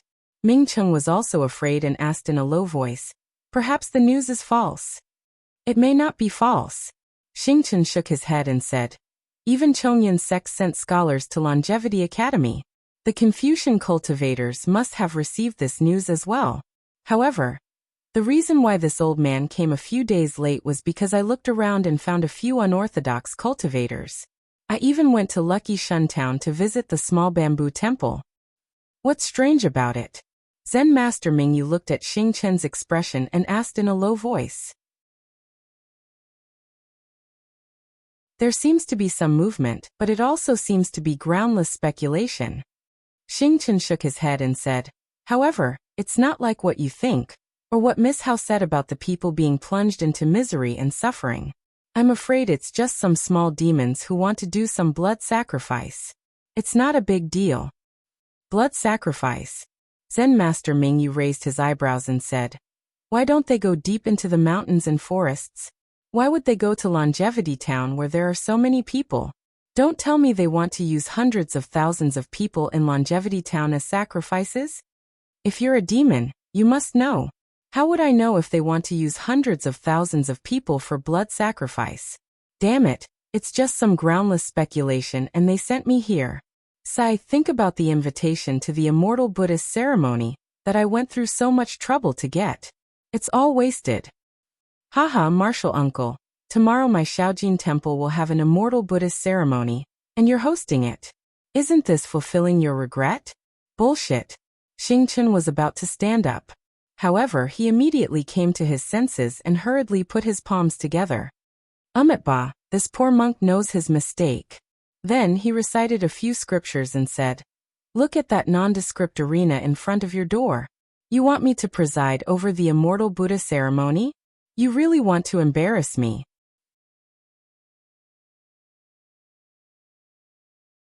Chapter 3205. Only now did Monk Mingyu realize that Xingchen referred to himself as an old man. His eyes narrowed and he hurriedly said, "If martial uncle isn't willing, then sit up there. This disciple will host on behalf of the Buddhist sect. Either way, it's a glorious affair." "What glorious affair?" Xingchen said in annoyance. This old man has never heard of a Buddhist, Taoist, and Confucian challenge held in an arena made of several wooden pillars. This kind of arena can be used by ordinary people, but it will collapse as soon as a cultivator goes up there. Let's not talk about anything else. With a flying sword from a Confucian cultivator, and a Buddhist seal from a Buddhist disciple, wouldn't your thin wooden planks be destroyed? This disciple understands. Monk Mingyu blushed and smiled apologetically. But this disciple's little gold temple only has 30 people. How could we have the financial resources to make it perfect? This stage is nothing more than a place for unranked disciples to play around on. When martial uncle sparred with Longevity Academy's literary masters, he naturally flew back and forth in the sky for the people of the secular world to admire. Why would he need this stage? Although that's the case, this is still the face of the Buddhist sect. We can't ignore it. Xing Kong, Xing Min, and Xing Fan. Go add Buddhist light to the arena so that others won't laugh at us if anything happens. Yes, we understand. Hearing the order, the three arhats who had been silent with their brows lowered responded and stood up. Martial uncle, this way please. Ming Fa glanced at Monk Mingyu and hurriedly said, let's go. We'll go out together. Xing Chen waved his hand and said, it's almost dawn. We won't be able to cultivate in the quiet room for long. Yes, martial uncle, this way please. Monk Mingyu and the others hurriedly stood up. When they arrived outside the Shaojin temple, they saw a large flat area under the mountain gate. There was an arena that was several zhang in size. Below the arena, there were dozens of thick wooden pillars supporting it. The thickness of the arena was at least a foot. It could be considered extremely sturdy. On the two sides of the arena were two sheds. They were empty inside, without any tables or chairs. Under the morning light, the arena looked very lonely, especially between the thick wooden pillars. Darkness seeped through the gaps, making it look very rough. Perhaps because he had just been scolded by Xing Chun, Zen Master Mingyu, who had always been proud of the arena, felt his face heat up. He stole a glance at Xing Chun in front of him, as if waiting for Xing Chun to speak. Unexpectedly, Xing Chun only glanced at him indifferently before raising his head to look at the longevity town in the distance. Nobody knew what he was thinking. Zen Master Mingyu didn't dare to say anything. He only accompanied them quietly. On the other hand, Xing Kong, Xing Min, and Xing Fan discussed in a low voice for a while. Then they stood at different parts of the ring and waved their arms. Some of them were chanting mantras, while others were making Buddhist seals. After half an hour, a faint Buddhist aura appeared from all parts of the ring. The originally simple and crude ring seemed to have a bit of a Buddhist aura. Ming Fa leaped up and landed on the stage. He circulated his internal energy and kicked the stage a few times. He didn't hear the previous zhuzh sound. He put his palms together and bowed. Many thanks to the three martial uncles. Amitabha. The three monks put their palms together and smiled faintly. It was already dawn in the east. Everyone's monk robes fluttered in the morning breeze. A solemn atmosphere filled the air around the ring. At this moment, a Buddhist aura that was fainter than the wind and brighter than the sun suddenly swept across the ring. However, it paused for a moment when it swept past Xing Chun and the other monks. Xing Chun and the other three monks were in the transcendence realm. They were at the second and third tier of elemental energy. How could they not notice the Buddhist aura sweeping over them? Xing Chun was shocked and almost lost his voice. This, which martial ancestor is here? Xing Chun didn't hesitate. A cloud appeared under his feet, and he flew towards the source of the Buddhist aura. He wanted to welcome the owner of the aura. Xing Kong, Xing Min, and Xing Fan didn't want to stay. They hurriedly flew up as well. Martial uncles, martial uncles. Zen Master Mingyu was anxious. He was only at the first and second tier of elemental energy and couldn't fly. He didn't have a Buddhist weapon in his hand. He couldn't help but shout. However, Xing Chun and the others didn't seem to hear him. The figures in the air became smaller and smaller. Senior Brother Abbot. Ming Chung and Ming Fa turned pale with fright. Their Buddhist aura was weak and almost inaudible. However, they also noticed the abnormality of the Buddhist aura. They walked over to Zen Master Mingyu and asked excitedly, "This, which martial ancestor's Buddhist aura is this? Are there other seniors coming over?" "How would I know?" Zen Master Mingyu replied unhappily. "Even martial Uncle Xing Chen doesn't know. How would I know?" Then, Ming Fa said softly, "What's this martial ancestor's cultivation level? Can the old man block the demon's blood sacrifice?" Senior Brother Ming Fa. Ming Cheng smiled. Since martial Uncle Xing Chen calls him martial ancestor, then it must be Runi's cultivation level. He was at the fourth tier of elemental energy in the hidden immortal continent. What Runi's cultivation level? Zen Master Mingyu rolled his eyes at Ming Cheng. "That's Ming Ni's cultivation level." "Hehe, yes I know. It's Ming Ni's cultivation level." Ming Cheng said embarrassedly. "A martial ancestor with this level of cultivation. I'm afraid he's on par with the abbot of our Cloud Forest Temple? No, he should be stronger than the abbot of Cloud Forest Temple." Why did he come to Longevity Town? Naturally, he has the same goal as Martial Uncle Xing Chun. Haha, that's good. Ming Fa laughed.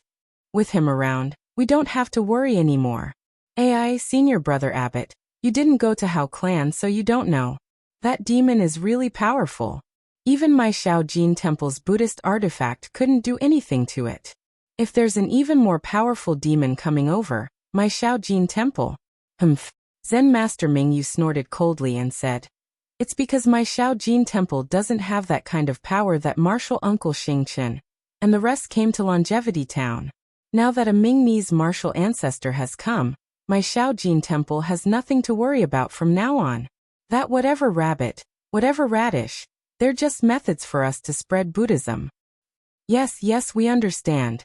Ming Fa smiled and said, with martial ancestor, what Tidal River Temple, what Longevity Academy, they're not enough for my Shaojin Temple. Zen Master Mingyu waved his hand to stop Ming Fa and ordered the two. Quickly go and inform the disciples in the temple to prepare for the martial ancestor's arrival. Yes, we understand. Ming Chung and Ming Fa left excitedly. However, after an hour, the sun had risen and the 30 or so people in Shaojin Temple were already waiting in front of the Shaojin Temple in their monk robes. Xing Chun and the other three flew back. There were no other monks in front of them. Martial Uncle. Zen Master Mingyu frowned slightly.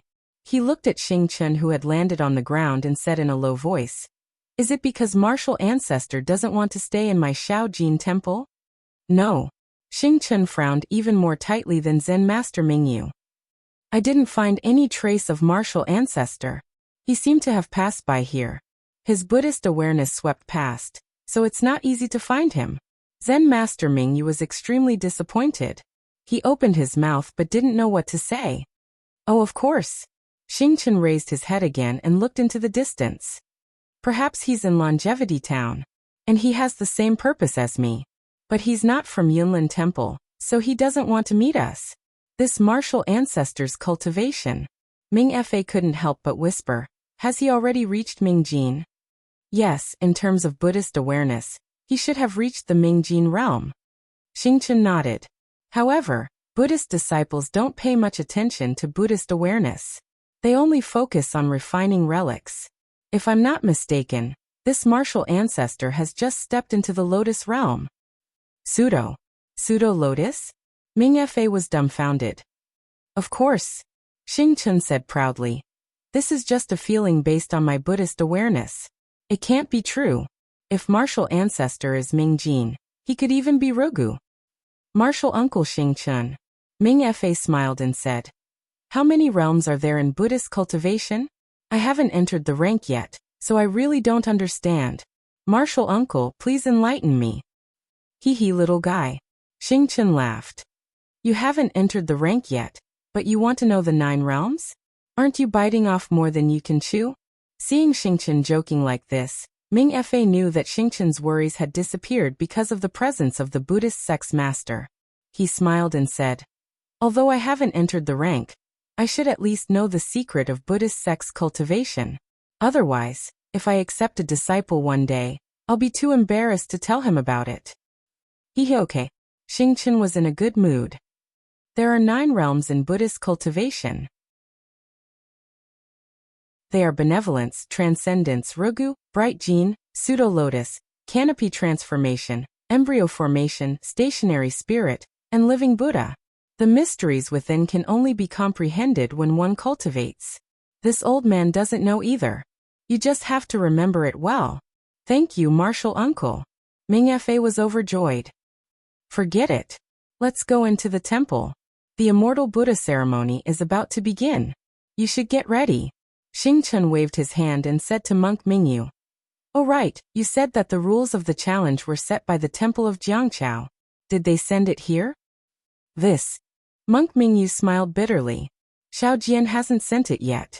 I don't know if he sent it to Chongqing Academy. Nonsense. Xing Chun scolded. The challenge is today. If you don't even know the rules, how are you going to compete with them? Martial Uncle. Monk Mingyu smiled. Originally, there were only 2 people in the Temple of Jiangchao. One was Xiaojian, the other was Yuanya. It wasn't 10 days ago. A third person came. I don't know his name. I only know that his surname is Xiao. These days, the temple of Jiangqiao has been very busy. It should be the work of the newcomer, Xiao Daoist. The three of them had probably never seen such an exuberant situation before. Where would they find the time to come to my Shaojin temple? I can't send people to ask them. Wouldn't that make my Shaojin temple lose face? Moreover, I think, as long as martial uncle comes, no matter what the temple of Jiangqiao has, won't it be destroyed under the martial uncle's dharma?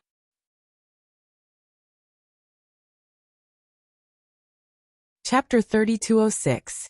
And these past few days, I've been worried that Uncle Master wouldn't be able to come, so I didn't think too much about it. Zen Master Mingyu added, let the monastery of Jiangqiao bring it on. Our Shaojin temple will deal with whatever comes our way. Why should we be afraid of them? Ha ha ha, that's right, Uncle Master Mingyu. Xingchen laughed when he heard Zen Master Mingyu's last few words. Exactly. No matter what rules the monastery of Jiangqiao sets, they're nothing but ants before the power of our Shaojin temple. With that, Xingchen entered the Shaojin temple with his head held high. The three disciples of the Transcendence Realm followed him, leaving Zen Master Mingyu and the rest behind. Haha, Uncle Master Xingchen is really straightforward, Ming Fa said enviously. Exactly, Zen Master Mingyu said in a low voice. If Uncle Master can stay at our Shaojin temple for a while after the Immortal Buddhist ceremony, we'll definitely benefit greatly. Abbot, just as Zen Master Mingyu was thinking about how to keep Xingchen, a disciple called out softly from behind him. Someone seems to be coming from the foot of the mountain. Oh. When Zen Master Mingyu heard this, he hurriedly turned his head. Indeed, there were a few horse carriages slowly approaching the small gold temple on the mountain path about 1 mile away. Beside the horse carriages were several burly men on horseback guarding them. This is Manager Feng from the Green Pine Drugstore in West Town. Ming Qing looked at him for a moment and said with a smile, when I passed by the Green Pine Drugstore that day, I heard him mention that the Immortals and Buddha's ceremony is a rare event in the Longevity Town. Today he will definitely come to support the Shaojin temple. Zen Master Mingyu didn't know whether to laugh or cry. He naturally understood that in the hearts of the people of Longevity Town, the so-called Immortal Buddha ceremony was no different from ordinary social theater and music performances. Shopkeeper Feng came to support, just to watch the show. Forget it. Since he's here, he's a guest. My Shaojin temple can't be too slow. Zen Master Mingyu waved his hand. Come with me to welcome him. Since Shopkeeper Feng of the Green Pine Medicine Store was here, the shopkeeper of the Sundry Goods Store, the shopkeeper of the Grain and Oil Store, and so on wouldn't be far away. Carriages after carriages and streams of people came from all around Longevity Town towards the Little Golden Temple. By the time the sun was high in the sky, there were already several hundred people gathered around the arena. Looking at the mountain path at the foot of the mountain, there were still many people coming over.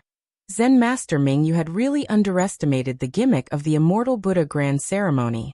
This was especially so when the Immortal Buddha Grand Ceremony included the competition between the Buddhist sect, Confucian cultivators, and Taoist sections. These hundreds of people had long surpassed the usual number of people who came to the Shaojin temple to offer incense and worship Buddha. His Shaojin temple only had about 30 people. How could it handle this? Fortunately, just as Zen Master Mingyu was sweating profusely and feeling extremely anxious, Longevity Academy sent over 100 disciples. Under the lead of a teacher, they assisted the Shaojin temple in maintaining the order of the ceremony. While Zen Master Mingyu was extremely grateful, he originally wanted to discuss with the teacher how to assign these disciples to assist the Shaojin temple in arranging the hundreds of people. However, the teacher only greeted Zen Master Mingyu with a smile. After announcing his name, he immediately turned around and instructed the 100 disciples to split into 10 groups and lead the villagers in all directions of the arena. He didn't even bother to discuss with Zen Master Mingyu. Zen Master Mingyu was very dissatisfied. This was clearly overstepping one's authority. Where would the Shaojin temple put its face? However, in just a moment, the Long Life Academy disciples who were divided into groups each carried out their own duties, commanding the villagers. When they saw the chaotic arena become orderly again, Zen Master Bright Moon revealed a bitter smile. Now, how could he not know that his little golden temple, compared to Long Life Academy, couldn't take a single blow? Not to mention the number of disciples and cultivation, just the experience of dealing with such a big scene was far inferior. Zhu Junfeng suggested that the Immortal Buddha ceremony be held in Shaojin Temple. On one hand, he wanted to see how Shaojin Temple would deal with it. On the other hand, he naturally wanted to see Shaojin Temple make a fool of itself. Fortunately, Zen Master Mingyu smiled bitterly and rejoiced at the same time. This seat has always respected Longevity Academy. Moreover, Longevity Academy doesn't need any incense. Between them, it can be considered harmonious. This is why Zhu Junfeng was able to send disciples over to assist. Although Longevity Academy is strong, today is the Immortal Buddha ceremony. It's not a big deal for them to cover up my Shaojin Temple's brilliance. Immortal Buddha, Longevity Academy is in front of my Shaojin Temple. Regardless of whether it was Zen Master Mingyu's self-deception or Longevity Academy's overstepping one's authority, the order in front of the arena gradually improved. Even though there were many villagers who came later, they were all led to an orderly place by the Longevity Academy disciples. Naturally, the villagers in front of the arena weren't all kind people. Some of them didn't accept the arrangement and stood in a bad position. It was inevitable that there would be some complaints and conflicts. Longevity Academy's disciples didn't show any mercy to these people. They either subdued them or chased them away. Zen Master Mingyu and the others were envious of their ruthless methods. In the eyes of the Buddhist monks, these people were pilgrims and parents of food and shelter. However, in the eyes of the disciples, they were troublemakers. They could use any means to deal with them. There were even some ruffians who didn't look like they were here to watch the competition. When they saw the Academy's disciples, they didn't even go near them. They stayed far away and turned around. The crowd was weaving. When the sun was high up in the sky, there was already a black mass of heads in front of the arena. The people at the front came early. Some brought their own chairs and stools. Even if the people at the back brought some, their line of sight was blocked by the people at the front. When they sat down, they couldn't see the arena clearly. Zen Master Mingyu took a look and got a fright. Weren't there close to 2,000 people here to watch the show? Ba. If these people come to my little gold temple, everyone will burn incense for the Buddha and give a copper coin to the little gold temple. Zen Master Mingyu couldn't help but think. Just as Zen Master Mingyu's imagination was running wild, Ming Fa ran over and whispered, "Senior Brother Abbot, no one from Longevity Academy and Jiangqiao Temple has come yet." "It's fine," Zen Master Mingyu smiled and said. "Longevity Academy's disciples are here. How can their dean not come? As for Jiangqiao Temple, I forgot that Xiao Jian and I didn't agree on a time. That guy is so sinister. He won't not come, right?" When he finished speaking, Zen Master Mingyu's expression almost changed. If Jiangqiao Temple didn't come, wouldn't this arena become a joke? These few days he was jealous of Jiangqiao Temple and worried that Xingchen hadn't come yet. This made Zen Master Mingyu a bit flustered. Buzz buzz. A slight buzzing sound came from the horizon. Zen Master Mingyu's ears twitched and a look of joy appeared on his face. He looked up and saw a few figures flying towards him with flashing sword lights in the distance. Ba. Longevity Academy's people are here. Zen Master Mingyu put his palms together and said with a smile, "The Confucian cultivators are here. This Immortal Buddha ceremony can begin. As for Jiangqiao Temple's Taoists, if they don't come, it can only be said that they fled before the battle. There's nothing to fear." As he spoke, Zen Master Mingyu tapped the monk's staff in his hand and was about to activate this Buddhist artifact to bring him up into the sky. However, from the little gold temple's mountain gate behind Zen Master Mingyu, a few loud and clear Buddhist chants came. Ba. Excellent, excellent. Martial Nephew Mingyu. Hurry up and welcome the Confucian cultivators. Yes, Martial Uncle Xingchen. Zen Master Mingyu was overjoyed. Using the flying technique in front of so many people would be the center of attention. It would be of great significance to the Little Gold Temple's reputation in the future. He could almost imagine the kind of longing these good men and women would have when they came to the little gold temple to worship Buddha and fulfill their vows. However, before he could activate his telekinesis, a few excited donkey cries came from the mountain path at the bottom of the hill. Soon after, a hoarse voice with the same excitement faintly sounded. Zen Master Ming Yu couldn't hear what the voice was saying, but he had a bad feeling in his heart, because the voice was very familiar. Wasn't it Taoist Xiao Jian from Jiangchao Temple? Sure enough, when he looked up on the mountain path far away, a lame donkey was pulling a broken carriage. In front of the carriage was Yuanya. He held a small whip in his hand and was trying his best to control the small broken carriage to move towards the little gold temple. After Yuanya was naturally Xiao Jian. He was standing on the carriage and waving his hand at Zen Master Ming Yu. Sigh. Zen Master Ming Yu sighed. Is this the Taoist's honor? How shameful. Ming Chen, go and welcome them. Anyway, they're here for the immortal Buddhist ceremony. Our little gold temple can't be impolite. Unfortunately, before Ming Chen could speak, Xing Chen's instructions rang in Zen Master Ming Yu's ears. Sigh, the Taoist sect has fallen to such a state. How can they be a match for our Buddhism sect? Forget it, nephew Ming Yu, go and welcome them. Anyway, they're here for the immortal Buddhist ceremony. Our little gold temple can't be impolite. Yes. Zen Master Ming Yu opened his mouth and wanted to say something, but when he saw Xing Chen fly up from the mountain gate with Xing Kong, Xing Min and Xing Fan, the crowd of nearly 2,000 people was in an uproar. Everyone exclaimed, and many people even knelt on the ground and shut their mouths helplessly. Zen Master Ming Yu waved his hand and shouted, Ming Fa Ming Cheng, follow me down the mountain to welcome the Taoist sect of Jiangchao Temple.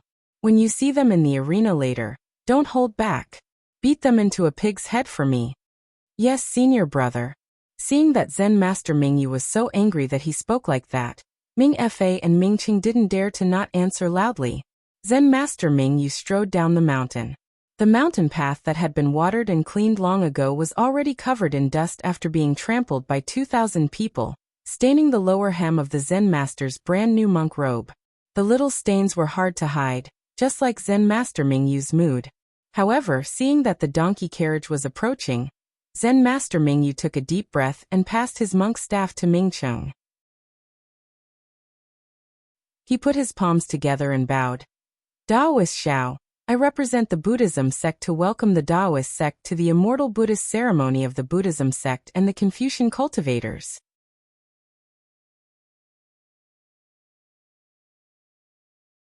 Chapter 3207. You. Just as Monk Ming Yu was bowing, not only did the donkey cart not stop, it even sped up. Yuanya hurriedly pulled on the reins of the lame donkey and shouted loudly, wanting to stop the donkey cart. Yuanya's strength was extremely great. Slurp. The reins caused great pain to the lame donkey. It couldn't help but raise its front legs and neighed loudly. It sounded as if it was replying to Monk Ming Yu's words. The donkey cart's sudden movement caused the people on the cart to lose their balance. Xiao Jian stood on the cart and couldn't help but stagger. He jumped off the donkey cart and landed on the ground. He hurriedly cupped his hands and said, I don't dare. I'm just a small Taoist and can't represent my Taoism. But today, for the survival of my Taoism, I still dare to pay a visit to Xiao Jian Temple. Xiao Jian's voice wasn't soft, but it was hard to hear because of the donkey's neighing. Go to hell. Yuanya, who was holding the reins, saw the lame donkey struggling and couldn't help but get angry. He shook the reins and jumped off the cart, kicking the lame donkey's butt. Yuanya's strength was extremely great. Slurp. The lame donkey cried out in pain. It was kicked to the side of the mountain path by Yuanya and fell to the ground along with the cart. Xiao Hua, who was sitting cross-legged at the back of the cart, calmly jumped off the cart. Although his figure was strong and healthy, one couldn't see anything special about him. Damn it! Xiao Jian originally had the look of an expert as he politely bowed to Zen Master Ming Yu. When he saw this, his expression changed drastically as he cursed. Yeah, this is the donkey cart that I borrowed from the tea house at the foot of the mountain. This donkey is worth a lot of money. If you break it, how am I going to compensate the tea house's boss? Hearing this, Yuanya didn't say anything. Monk Mingyu's face turned green. He glanced at Ming Cheng, who understood and said with a smile, Taoist Xiao, don't bother about the donkey cart. Let's hurry up the mountain. It's already late, the Immortal Buddha ceremony should start. The competition on the stage has already made people look forward to it. Io, that's right. When Xiao Jian heard this, he came to his senses and shouted, That's right, yeah. Hurry and move the donkey cart to the side. In a while, you will be competing with these monks on stage. Remember, since we came here today, we don't plan to go back. After we get the arena, we will take this little gold temple under our Jiangqiao temple. Is this a donkey cart? It's fine if you don't want it. Master, on the other side, Yuanya had already raised the donkey cart with one hand. The lame donkey was also obedient now. It shyly moved to Yuanya's side and actually licked his hand. Unfortunately, Yuanya slapped the donkey's head to the side and answered Xiao Jian. This donkey cart is worth a few coins. Although Xiao Jin Temple has some copper coins, we can't live extravagantly. Zen Master Mingyu was so angry that his nose was about to become crooked. He looked around and saw that there weren't many villagers from Longevity Town. Thus he sneered. Xiao Jian, are you daydreaming? Do you think this penniless monk doesn't know what you and your disciple are capable of? You, a new Taoist disciple, want to chase this poor monk away from Longevity Town? Hee, why don't we wait and see? Xiao Jian laughed loudly. However, this old man feels that you should ask Ming Fa about this. He seems to be more confident than you. This penniless monk only knows that he can give you a black eye. Ming Fa's gaze naturally avoided Xiao Hua. He coldly looked at Xiao Jian and shouted, If you have the ability, why don't you come to the arena with this penniless monk? Haha, of course. In a while, I will see you on the arena. Xiao Jian waved his hand and looked at the crowd in the distance. He smiled and said, Mingyu, why aren't you bringing this penniless monk to the arena? Is this how your little gold temple treats its guests? Zen Master Mingyu gritted his teeth hatefully. However, he still put his palms together and said, Ba, Taoist Xiao has come like this. As he spoke, he took the monk's staff from Ming Cheng and led the way without looking back. He led Xiao Jian and the other two up the mountain path. In the sky, Xingchen was flying in front. When he saw the faces of Mo Jianli and the others, he unconsciously narrowed his eyes. These people's cultivation was about the same as his, but Mo Jianli was obviously much younger than him. The hidden immortal continent was indeed full of hidden dragons and crouching tigers. However, when he thought of Ling Chen's powerful Buddhist awareness that made him feel suffocated, he sneered in his heart. He stopped in midair, put his palms together and saluted. Xing Chen of the Cloud Forest Temple and my three junior brothers, Xing Kong, Xing Min and Xing Fan, greet fellow immortals of Confucian cultivation. We don't dare. Mo Jianli was originally behind Zhu Junfeng. When he saw that it was not Mingyu who flew out of the little gold temple, but an old monk with second stage elemental energy, he immediately flew out from behind Zhu Junfeng and bowed. I am Mo Jianli of the Chongyan sect. I bring my three junior nephews, Qiu Jian Liamo Ming, and Ji Dong, as well as Zhu Junfeng and Tai, and of the Longevity Academy. Greetings, fellow immortals of the Cloud Forest Temple. When the Confucian cultivators and the Buddhist cultivators met, they greeted each other and exchanged greetings. Zhu Junfeng looked at Zen Master Mingyu, who was leading Xiao Jian up the mountain gate of the Little Gold Temple, and the villagers below the stage. He took half a step forward and said respectfully, I am Zhu Junfeng of the Longevity Academy. On behalf of the Longevity Academy, I welcome Senior to the Longevity Town to participate in the Immortal Buddha ceremony. Haha, Junior Zhu. Xingchen smiled and said, I have heard of Principal Zhu's name before I came to the Longevity Town. In these few years, the Longevity Academy has not only supported the Little Gold Temple, but also sent out students to help the Little Gold Temple today. That's why Mingyu did not make a fool of herself. On behalf of the Cloud Forest Temple, I have to thank the Longevity Academy. Seeing that the immortals and Buddhists of the Longevity Town are getting along so well, in 10 or 20 years, I will still come to the Longevity Town to participate in the Immortal Buddha ceremony.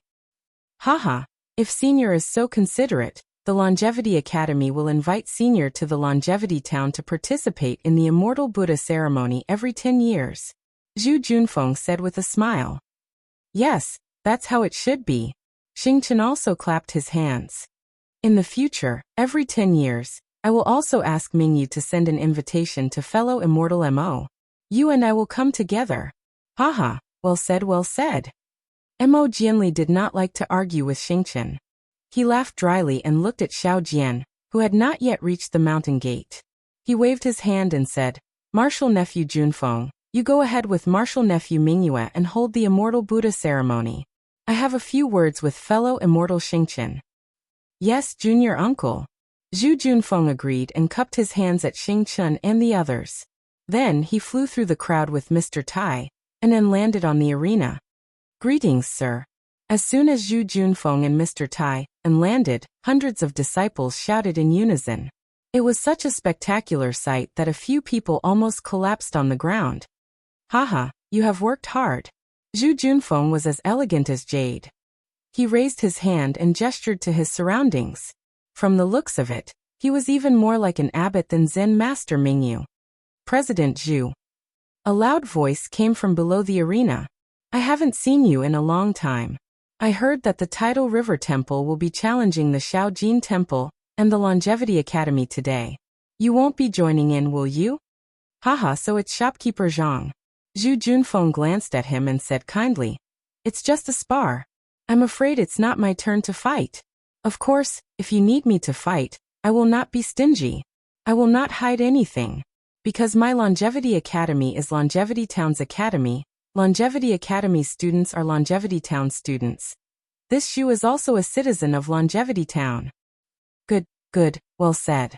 Before Zhu Juanfeng's voice landed, countless applause and cheers rang out. Many of the villagers who had never seen the methods of Confucianism before looked at Zhu Junfeng with pious eyes. They had long regarded Zhu Junfeng as an immortal who had descended to the mortal world. At this moment, Zen Master Mingyu had already arrived at the mountain gate. He had already heard Zhu Juanfeng's words, and the anger in his heart was even more depressing than when he heard Xiao Jian's arrogant words. If Zen Master Mingyu's nose was crooked from anger just now, he would be fuming with rage right now. Zhu Juanfeng's words and the Shaojin Temple's efforts were covered up. Wasn't the Shaojin Temple doing all the work for others? Who was the abbot of the Shaojin Temple? Unfortunately, Zen Master Mingyu could not get angry. He could only put on a fake smile and wait patiently for the pig-like Xiao Jian to catch up. Martial Uncle Xingchen's words last night were right. At this moment, Zen Master Mingyu was completely convinced. He originally thought that since Chongqing Academy was a Confucian cultivator, they would at least know more about etiquette than Jiangqiao Temple. However, now that they had shown their etiquette, it was clear what they were thinking. Of course, Zhu Junfeng raised his hand again and smiled. Today, Shaojin Temple is hosting the ceremony. Longevity Academy is also here as a guest. On behalf of Longevity Academy, I would like to thank the Buddhist sect, the disciples of Shaojin Temple, and Zen Master Mingyu for your hard work and effort. Amitabha Buddha is merciful.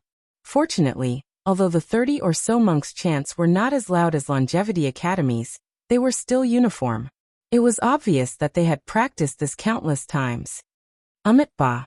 Many of the villagers who came to participate in the ceremony were also devotees of Shaojin Temple. There were even some who had been instructed by Zen Master Mingyu many times. When they heard the monks speak, they naturally echoed. The entire scene was finally harmonious in Zen Master Mingyu's eyes. Buddha is merciful. At this moment, Zen Master Mingyu had just reached the mountain gate. He lightly tapped the staff in his hand and activated the telekinesis in his body. An extremely faint cloud appeared under the staff and wrapped around Zen Master Mingyu's feet. Then, as Zen Master Mingyu raised his hand and lowered his head to chant Buddha's name, he slowly flew toward the arena. Buddha is merciful. Zen Master Mingyu usually did not reveal his Buddhist cultivation. When he suddenly flew from the mountain gate to the arena, many devotees were stunned. Then a commotion broke out. In just a moment, many people lowered their heads and chanted Buddha's name with Zen Master Mingyu.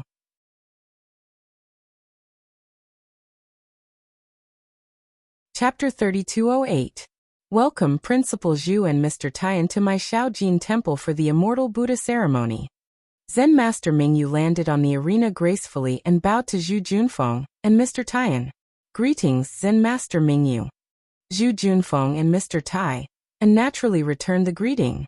Zen Master Mingyu glanced at Xingqian and Mo Jianli, who were still discussing in midair, then faced the audience and said with a smile, "It's a pity that my Shaojin Temple is lacking in manpower. And this is the first time we're holding such a grand Immortal Buddha ceremony. It can't be compared to Chongqing Academy at all." Benefactors who went to Chongqing Academy to participate in the Immortal Buddha ceremony 10 years ago might not have said it out loud, but I'm sure you're already grumbling about how stingy my Shaojin Temple is, right? Boom. There was a burst of laughter below the arena. Everyone had a kind smile on their faces. They didn't think too much about the competition between Confucian cultivators and Buddhists. Although my Shaojin Temple didn't do well today, with the help of Chongqing Academy, I think my Shaojin Temple will do better and better. Zen Master Mingyu continued.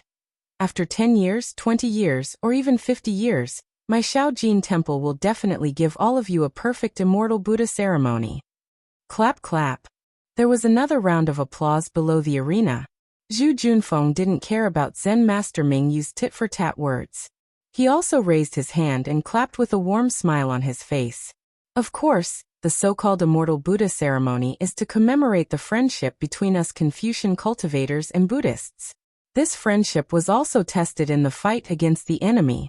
Now the hidden immortal continent, the Western Paradise, and the Thousand Demons Sacred Realm are the proof of this precious friendship. Although time will pass, although you and I will grow old, although the sun and moon will change, this friendship will never change. Holding the ceremony every 10 years is to remind us juniors that the peace of the three continents was not easy to come by.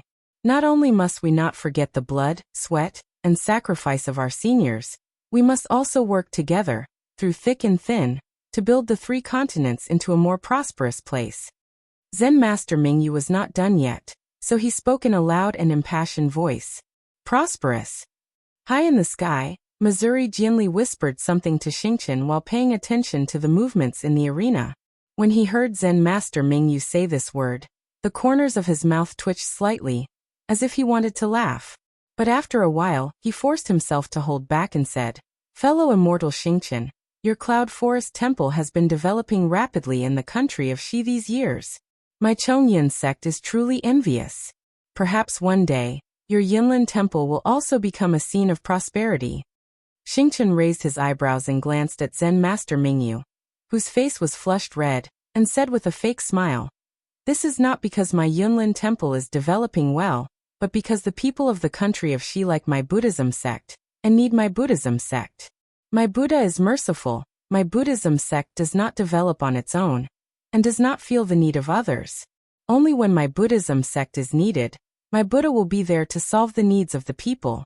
If one day, the people of Longevity Town say that we do not need Buddhism sect's illumination, that we do not need Buddha's salvation, then my Yunlin Temple will immediately evacuate the disciples of Shaojin Temple, and return the Shaojin Temple to Longevity Town."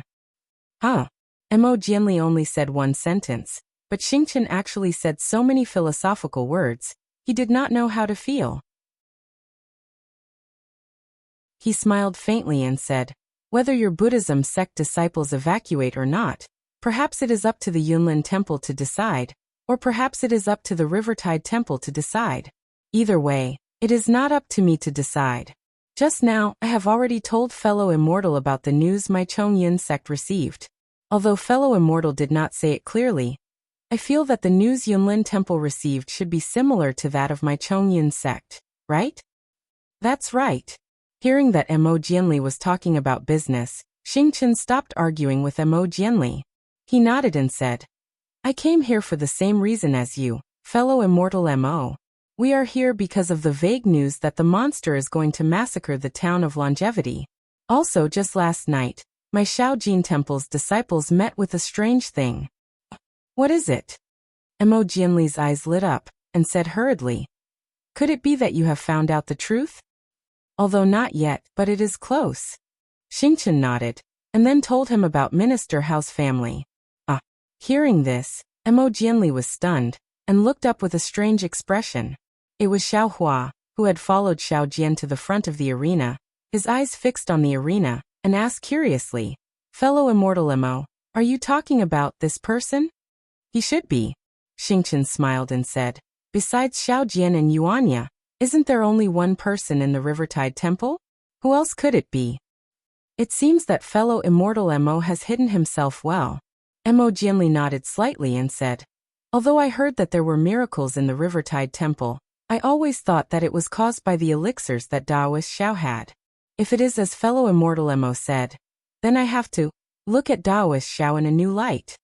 Heh, Taoist disciples have risen from the ashes for a long time, and there have been many in the past, right? They are just decorations for the immortal Buddha ceremony, so you don't have to care about them. Xingchen said with a smile. "Well, let's not talk about the Rivertide Temple." Mo Jianli looked away and said, "I came to Rivertide Town a few days ago, and I met with something in the Liao River outside the town." Then Mo Jianli told Xingchen about the Liao River, and then he pointed at Xiao Jian, who was in the arena, and said with a smile, "The next day, those fishermen went to the Rivertide Temple and reconstructed the so-called golden body of the sea god. Humph, they are all fools. The so-called sea god is just a clay statue, and there is no Buddha." Xingchen sneered and said with disdain. However, he stopped when he saw Mo Jianli's expression change. Mo Jianli was no match for Xingchen when it came to a battle of words, but now they were fighting against an unknown monster together. He could not let others have a bad impression of him. Therefore, he changed the topic and said, "How could it be as miraculous as the disciples of the immortal Buddha sect? However, if what fellow immortal Mo said is true, could it be that the monster is a member of the water tribe?" "Very likely." Mo Jianli nodded and said, "But after that day, I took 2 martial nephews along the river for hundreds of miles, and we didn't find anything. However, according to what fellow immortal Mo said, the ordinary monsters near Jiangqing town have all escaped. Maybe it is really a member of the water tribe in the river. Well, since we have found the monster's location, after today's immortal Buddha ceremony, we will search along the river again. Your divine eye and spiritual sense are marvelous, and my Buddhist sense is also good at observing the subtle. We should be able to find something." "Okay, as fellow immortal Mo said." Mo Jianli clapped his hands and said with a smile, "Let's go and see if the immortal Buddha ceremony of the Shaojin Temple is different from the one of the Chongqing Academy." "Please." Xingchen raised his hand and said with a smile, "I am a host. Please forgive me if I don't treat you well." "Ha ha ha, please." Mo Jianli also laughed, and several people controlled the clouds and soared lights to land on the arena. Zen Master Mingyu flew onto the arena with the help of his staff. Xiao Jian, who was behind him, was displeased. He looked around and found no ladder. The arena was 6 feet high. How could he get onto it? Senior Xiao. Xiao Jian naturally thought of Xiao Hua first. He turned around and called out. However, behind Xiao Jian, Xiao Hua stood there in a daze. His eyes stared straight at the extremely ordinary arena. He turned a deaf ear to Xiao Jian's words. "Senior Xiao?" Xiao Jian called out again, but Xiao Hua still ignored him. Xiao Jian did not dare to say any more. He roared at Yuanya, who was behind Xiao Hua. "Why are you dying behind Senior Xiao? Quick, get Master onto the arena." "Yes, Master." Yuanya answered and ran in front of Xiao Jian. He looked at the edge of the arena and called out, "Master, come here. Disciple can throw you onto the arena." "Throw?" Xiao Jian looked at the somewhat tall arena. He clenched his teeth and said, "Fine, throw then throw. Anyway, this is the only time I will lose face. After the competition, this Shaojin temple will belong to this old man. This old man will be the first to break this arena." As he spoke, Xiao Jian walked in front of Yuanya. He closed his eyes and waited for Yuanya to throw him onto the arena. Arena, the arena of martial arts competition. Stage, the stage of village opera, Lu Town, Piaomiao sect. Xiao Hua stood at the mountain gate. When he saw the arena for the first time, a kind of incomparable familiarity emerged from the bottom of his heart. Scenes of extremely familiar scenes appeared in his mind. A small child waving the clumsy and specious Big Dipper god fist on the arena, fighting with several monks in all seriousness. That childish face was filled with seriousness and longing. Immediately after, there was another huge stage. On it, there were several people dressed in opera costumes singing. Immediately after, there were several indistinct punches and kicks. Zhang Xiaohua, oh Zhang Xiaohua. So you were so cute when you were young. So stubborn. So righteous. Xiaohua's eyes could not help but heat up. Lu Town, my hometown. Perhaps it is in this hidden immortal continent. In his memory, he had never seen this arena in the Dawn Rain continent. Moreover, the Dawn Rain continent did not have anything like a stage. There was also no cultivation sect or Buddhist sect called Piamiao sect. It seems like this Xiao was sent back to his hometown by fate's hands. Only I don't know which country this Lu town is in, and which province it is in. When Xiao Jian walked in front of Yuanya and waited for Yuanya to throw him onto the arena, the corner of Xiao Hua's mouth rose again. He laughed and said, Zhang Xiaohu, haha, that is my second brother. Back then he seemed to have thrown me into the ring just like that. The liveliness of the Xiao Jin Temple's arena made Xiao Hua think of many familiar scenes.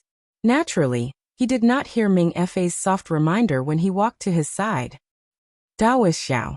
Seeing that Xiao Jian actually wanted Yuanya to throw him onto the arena, Zen Master Ming Yu did not know whether to laugh or cry. Isn't this looking for trouble with the Xiao Jin Temple? Isn't this silently telling others that the Daoist branch of the Rivertide Temple received unfair treatment in the Xiao Jin Temple?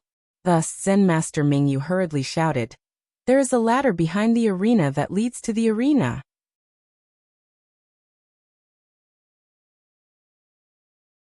Chapter 3209. Why didn't you say so earlier? Are you trying to make a joke out of this old man? What kind of attitude is this? Xiao Jian snorted in annoyance and hurriedly looked behind the stage that was covered by a cloth. Unfortunately, the cloth was very tight and he couldn't see it clearly with the naked eye. Daoist Xiao, please come over here. A scholar with delicate features came out from behind the stage and said with a smile, Hee, thank you, young master. Xiao Jian cupped his hands and said casually, Longevity Academy's students are really sensible. Compared to the monks of Small Gold Temple, you are many times better. In the future, when this old man is in charge of Small Gold Temple, this Small Gold Temple will become Small Gold Temple. I will definitely invite Longevity Academy students to eat and drink at Small Gold Temple for 3 days. That student smiled faintly and didn't reply. He led Xiao Jian and Yuanya to the ladder behind the stage that was covered by the cloth and cupped his hands before turning to leave. Benefactors, on the stage, Zen Master Ming Yu ignored Xiao Jian and said with a smile, I believe that some benefactors already know that today's immortal Buddhist ceremony is different from 10 years ago. The difference is that there is a Daoist sect in Longevity Town's Jiangqiao Ridge who wants to challenge Small Gold Temple's Buddhist sect. Furthermore, if any benefactors were present that day, they would know that this challenge was initiated by Daoist Xiao Jian from Jiangqiao Monastery. That day, this old monk went to Longevity Town to look for Principal Zhu of Longevity Academy to discuss with him about today's immortal Buddhist ceremony. Since this old monk saw that Jiangqiao Monastery had such ambitions, this old monk decided to push this competition to today. Principal Zhu also passed by that day and decided on today's event on the spot, as well as the competition between Small Gold Temple and Jiangqiao Monastery. Zen Master Ming Yu is right. Zhu Junfeng didn't miss the opportunity to say, in this year's immortal Buddhist ceremony, other than the cultivation of Confucian cultivators and Buddhist sects, there will also be a competition between Buddhist and Taoist sects. The price of this competition was decided 10 days ago. Whichever sect loses the competition will disappear from Longevity Town.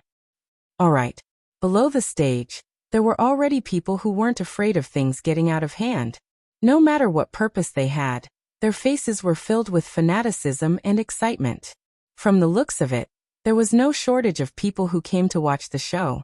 Only my Small Gold Temple has the geographical advantage, and Immortal Academy has also come to participate. That is why this poor monk has given the authority to set the rules to Rivertide Temple's Taoist priest Xiao. Today, I asked Taoist priest Xiao to explain it in front of all these benefactors. When Zen Master Mingyu saw Xiao Jian walk up to the arena, he chuckled and said, "Let's see if the rules are fair." Good.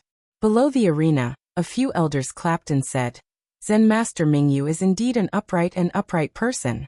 He doesn't bully others." I greet Principal Zhu. Xiao Jian walked up the stage and cupped his hands towards Zhu Junfeng. Zhu Junfeng naturally did not dare to be negligent and also cupped his hands in return. Following which, Xiao Jian walked up 2 steps and stood side by side with Zen Master Mingyu and the others. He cupped his hands towards the surroundings again, as if he wasn't uneasy at all. He smiled and said, "Benefactors, my Rivertide Temple doesn't have many people. Including I, there are only 3 people. Benefactors, you must be a witness for my Rivertide Temple. Don't let this small gold temple shamelessly refuse to leave after our Rivertide Temple wins." Haha! Below the stage, everyone roared with laughter. Don't worry. If Small Gold Temple loses and they don't leave, we will chase them away for you. That's good. This way, I can be at ease. Xiao Jian bowed towards the crowd and said, "Now, I will announce the rules of the competition and let everyone see if it is fair." Good. Below the stage, everyone shouted in unison. Xiao Jian glanced at Zen Master Mingyu and Zhu Junfeng and said, "My Rivertide Temple doesn't have many people, and Small Gold Temple doesn't have many people. If my Rivertide Temple were to compete with Small Gold Temple, it would be fine. However, Chongqing Academy actually has over 1,000 people. If all of them participate..." Without waiting for Xiao Jian to finish, Zhu Junfeng immediately waved his hand and said, "Daoist Xiao, don't worry. My Chongqing Academy only has 131 people. If you say how many people you want to send, my Chongqing Academy will send that many people." Hee, that's good. Xiao Jian nodded. "I feel that Small Gold Temple and Chongqing Academy should send 10 people each." Oh. Zen Master Mingyu looked at Zhu Junfeng. He originally thought that Xiao Jian would ask Small Gold Temple and Chongqing Academy to send 3 people each. He was already prepared to refute. He didn't expect Xiao Jian to agree to Small Gold Temple and Chongqing Academy sending 10 people each. It was really unexpected. Zhu Junfeng smiled. "Even if there are 10 people, your Rivertide Temple will only send 3. Wouldn't you be at a disadvantage?" "There is no other way," Xiao Jian said helplessly. "It is the Immortal Buddha ceremony. Naturally, Confucian cultivators and Buddhist sects will be the main participants. My Taoist sect will only be there for decoration." "Fine." Zen Master Mingyu nodded. "Then how should we compete?" "Very simple." Xiao Jian raised his voice. "Our 3 sects will list out the names of the participants and announce it on the spot. Then they will go up the stage according to the order from first to last. Of course, only 2 people can compete on the stage. The order will be Confucian, Buddhist, and Taoist. Whichever sect's disciple loses, the next sect's disciple will go up. Of course, if this disciple loses, he will lose the right to fight again. The next disciple will wait for his sect's turn to go up the stage. In the end, whichever sect's disciple stays on the stage will win. Of course, my Rivertide Temple and Small Gold Temple, whichever sect's disciple loses first will lose the challenge and disappear from Chongqing town." Hee, I'll say something. Zhu Junfeng waited for Xiao Jian to finish before saying with a smile, "Taoist Zhao's method seems fair, but there are still some drawbacks. If my Longevity Academy and Xiao Jin Temple work together, wouldn't your Rivertide Temple suffer a great loss? One of your disciples is going to deal with 2 of our disciples." Hee, I believe in Chongqing Academy. Xiao Jian smiled. "If I don't believe in Chongqing Academy and Chongqing Town, who can I believe in?" Good. Zhu Junfeng clapped. "Since Taoist Xiao believes in my Chongqing Academy, I will also represent Chongqing Academy to explain to the people of Chongqing Town that my Chongqing Academy will definitely not cheat for personal gain, and will definitely not show mercy in the competition." Good, I will testify. Everyone below the stage clamored loudly. "Taoist Xiao, are you at ease?" Monk Mingyu sneered. Xiao Jian laughed. "I have always believed in Chongqing Academy. And since Taoist Xiao believes in me, then I still have to say a few words." Zhu Junfeng continued. "The key to the competition is Small Gold Temple and Rivertide Temple. Therefore, the order should be Buddhist, Taoist, and Confucian. My Chongqing Academy fighting with whoever is first is unfair to them. Taoist Xiao, don't you agree? That's right. Principal Zhu is right, I really didn't think that much. Xiao Jian slapped his forehead and said, I was thinking about how to arrange the 3 people of Rivertide Temple, so that they wouldn't be at a disadvantage. I really didn't think about this. If Taoist Xiao has no objections, then let's use this order. Zhu Junfeng smiled. Chongqing Academy has no objections to the other rules. What about Monk Mingyu? Ba, I have no objections. Principal Zhu is right. Monk Mingyu said with a smile. Good, since that's the case, I will go and prepare the name list for the competition. Zhu Junfeng clapped. How about letting the disciples prepare for the ceremony? Good, that's how it should be. Monk Mingyu looked up and saw Xingchen, and Mo Jianli, and the others flying over. He smiled and said, it's a good opportunity for the seniors to be our reference. Then Monk Mingyu tapped his staff and said, Principal Zhu, please. Oh, I will go down with Taoist Xiao. Zhu Junfeng did not activate his sword light, but smiled and said to Xiao Jian, then let's go down together. Monk Mingyu nodded slightly. After the 5 of them left the arena, Xiao Jian looked up at the 2 sheds on both sides of the arena and said with a smile, Lord Abbot, may I know where the disciples of Rivertide Temple are resting? Which of these 2 sheds is? Hee, Rivertide Temple only has 3 people. Please come to my Shaojin Temple's mountain gate to rest. Zen Master Mingyu said faintly. After the Immortal Buddha ceremony, I will see you on the arena. Mingyu, aren't you going too far? Xiao Jian was furious. Taoist Xiao, if you don't mind, why don't you come to my Chongqing Academy's shed? Zhu Junfeng quickly said. No need. Xiao Jian shook his head and said, after today this Shaojin Temple will belong to my Taoist sect.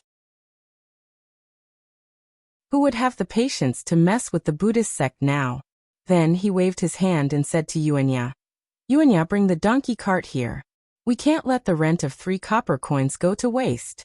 This old man will rest on the donkey cart. Hee.